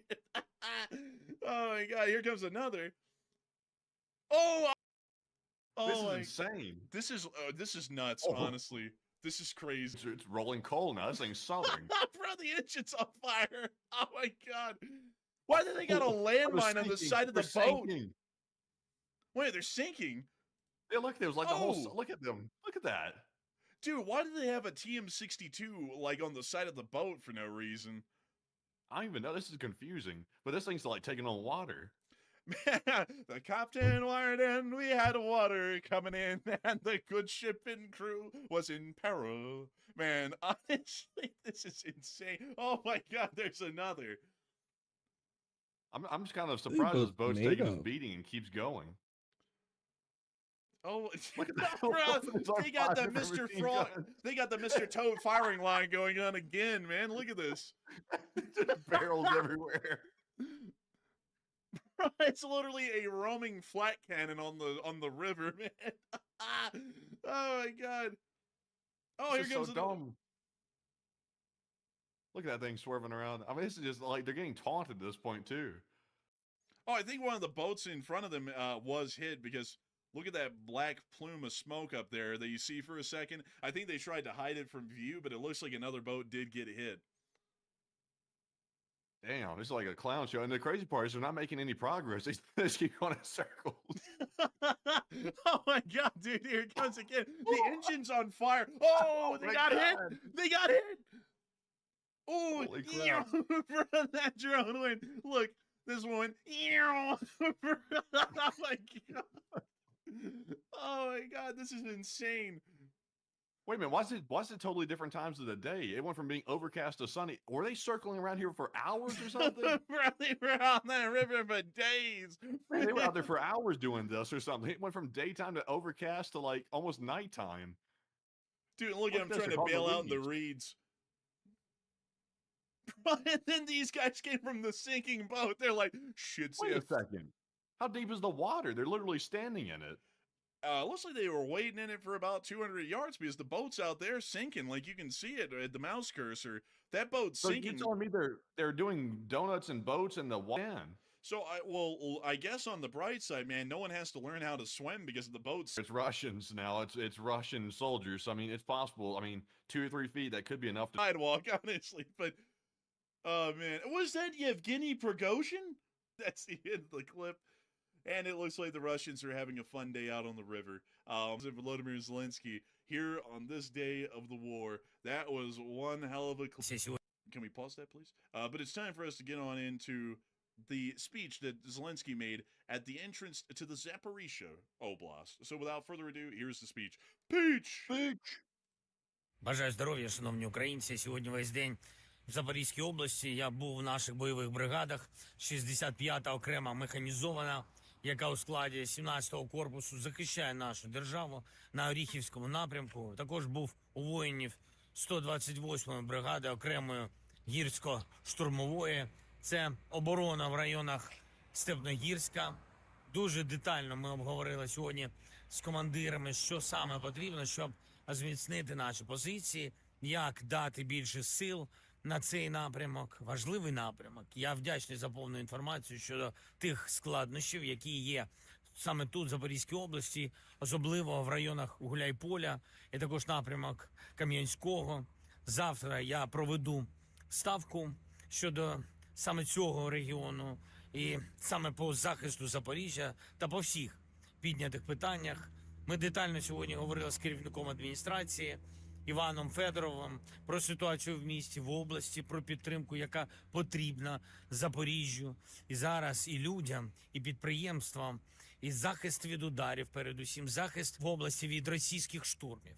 Вже я визначив завдання військовим і дамо більше ресурсів на цей напрямок. Тут Запоріжжя і також в інших наших містах, саме в таких прифронтових, прикордонних. Я вдячний всім, хто забезпечує тут можливість нашим дітям, можливість дітей, наших студентів вчитись, бути в безпеці, бути у спілкуванні з іншими. І сьогодні я був в школі, укритті. Діти вчаться і вони в соціальному колі, і це важливо для українського майбутнього. Росіяни хочуть зробити все, щоб Україна не могла жити. Ми робимо все, щоб дати захист нашій державі. Всім українцям. Я дякую кожному, хто допомагає нам. Я дякую всім, хто на захисті України. Я дякую тобі, Запоріжжя. Слава Україні! And with that, that's the end of the speech from the President of Ukraine, Volodymyr Zelensky, here on this day of the war, 1358. And it's time for us to move on into the second section over here to the east on the promontory front. But there is here. And what's even crazier, folks, is that we went to and they're so nice. Like, we had one mall in Birmingham, if I remember correctly, and this was, let's see, where is it? It's down, hey, here we go. It's this one right here, the River, yeah, it is the River Chase Galleria. And this place was kind of like rough, actually. It looks pretty, really went downhill a lot when the last few years we were in Birmingham. Really not a lot of people went in there, and there were actually a couple of shootings that actually happened in the mall. Like gang-related shootings that happened, so a lot of people started to avoid it. And the last time I was in there, like a lot of the stores, it was like, you know, like Bibby's like watch repair store or something like that. Like, they are crazy, unbelievable. It's like those malls that you see in the propaganda reels that they put out from China, where they're like, here in China we have like massage chairs in our malls. They have those in the Salt Lake Mall.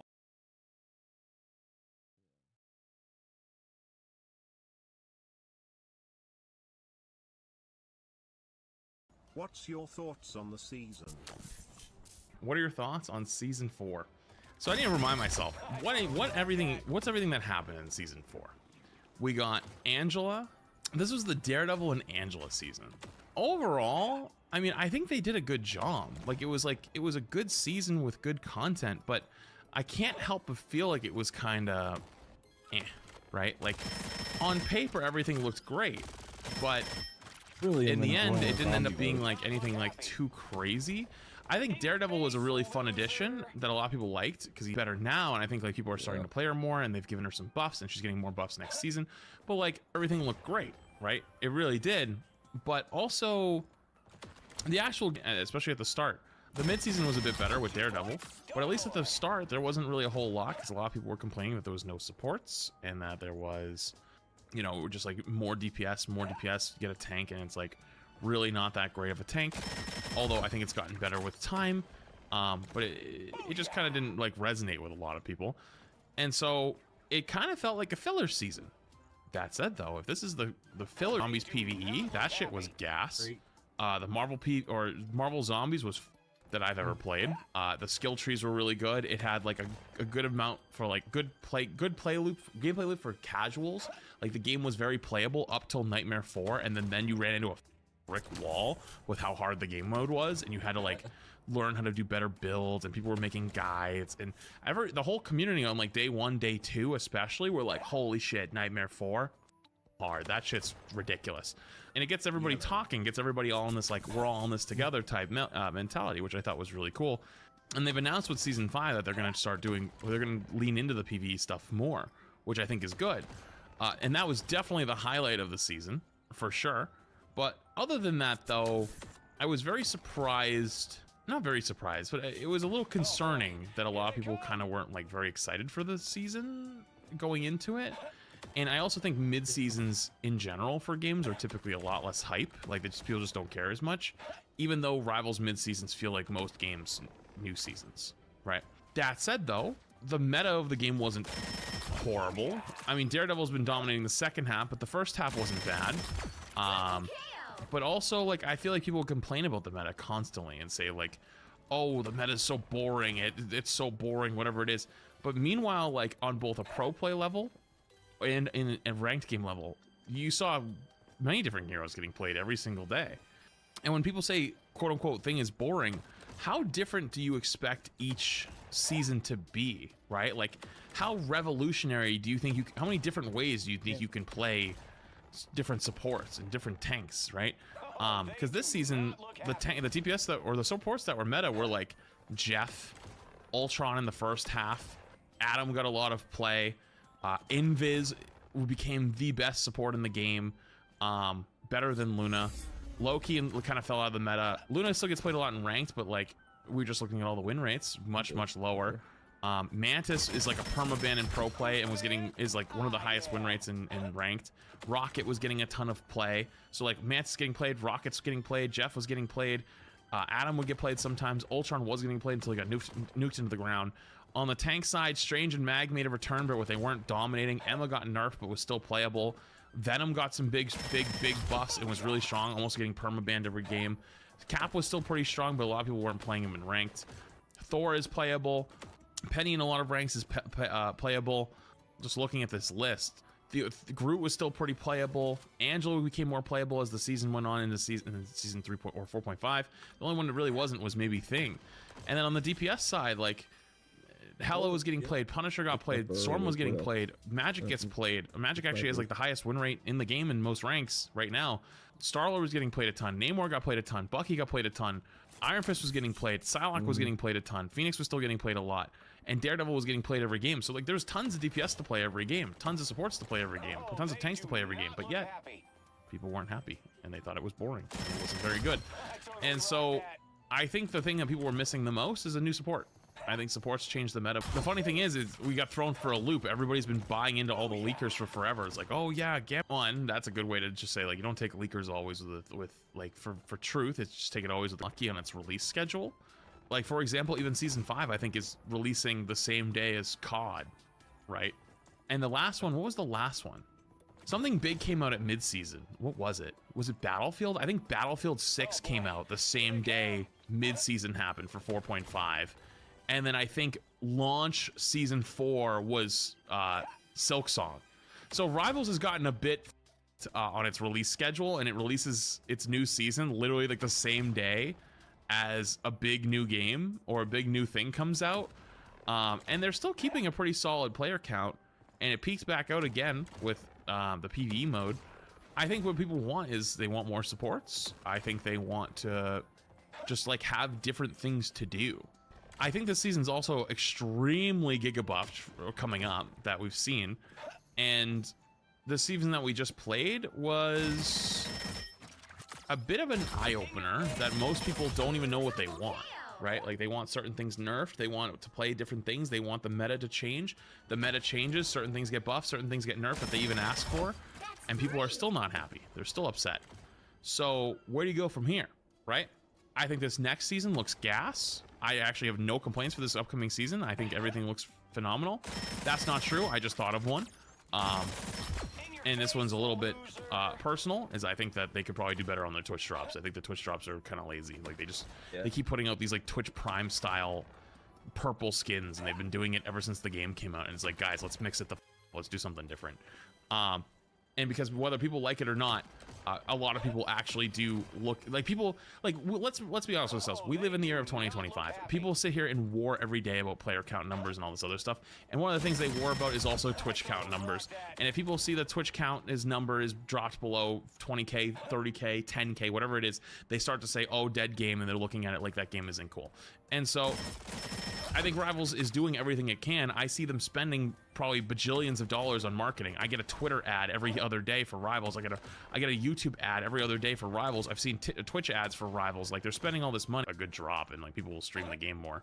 But also, just like, they kind of just got to keep doing what they're doing. But also, their competitor Overwatch is starting to step things up a little bit. Overwatch is definitely hinting that they're doing more like lore-based stuff, which is what they really needed. So I wonder if Rivals would ever consider that, because like, they do have the giant Marvel Cinematic Universe. I wonder if they would have their own Rivals storyline beyond what they say every season, right? Like, every season they tell us a little story in like a 2-3 paragraph version, but what if there was more than that, you know? They need to address throwers ASAP. I'm gonna be real with you, I agree, but also at the same time, the average person's definition of a thrower is very different than what it actually is. But the thing about the quote-unquote throwers and leavers is, I wouldn't say is like that as much. I'd just say that Rivals is a little too lenient on their bullshit, right? Like, if people's toxic or throwing, or for example, Rivals is just pretty lenient. Like, they'll get like a 15-minute comp ban, you know? You get what I mean? And if like someone drops some slurs in your game, they're muted for an hour, and it's like, okay, you know, is that kind of really the community you want for this game long term? I don't know. I don't know if it is. I don't think that's probably a very good idea. But also, it shouldn't be the opposite end, where it's just like everyone's getting banned under the sun and then everyone's afraid to talk. You know, you got to have a middle ground somewhere. So overall, I'd say season 4, even though it looked really good, and it probably in all intents and purposes should have been a very good season, was kind of meh. And I liked the season going in, but I realized as it went off, I just didn't have a desire to play. The other thing is they're bringing back stacking now. So if you're GM and below, you can play with all your friends again, which is a great change. Because I think most people, myself included, don't like playing with a bunch of randoms. I hate playing with a bunch of randoms. They're kind of annoying 95% of the time. And like, that other 5% of the time is rare, but like, what if I just queued with my friends instead? And then I didn't have to worry about that, right? And then people scream and complain from the top of the sun, the top of the sky, oh, boosted, whatever. And it's like, dude, we had restricted matchmaking for 2.5 seasons, and people were still quote unquote boosted all over the place and still quote unquote throwing all over the place. So it clearly doesn't solve the problem. We just think it'll solve the problem, but it actually doesn't. You're never gonna fully solve that kind of stuff. And the only time it ever gets solved is if like people get reported for it and they get banned. But that's also a tougher one, because like, who gets to decide what is throwing? And like, it kind of needs a human touch. And do they have a human touch with it, or is it AI? Who knows? So that's also a nice change that's coming with this upcoming season. Having new stuff to do too, I think, is always nice. I think the nightmare mode showed us that, you know? I think the nightmare mode showed us that we really just need new stuff. Like, a new hero every season is fantastic, honestly amazing, like literal breaking the industry standards type content. But also, it needs to be more evenly distributed. Yeah, there's the new 18 versus 18 mode. Yeah, but we haven't seen it though, so I don't know. We're talking 4.5, 4.0 chat. Like, I watched 4.5. You want me to predict the thing that's coming up? I couldn't tell you. I'm just telling you that we need more new stuff, it appears to be. Regardless though, I think this game is stabilized as well. And I think that people need to stop getting rage baited by the random Twitter accounts and random article writers who put out the Rivals has lost 85% of its player base things, because I went back and looked. I saw the first cases of that was like legitimately in April or like June or something, like somewhere between. Or was another one like Rivals lost 85% of its player base, and everyone's like, oh my god, the game's dying, oh my god, the game's dying. I'm like, guys, it's been like leveled off since like legitimately July. Like, yeah, it has little drops and bursts, but like it's legitimately leveled off since July. Like, I don't know what the are somehow getting rage baited by this shit constantly. And unfortunately, Rivals just has to fight it on its own terms, and the only way you can fight it on its own terms is by, you know, doing what you can and making sure that people see that your game is doing well beyond some random rage posts on Twitter. And how do they see that? Well, if they see, oh, it's lost 85% of their player base, they might go check Steam charts. They might just open Twitch. They might just open YouTube. They might see whatever it is, right? So overall, I'm hoping that Season 5 will be a season that a lot of people end up loving, myself included, because admittedly, I haven't been playing nearly as much of the game. And reading all the tank changes made me excited, but also part of me is worried for, obviously, super power creep. And I've already opened Twitter earlier, and I saw like a bunch of pro player reactions. They're like, what the f, these patch notes, they're huffing some shit. And you know, part of me kind of laughs because I used to always kind of agree, but I'm also hitting the point where I'm like, dude, just like, this game isn't hyper competitive, and like, you could make it. But if they're not going to do that, then they should keep leading the way they're doing, like the more hyper casual reset season where you just nuke everybody back to the floor, and yeah, everyone will complain. So pretty much. Oh, have they brought back the old battle passes yet? I know they maybe talked about doing that. I don't know. Did they do that yet? I actually have been completing all mine, the mini ones. Not yet. Only season 0. Okay, so yeah, I think there's some other cosmetic stuff that they could end up doing that would be pretty well, or pretty well received.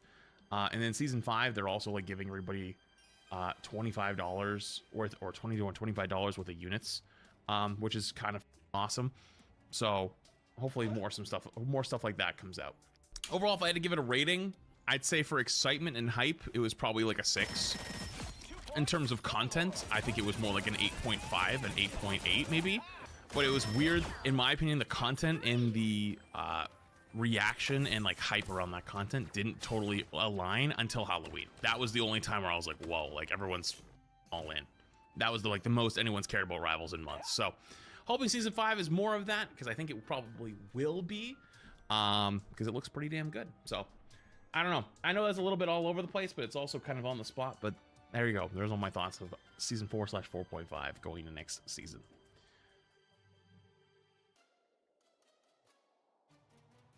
Yeah, I think I'm kind of on board because I started playing around Halloween week anyway. I started playing maybe the week before I knew that they were coming out with a zombie mode again. I had stopped in season 1.5 after season 1.5. I was really having trouble there. I think I figured it out and yeah, I think I figured out how to get that cleared up for the motors to like have like, I don't know, looks like they were like shifting across the screen. I don't know, it's weird to describe. But I think we resolved it, and I had to change my RAM settings around yesterday that actually helped. I can actually have a YouTube video playing, stream, and watch Scarred, which is great. It's running fine, no issues, not even overloading my graphics. Doing really well. All right, I gotta go to the bathroom.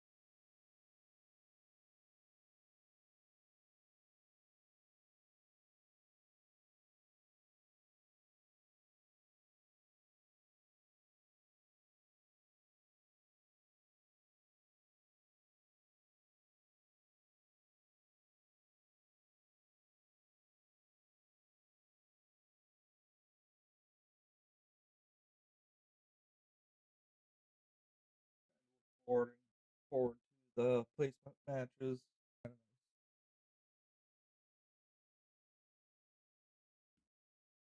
Be able to like play for skins, already by achievements and doing all the events and stuff. At the end of a season, you can get a skin, but like I'm already back up to like 700.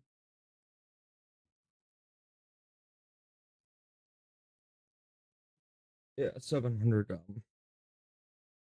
blue coins in rivals. So that's a big help, and it makes me want to grind more because that means I can get more cool skins. I think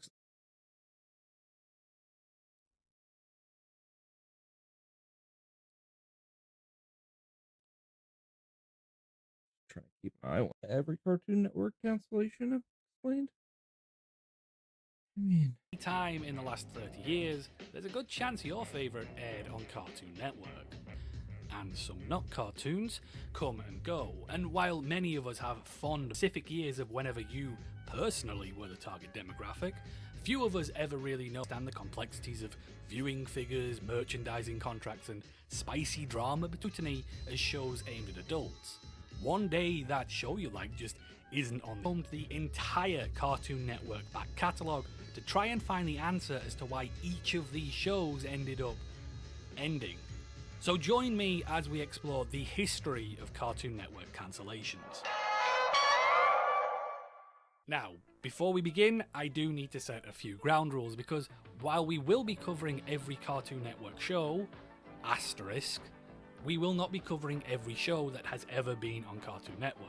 And what I mean by that is that in the early days of Cartoon Network, the majority of its broadcasting was classic cartoons from the Hanna-Barbera library of 60s, 70s, and 80s shows. And there's no point talking about why those shows ended when they'd already finished decades before Cartoon Network even existed. So rule number one is that to be in this list, it has to be a show which had new episodes debut on Cartoon Network before any other channel. No reruns of retro Hanna-Barbera shows, so no Hong Kong Phooey, and no reruns of recent cartoons that aired on other stations originally, so no Shaolin Showdown. Now, in the UK and other territories, Shaolin Showdown did premiere on Cartoon Network, but in the US it had its first run on Kids WB, which brings us to rule number 2. This list is based specifically on programming from Cartoon Network USA, and for 3 good reasons. 1, it's realistically where most of the audience for this video will be from. 2, it's the region with the most readily available information about these shows. And 3, it's the audience that had the most impact on the fate of these shows. America is where Cartoon Network is based, and it's where the big decisions get made.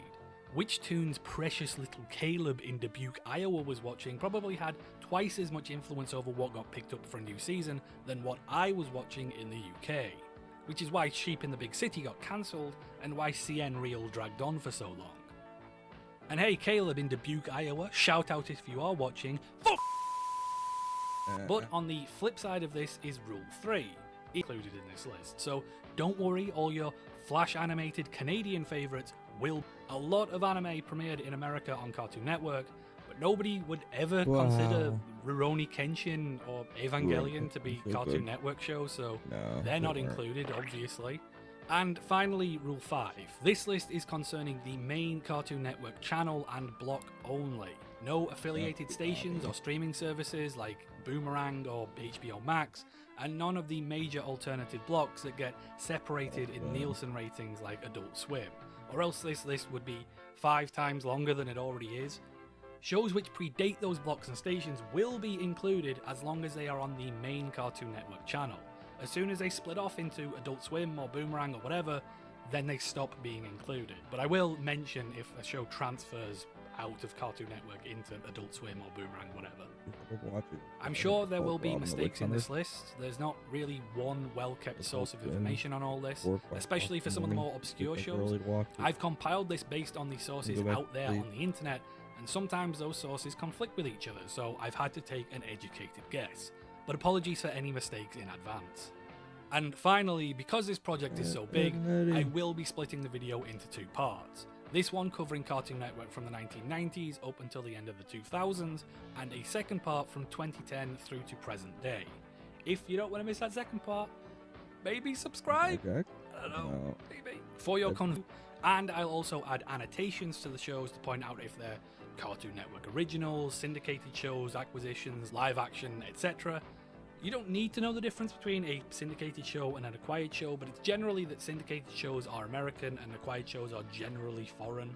For international shows, I'll also try and include the flags of the countries that produce the series. And so, with all of that out of the way, let's begin.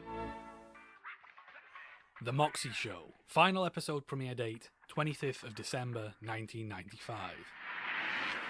Take it!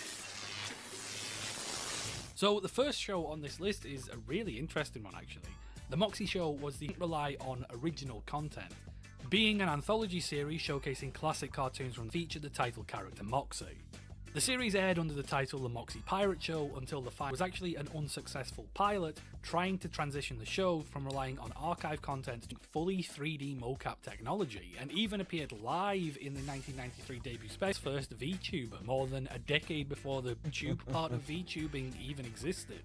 A lot of The Moxie Show is now lost media, with only a few full episodes existing today. The Moxie Show was cancelled in 1995 after 24 episodes, largely because it just didn't prove that popular with audiences, and because Cartoon Network decided to pass on the Moxie and Flea pilot. The Real Adventures of Johnny Quest. Final episode premiere date, 16th of April, 1997. Another interesting entry early on the list is the Real Adventure 6 reboot. This iteration of the show would be an ambitious adventure series using both that much of the show myself, but I do remember it having one of the best intros of any cartoon. Because it aired on Cartoon Network, TBS and TNT at the same time, and wasn't brand bearer, with the new owners receiving high demand from fans for new Johnny Quest content. But because developers Peter Lawrence and Takashi Masunaga wanted a more mature take on the series. And hell led to Lawrence and Masunaga being taken off the show, and some of their original ideas being reworked and ranged from adult fans of Johnny Quest. The show failed to establish strong ratings with its target demographic of young boys, and merchandise sales were poor.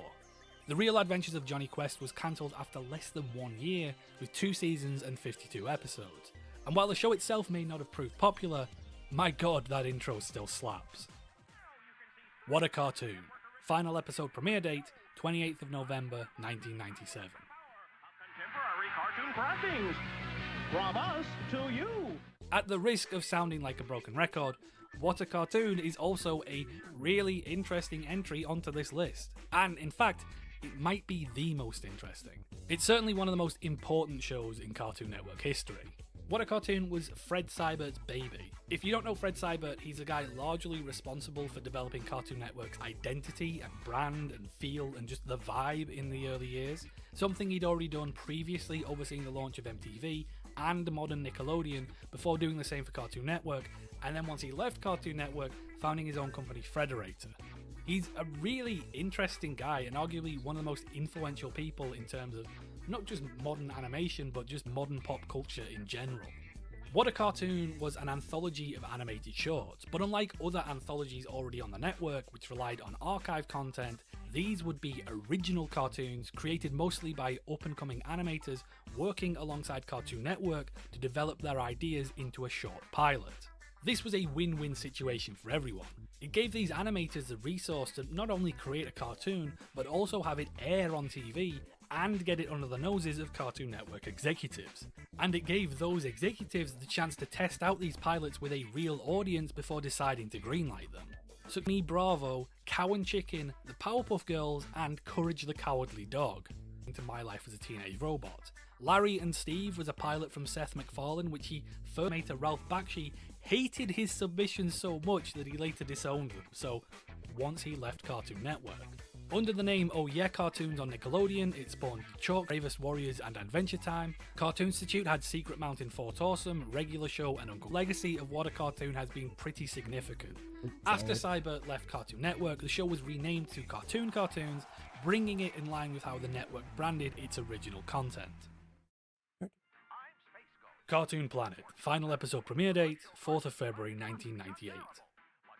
It's next on Cartoon Network. was a spin-off of Space Ghost Coast to Coast, in which Space Ghost characters would introduce classic turns. Cartoon Planet was then reduced to a 30-minute format without the classic cartoons, so it was just turn the entire show into one of those fan edit videos where it's like Cartoon Planet but without the context. Although, to be fair, Space Ghost did just kind of work like that anyway.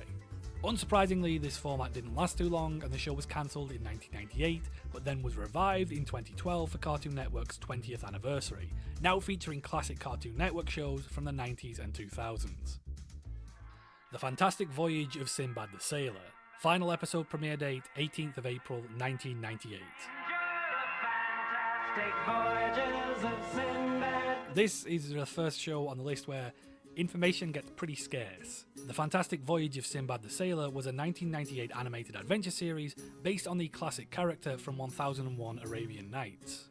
Not a lot of information out there about this series, other than it was produced by Fred Wolf Films, who did the original Teenage Mutant Ninja Turtles cartoon, and that Sinbad was a first-run syndication on Cartoon Network, meaning that it wasn't produced specifically for Cartoon Network, they just bought the rights to premiere it.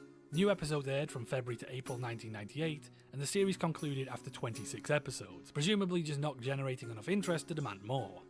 Note that The Fantastic Voyage of Sinbad has no relation to The Adventures of Sinbad, Sinbad Legend of the Seven Seas, still ongoing as to why everyone in the late 90s and early 2000s was so down bad for Sinbad. 11th of May 1998. Using your imagination, check out Big Bag, now on Sundays at 7. Big Bag was Cartoon Network's first original show to include live action and puppetry, and was a preschool collaboration between Cartoon Network and the Gym, interspersed with animated shorts from around the world. It featured cartoons from the UK. Future Courage the Cowardly Dog creator John R. Dilworth made one of those recurring series called Ace and Ava 3. Big Bag ended after 2 seasons and 39 episodes. Presumably this was due to costs, as full-blown Jim Henson Muppet productions are notoriously expensive, plus the fact that they then had to license the animated segments on top of that. They'd already reduced the number of featured series by half between seasons, so you can see they were trying to cut down on costs. And the fact that preschool shows didn't fit Cartoon Network's core brand at the time, it's not hard to see why this one didn't continue.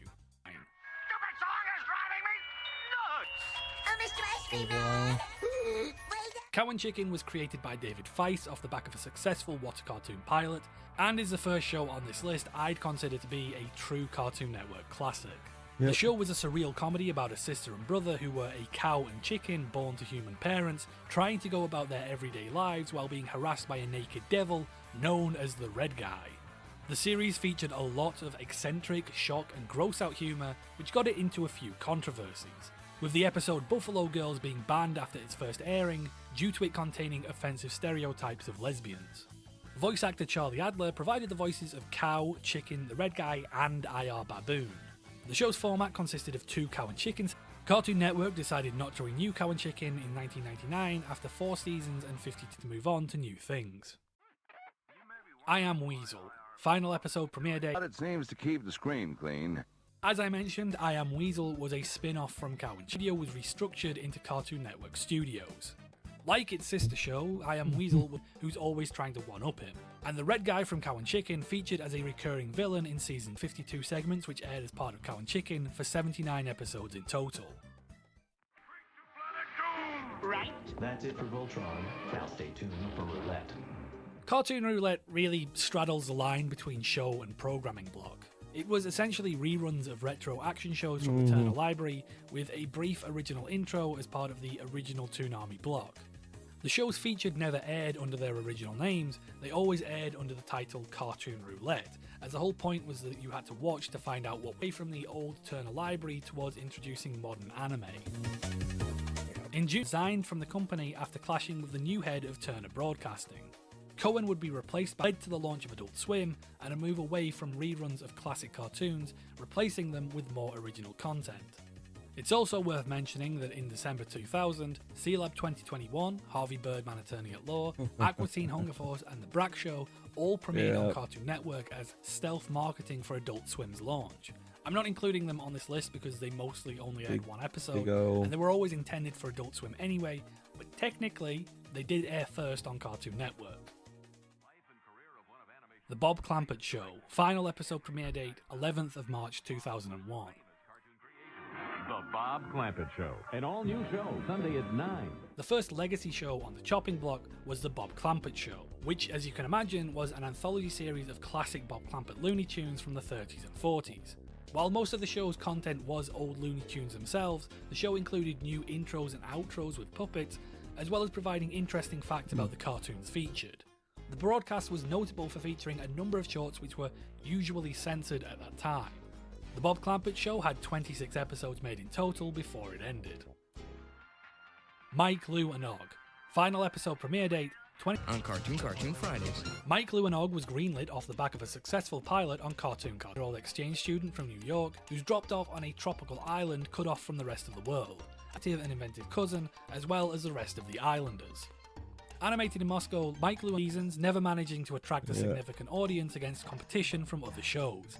Not being Space Ghost Coast to Coast. Final episode premiere date 22nd of July 2000. Yeah, if you never really watched Space Ghost, I'm not sure where to begin with this one. Created by Mike Lazo, 60s cartoon Space Ghost to interview real celebrities. The in-universe premise to help him host the show.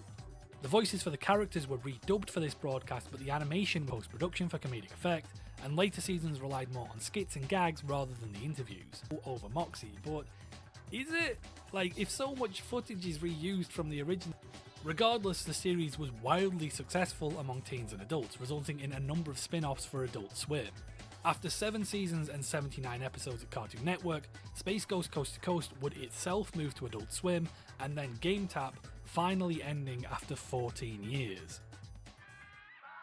Sheep in the Big City. Final episode premiere date 7th of April 2002. Pilot Sheep in the Big City was a comedy featuring a sheep who's moved to the city. In order to the style of comedy for the show was notable for relying a lot on wordplay and meta humor, with episodes being Sheep in the Big City struggled to compete against other shows for ratings and never really stood out, even though episodes. The Tex Avery Show. Final episode premiere date. Before you jump to conclusions, no, this is not the Wacky World. No, the Tex Avery Show was essentially the same as the Bob Clampett Show, but with Tex Avery's Warner Brothers 9 episodes produced until it ended in 2002, as part of the network's move away from legacy media. Premiere date 23rd of August 2002. Continuation of What a Cartoon, giving Cartoon Network a chance to air pilots from new animators, with the possibility included Mike, Lou and Og, Sheep in the Big City, codenamed Kids Next Door, Grim and Evil, stopped using the Cartoons branding for their original programming. Grim and Evil. Final episode premiere date 18th of October 2002. Like I said, Grim and Evil had a successful Cartoons pilot and got the green light from the network. This Maxwell Atoms comedy was split into 2 distinct segments, namely the Grim Adventures of Billy and Mandy and Evil Con Carne, both of which were later spun off into their own shows. Like Cow and Chicken, the format had 1 Evil segment sandwiched between 2 Grim segments. A second season of the show was produced and originally intended to air as season 2 of Grim and Evil. Technically, Grim and Evil only has 1 season of 13 episodes, or 39 segments, intended. Courage the Cowardly Dog. Final episode premiere date 22nd of November 2002. Stupid dog! You made me look bad! Greenlit from a successful What a Cartoon pilot that also got Oscar nominated, Courage the Cowardly Dog would go on to become one of Cartoon Network's most iconic shows. Created by John R. Dilworth, this series was a dark comedy and has to protect them and the farm from the unexplainable phenomena which plagues the town of Nowhere, Kansas. The series is notable for its use of disturbing, sometimes scary plots and imagery, easily taking the place as Cartoon Network's scariest show. This was prime creepypasta material back in the day. Though spooks weren't the only thing the show had going for it, with the series also featuring a strong use of comedy, music and character writing. Courage ended in 2002 after completing its contract of 52 episodes, with the new Cartoon Network management deciding not to continue the series. Despite that, the show is fondly remembered today as one of Cartoon Network's most unique and celebrated shows. Oh Canada. Final episode premiere date 9th of December 2002. Oh, Canada. Oh Canada was an anthology of animated shorts from the National Film Board of Canada. Airing late at night, the series focused more on adult. The series ended when Cartoon Network let their contract with the National Film Board of Canada expire. Max Steel. Final episode premiere date 13th of... Max Steel was a CGI action series created by Mattel to promote, but Cartoon Network acquired the rights in 2001 and aired its third and final season. Late Night Black and White. Final premiere date 30th of December. Another late night anthology show, this time focusing on black and white cartoons including Betty Boop in 2002. It was eventually removed due to changes in programming brought about by the launch of Adult Swim. Pacola. Final episode premiere date 27th of May 2003. Pacola, a new show, weekday mornings at 10. Pacola was a Canadian-Japanese CGI cartoon based off of popular Japanese children books, acquired by Cartoon Network to show in the US. The show follows Pacola, a cube penguin who lives in Cube Town with other cube animals and the troubles he runs into by enthusiastically trying to help them. I'm not 100% sure why it ended, but it got 26 episodes over 2 seasons. With it being a Canada-Japan production, it probably needed both sides to sign on for more episodes, and for whatever reason, one or both decided it wasn't worth continuing the series. Sitting Ducks. Final episode premiere date 5th of July 2003. Who named this show anyway? Sitting Ducks, Monday through Friday. The 2003. Yeah, good memories.